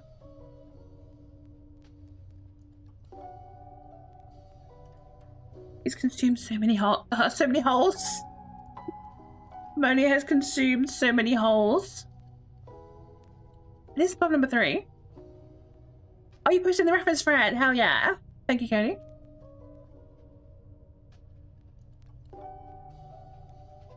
Okay, we'll burn through this because, you know, I'll let you all see that conversation for yourself. Now, if you speak to Monia again after you know, speaking to her the first time, she will regale you with her own version of the Canadian national anthem.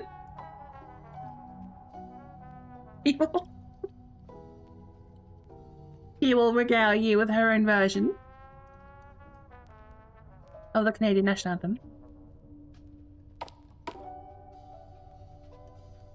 It's funny because I did that. I made that part on Canada Day.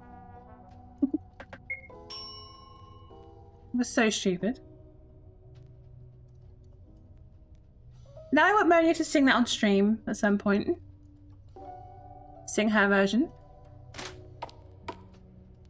Valentina, there she is. I can confirm she is a bit fatter than she was at the end of Dogness 2. In the post-credits. But she's also wearing slightly thicker clothes over the top as well. Her office has so much fucking aura. Look at that. With a giant V.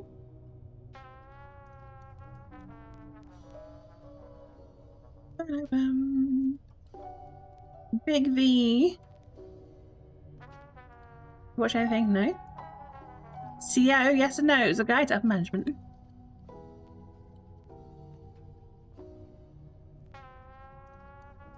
The dress is a plus-size boss baddie for the woman who broke the glass ceiling under her weight. This is the only interactables I have. Maybe. Fresh blood as much as a boss girl can drink. I bet. Yeah. A big fuck off V like it's Team Rocket, but with a V instead of an R.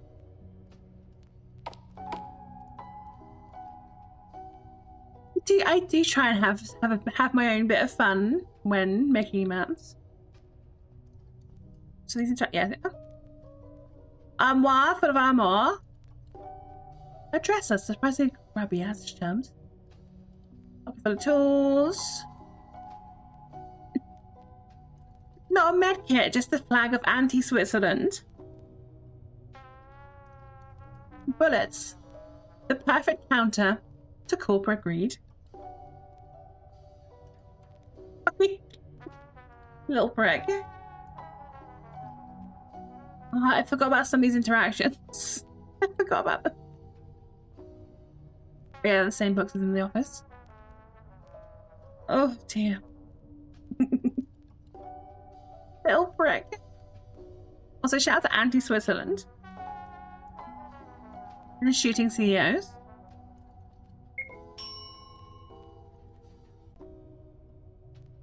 Oh dear. Did you say? Oh, you know the one who wonders about Valentina's mother? I also wonder about Valentina's mothers. I don't know who she is. I never figured it out. I never figured it out. Perhaps that's a story for another day. Maybe. Possibly. Excuse me. Exactly, a story for the future.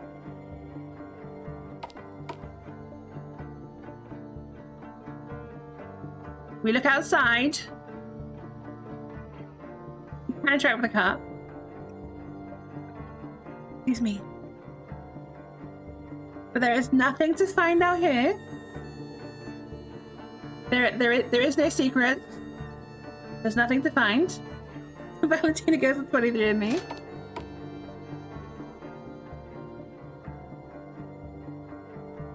Well, the vampire version would be like 230 in me. Brunch, and why it's not dinner. Hi, Belle. Right, let's talk to your daughter.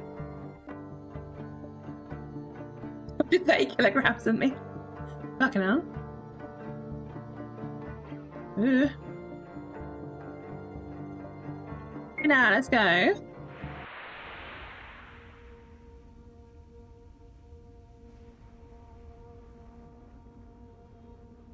Now we're in Rosabella's territory.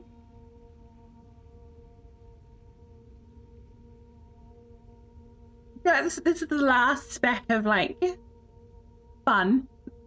This is the last speck of fun in the game, I think. Before Rosabella.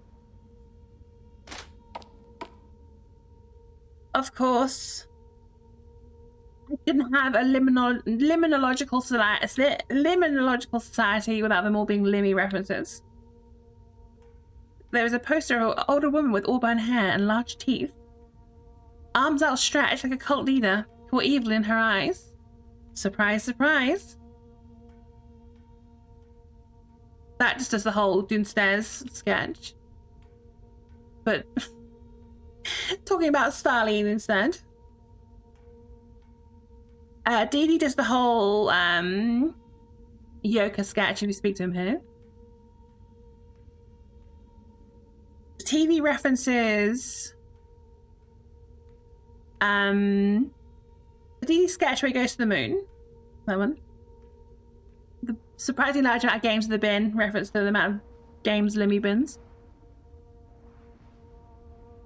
But okay. The lampshade is looking enticing as a reference to the sketch where he has the lampshade on his head. Yeah, season 4 Limmy show. Non-alcoholic beer. Reference to the fact that Lemmy is a former alcoholic. Master Flash, yep.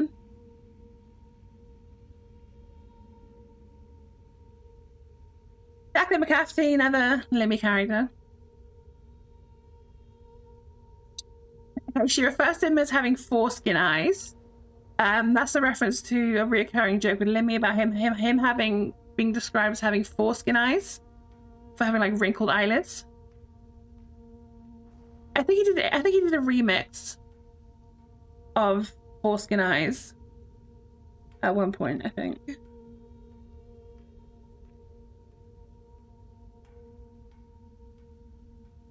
Oh, he didn't, did he? No.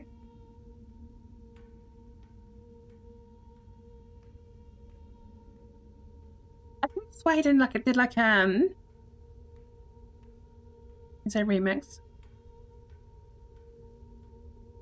Curry's been botched here. He makes constant reference to boshing a curry. A bookshelf and books of lakes and rivers, because limnology being about lakes and rivers. Book of Daffy Stories being a Lemmy book. Another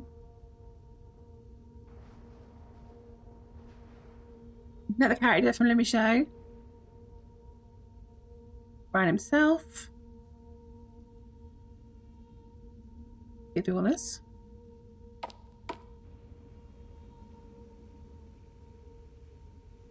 There he is, sign stuff.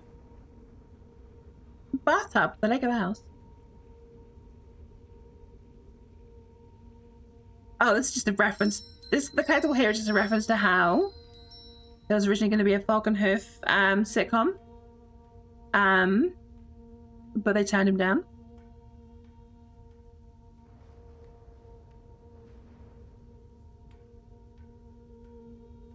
Right, Falconhoof. Everyone knows Falconhoof. Don't explain him. Adventure Call? Oh, he's back. Wow. I love the music Grammy did for this bit. It's got such a vibe. Right, it's Lignite.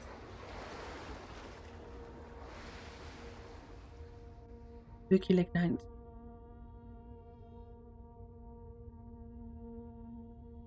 Pause. I was going to put collectible here, but I thought fuck it. I felt like at this point it wasn't the right place to have collectibles. Because at this point there's only one more collectible and it's not until after. Also, I will say, those who want to play Blood and Sand for themselves, look away for like the next 10 minutes. Look away. One long walk after a whole adventure of walking. Big spoilers.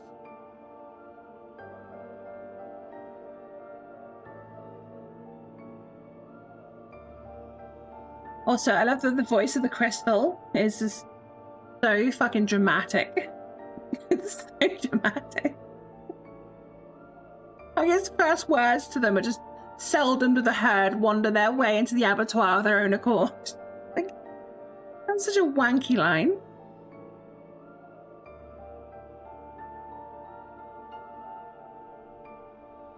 Powerful being, just being a fucking dramatic wanker. I do just like overly dramatic characters. I just find them so entertaining.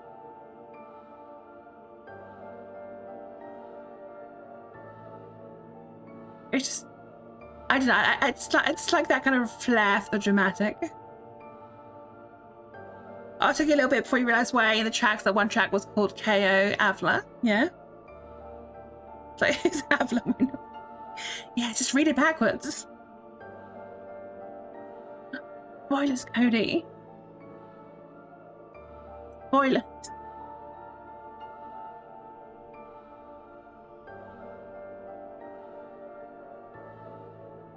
Yes. The one speaking and controlling through the crystal is Conquest. I can guess it is, alright, fine. There you go, Rosabella breaks through. Conquest, who I've been singing on for a while. but I haven't found the right place to introduce. I thought Blood and Sand was I think it was a nice point to kind of not only explain what the thing in the Dogoness 2 was, why it kind of corrupted with power, but kind of who was behind it and why. But not like kind of straightforward explain everything kind of way.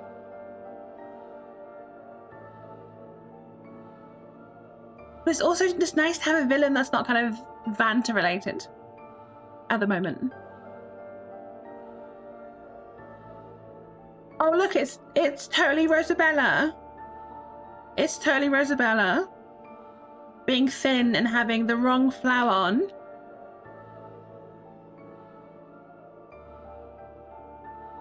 Well, yeah, Wendy's just like, yeah, that ain't Rosabella just because she's thin. Rock's like, nah, no, it's my sister. It has to be. I haven't seen her in so long. When it's like, she's thin, she's calling me a friend. This bitch is a fake. This bitch is a fake.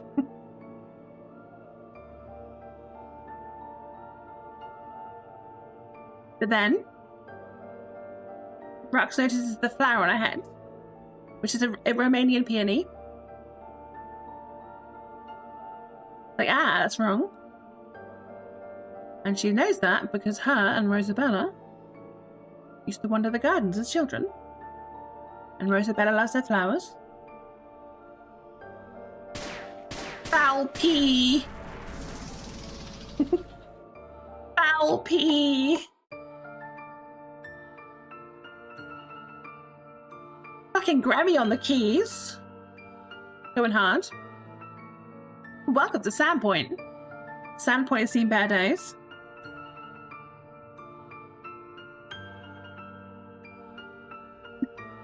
Rose like, you're not my sister. You don't know the personal, deep, complex relationship I have. I see you in the most minute details. Somebody's like, bitch, you fat. Why aren't you fat? It's just Grammy, but this is the meme of just like the guy on the beach playing the piano, but it's on fire. Yeah, the burning piano meme. Yeah, that one. That one, but it's Grammy.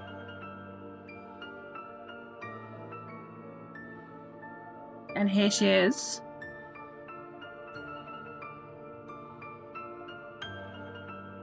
The Blood Queen possessed by conquest.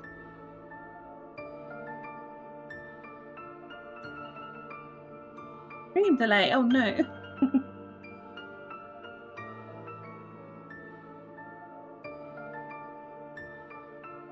This is basically what's happening to Bungus.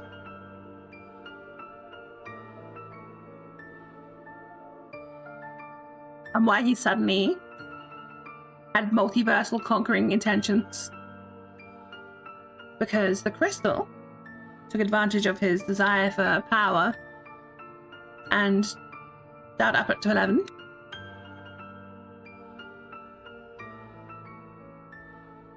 And that's how he knew how to grab Ampler.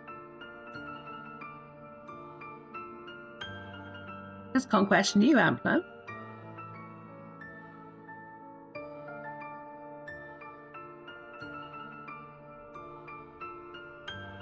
Why he should come back? He wasn't a good guy either. He was a bit of a dick. He was a bit of a dick.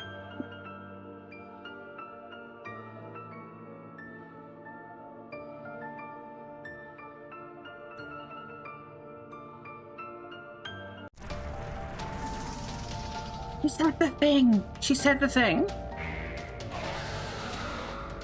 Also, I know what Conquest looks like. I already have the design for Conquest. The ledge line.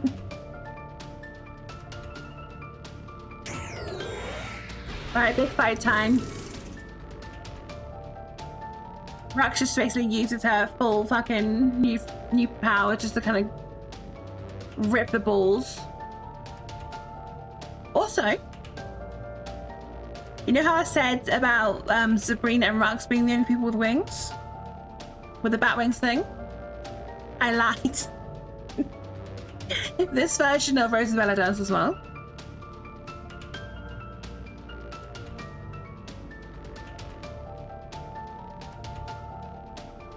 You'll be buried as I was.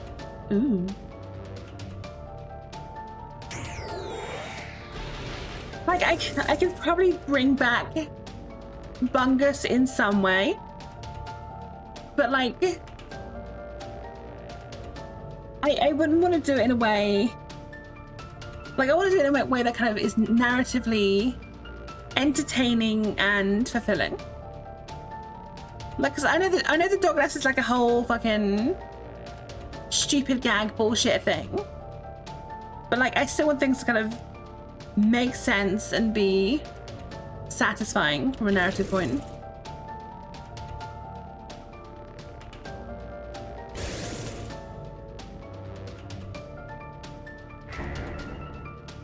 Depower your sister rocks.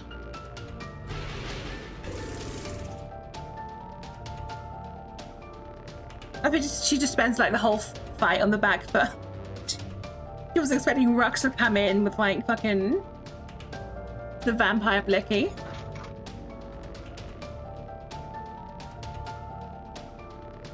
Bum bum bum ba bum bum bum. Shoot the bitch. Right, now comes the fun part.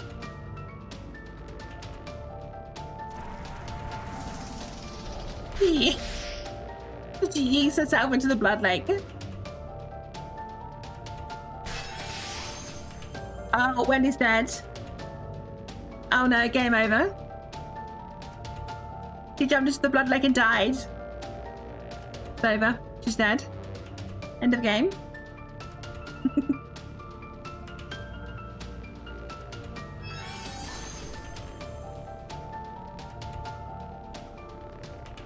Geronimo!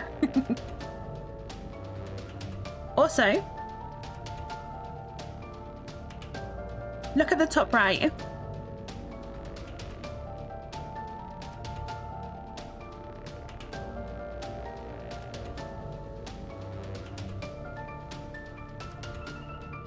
What do you see?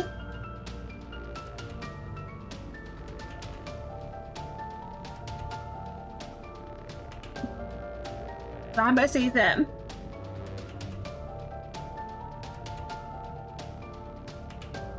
Also, the text box goes white because we're in the air. In Fatatoska's realms, the between.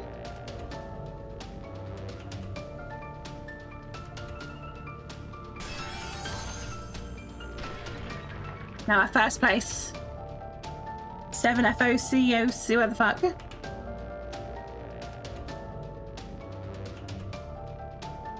Home to a certain demonic variant. And also, Jerry and Terry. And Blaga Flaga Flag, no.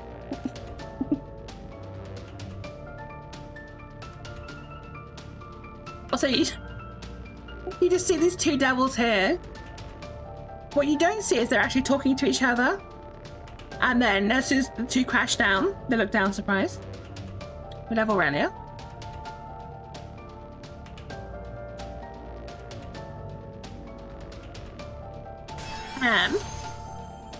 When next? Oh no, a random grubby apartment. I wonder what this could be.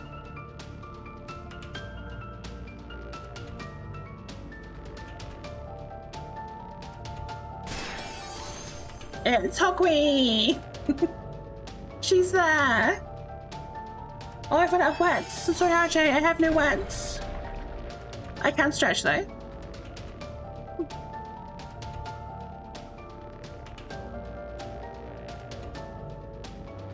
That gets wild.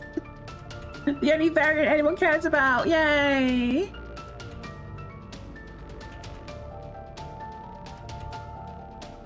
Also, there is now 3 variants in this universe at this point.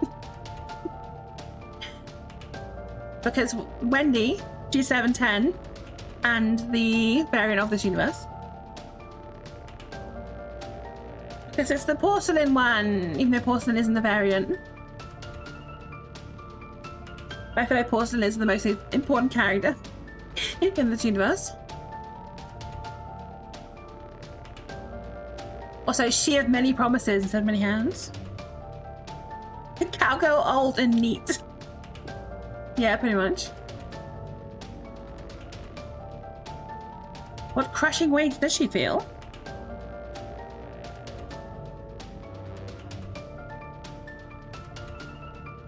Here again. Here again. There we go.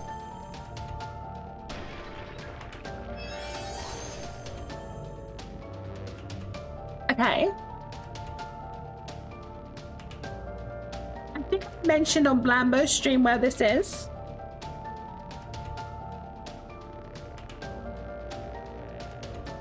It's not a place that we've been before in any previous games.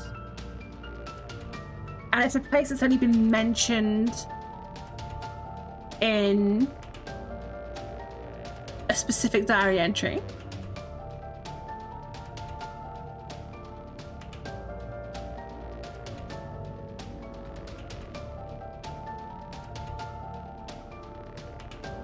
Yes, that is correct, Cody. This is Bellon's universe.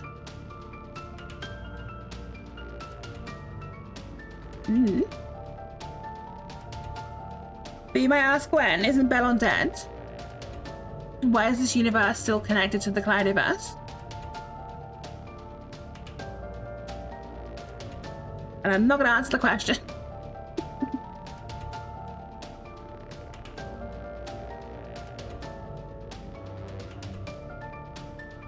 There is a reason. And it's not because Bellon's alive. Bellon is dead.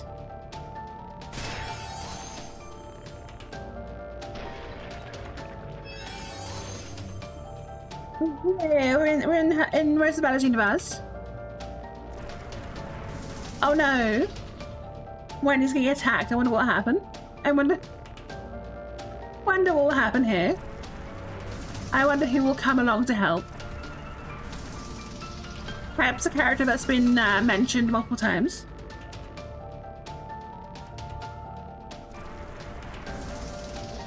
Excuse me.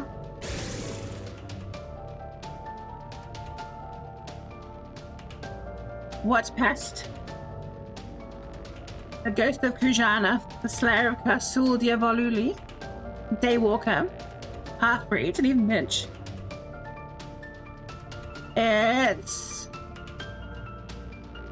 It's Wendy Lynn Helsinger. But damn. He catches on pretty damn quick, but this isn't the usual Rosabella. Mingus. Yeah, Mingus is bursting with red raw cat cock and it's like goes to town.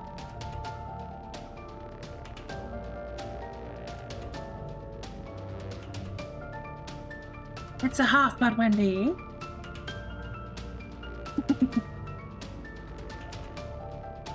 Alright, go bond over your guns and your hats and shoot the bench. Bap. I love RPG Maker animations. They totally don't stand out like a sore fucking thumb. And then when she gets pissed at Wendy. But how dare you? How dare you?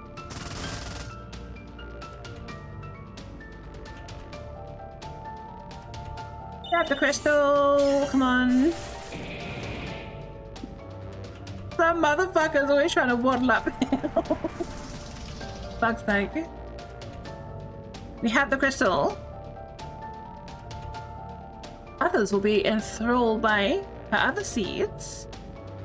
So begins her conquistador. Conquiche. Her conquiche Lorraine. Right, let's take Rosabella back to the rocks. Dialogue. Dialogue. Dialogue. Also, I'm still surprised by even rushing through all the dialogue that's still taking 4 fucking hours. They see each other again, and Rux's theme plays. Quiche Lorraine. Heyo, I'm Quiche Lorraine. Right.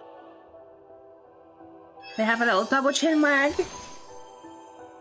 Then off to Ampler.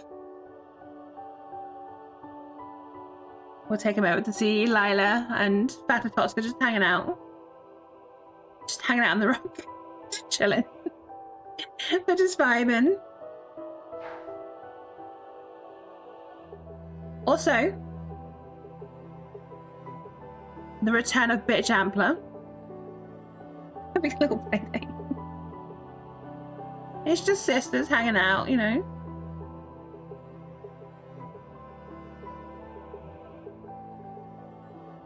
I love that face. A little gum face. Haven't you done well? She's dipping into Auntie Donna territory there.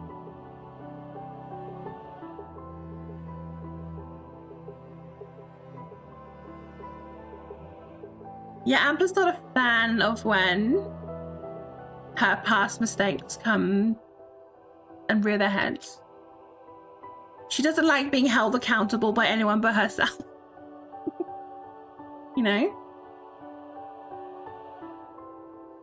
So here, like, she hears the broken promises and then she realizes who the fuck it is. Or who it could be. And she's like, shut the fuck up. This is my problem.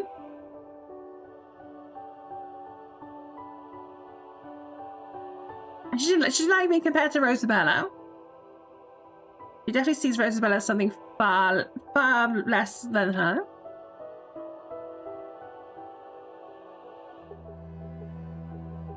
The Angie. I feel like in this moment she wasn't angry at Wendy. She was just kind of projecting kind of this kind of fear and regret she was feeling. That, oh no, another problem's come up. And it's another one that's my fault. She's grumpy. It's all gone to the grumpy Greek.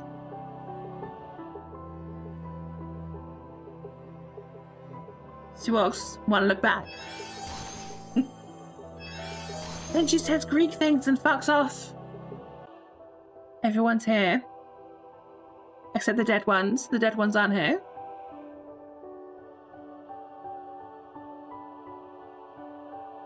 Come on, let me explore. Let me explore. Please. Let me explore. Let me explore. I don't want to skip too much dialogue just in case I glaze over it.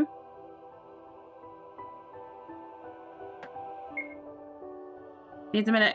I need a minute to get this game. This is Rock shang from over the crater. Oh, a cowgirl and a vampire princess. It removes the family drama and putting in what you really want. They fuse and become a vampire princess cowgirl, but their weights combine, so they're pretty damn chunky. And then she falls all the heads of the vampire families and gets even fatter and becomes queen. With a bespoke 12-hour VR feeding session minigame.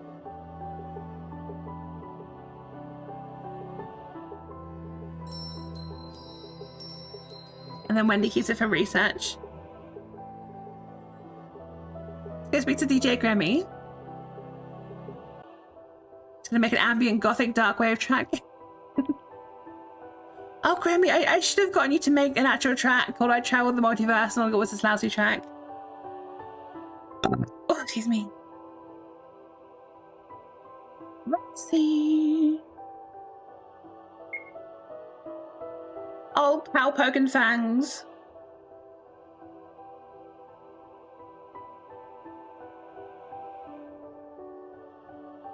She said partner. She said partner. We RPG animation effects. Alright, blah blah blah. They have a double chin wag. And she's like, if a big fat lady with funny accent, lots of arms, don't interact. Fuck off, leave her alone. And there it is. There's no place like home. She started chapter 1. She got to the outskirts of VEXPO and she said, we're not in Oklahoma anymore. And her last words for the epilogue, there's no place like home.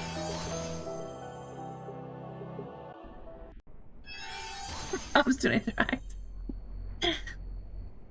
Oh no. It's all spoopy. Now let's play Can You Recognize the Bodies? Can you can you recognize all the dead bodies? And which one is missing?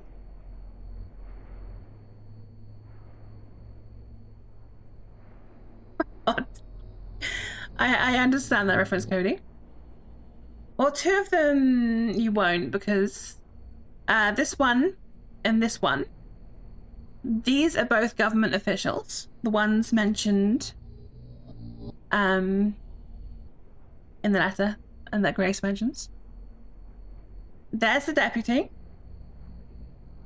There's Ogden Hill. He has been hanged. The pestilence came in as he was being hanged. Spoilers, pestilence gonna show up. There's Grace. She's fucking dead.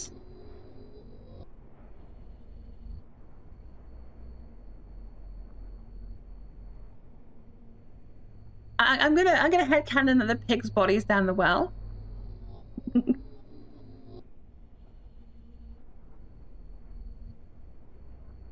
But there is one human character that is absent. It's Rosie. No, she's fucking dead. Not Rosie.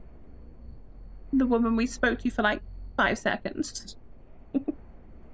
and you know, history was established. The silver-haired lady in the cell. Exactly.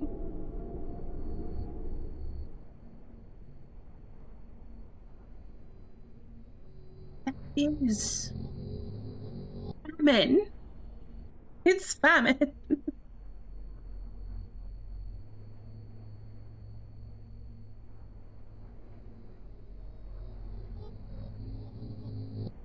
I was in 2 minds of having the silver-haired lady be dead somewhere. But considering who she is, I thought it better to kind of leave it ambiguous. Just in case I wanted to deal with it later.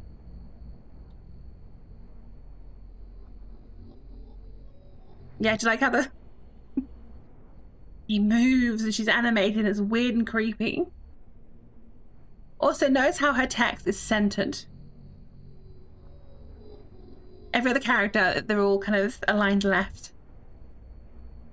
But she speaks, it's centered. But yes, the Apocalypse variants are evolving. They're changing. Fuck, I thought you'd finished by now. Oh no, I was gonna fucking raid you. It's fucking Monia. Oh my god.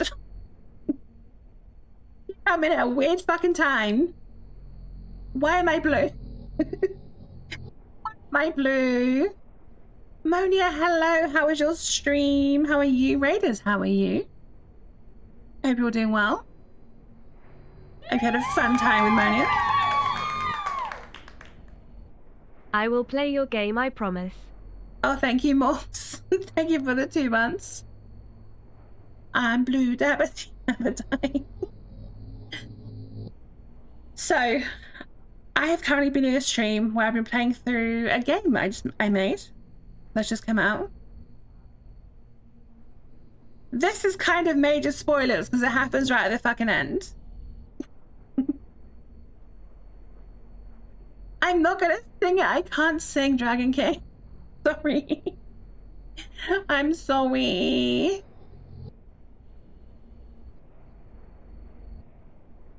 Oh shit, you did the direct link for my games if you're in the UK, don't you? Shit. Wah. I mean, Trixie is a fucking long game.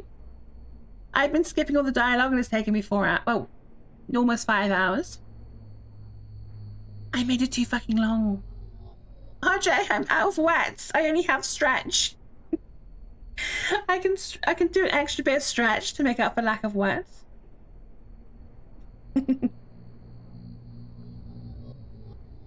Oh, do you know how far through the game we are? We are right at the end. We are right at the fucking end. If you're well, Blambo did a stream of the game. How long was your stream? Was it 8 hours or was it 10 hours? 10 hours, wasn't it? I think. Playing through the whole game.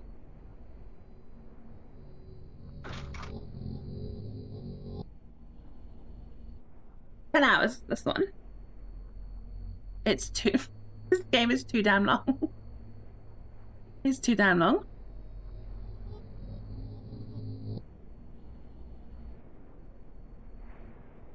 This is... retail game's longer though. Oh, you have a new grill. Oh, nice. Bang. Oh, good night, Trixie. Sleep well. That's fucking loud. There's already an Earthbound, it's an Earthbound mod called Girthbound. Wee. Let's skip the credits. Filmed on location. All my apologies to various states. Oh, Moni, you missed a bit with you in it. In fact, you know what? Right. Right, we can go to the end at any point, right? Give me a second, right? We're gonna go to a specific point, okay? Because Moni is here, and I don't think Moni is ever gonna play this game. Let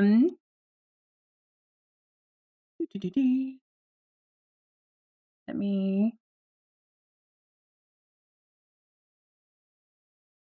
I'll show you the bit with you in it. I'm invisible. Oh no. Oh no. Look who it is. Wait, there's no sound. Wait, let me pull up the Blood and Sand original score. It would be...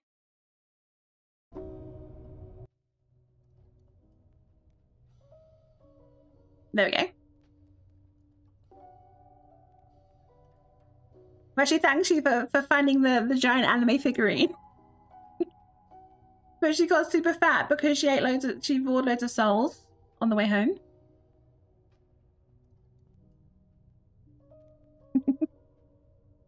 She's so full of souls. She's so full of souls. Look how full of souls she is.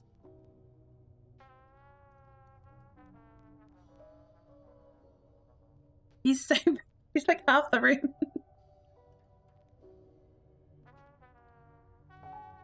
But, okay, right, Monia. So, what I need you to do on stream at some point is what your character does here if you speak to you again. You have your own version of the Canadian national anthem written specifically for you, about you.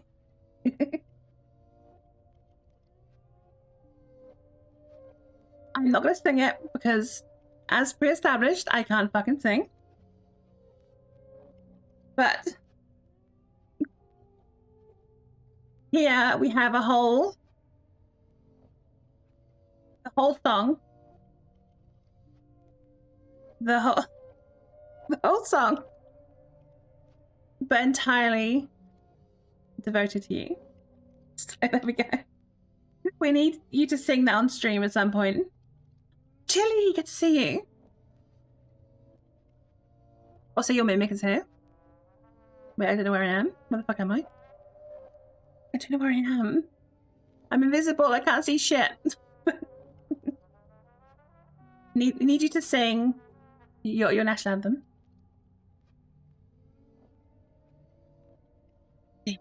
But yeah, actually you have a whole hidden quest in the game. Where we've got to find your anime figure. And when we do, we get to see you nice and huge. Nice and huge.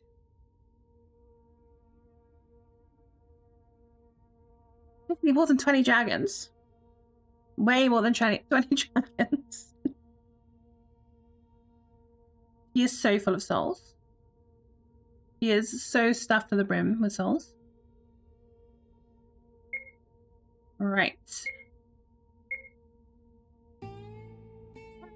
It'd be so fun to be that full.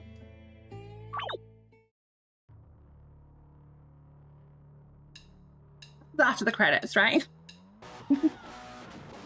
So if you got all the collectibles, you got to go here.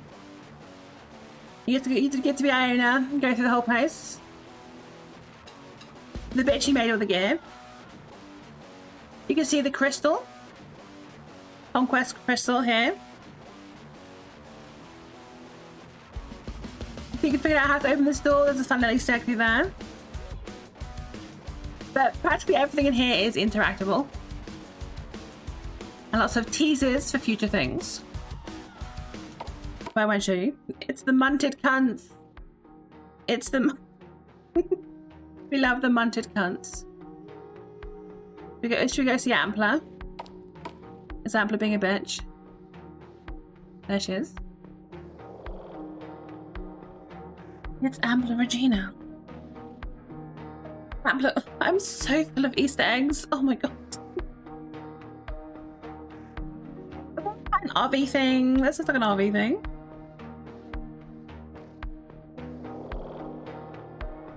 Yeah, I started working on this a year ago. I worked on it for like some time and then I took like 6 months off. And then I came back to it. I was like, fuck it, I'm gonna finish this. I'm gonna have to take a lot out, but I'm gonna do what I can to get it finished. It's basically a glorified walking simulator, but you know, it tells a story. There's cowgirls and vampires and big ladies. And eldritch horrors. And Idaho is there. So if you're a big fan of Idaho, then you're in luck.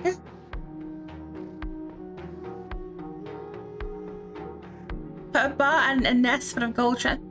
That would ruin the whole vibe. I don't think Ampler would be too pleased.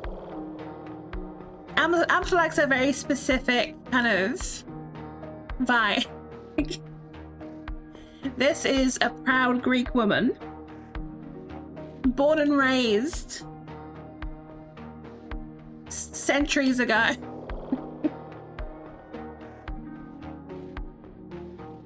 She is a woman who is sat in Mount Olympus itself, you know. She has her own design proclivities.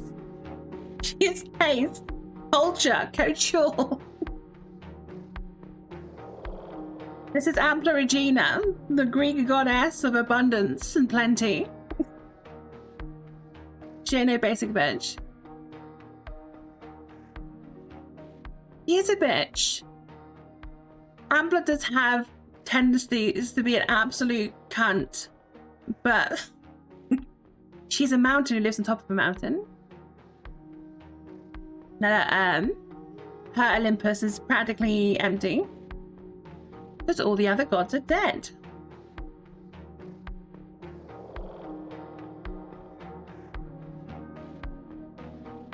It's Ampler and she wiggles a lot. Look at her go. Look at her go. And just random attendants speaking Greek everywhere. She didn't eat them though. They all did what gods do. And fought amongst themselves. More munted cunts.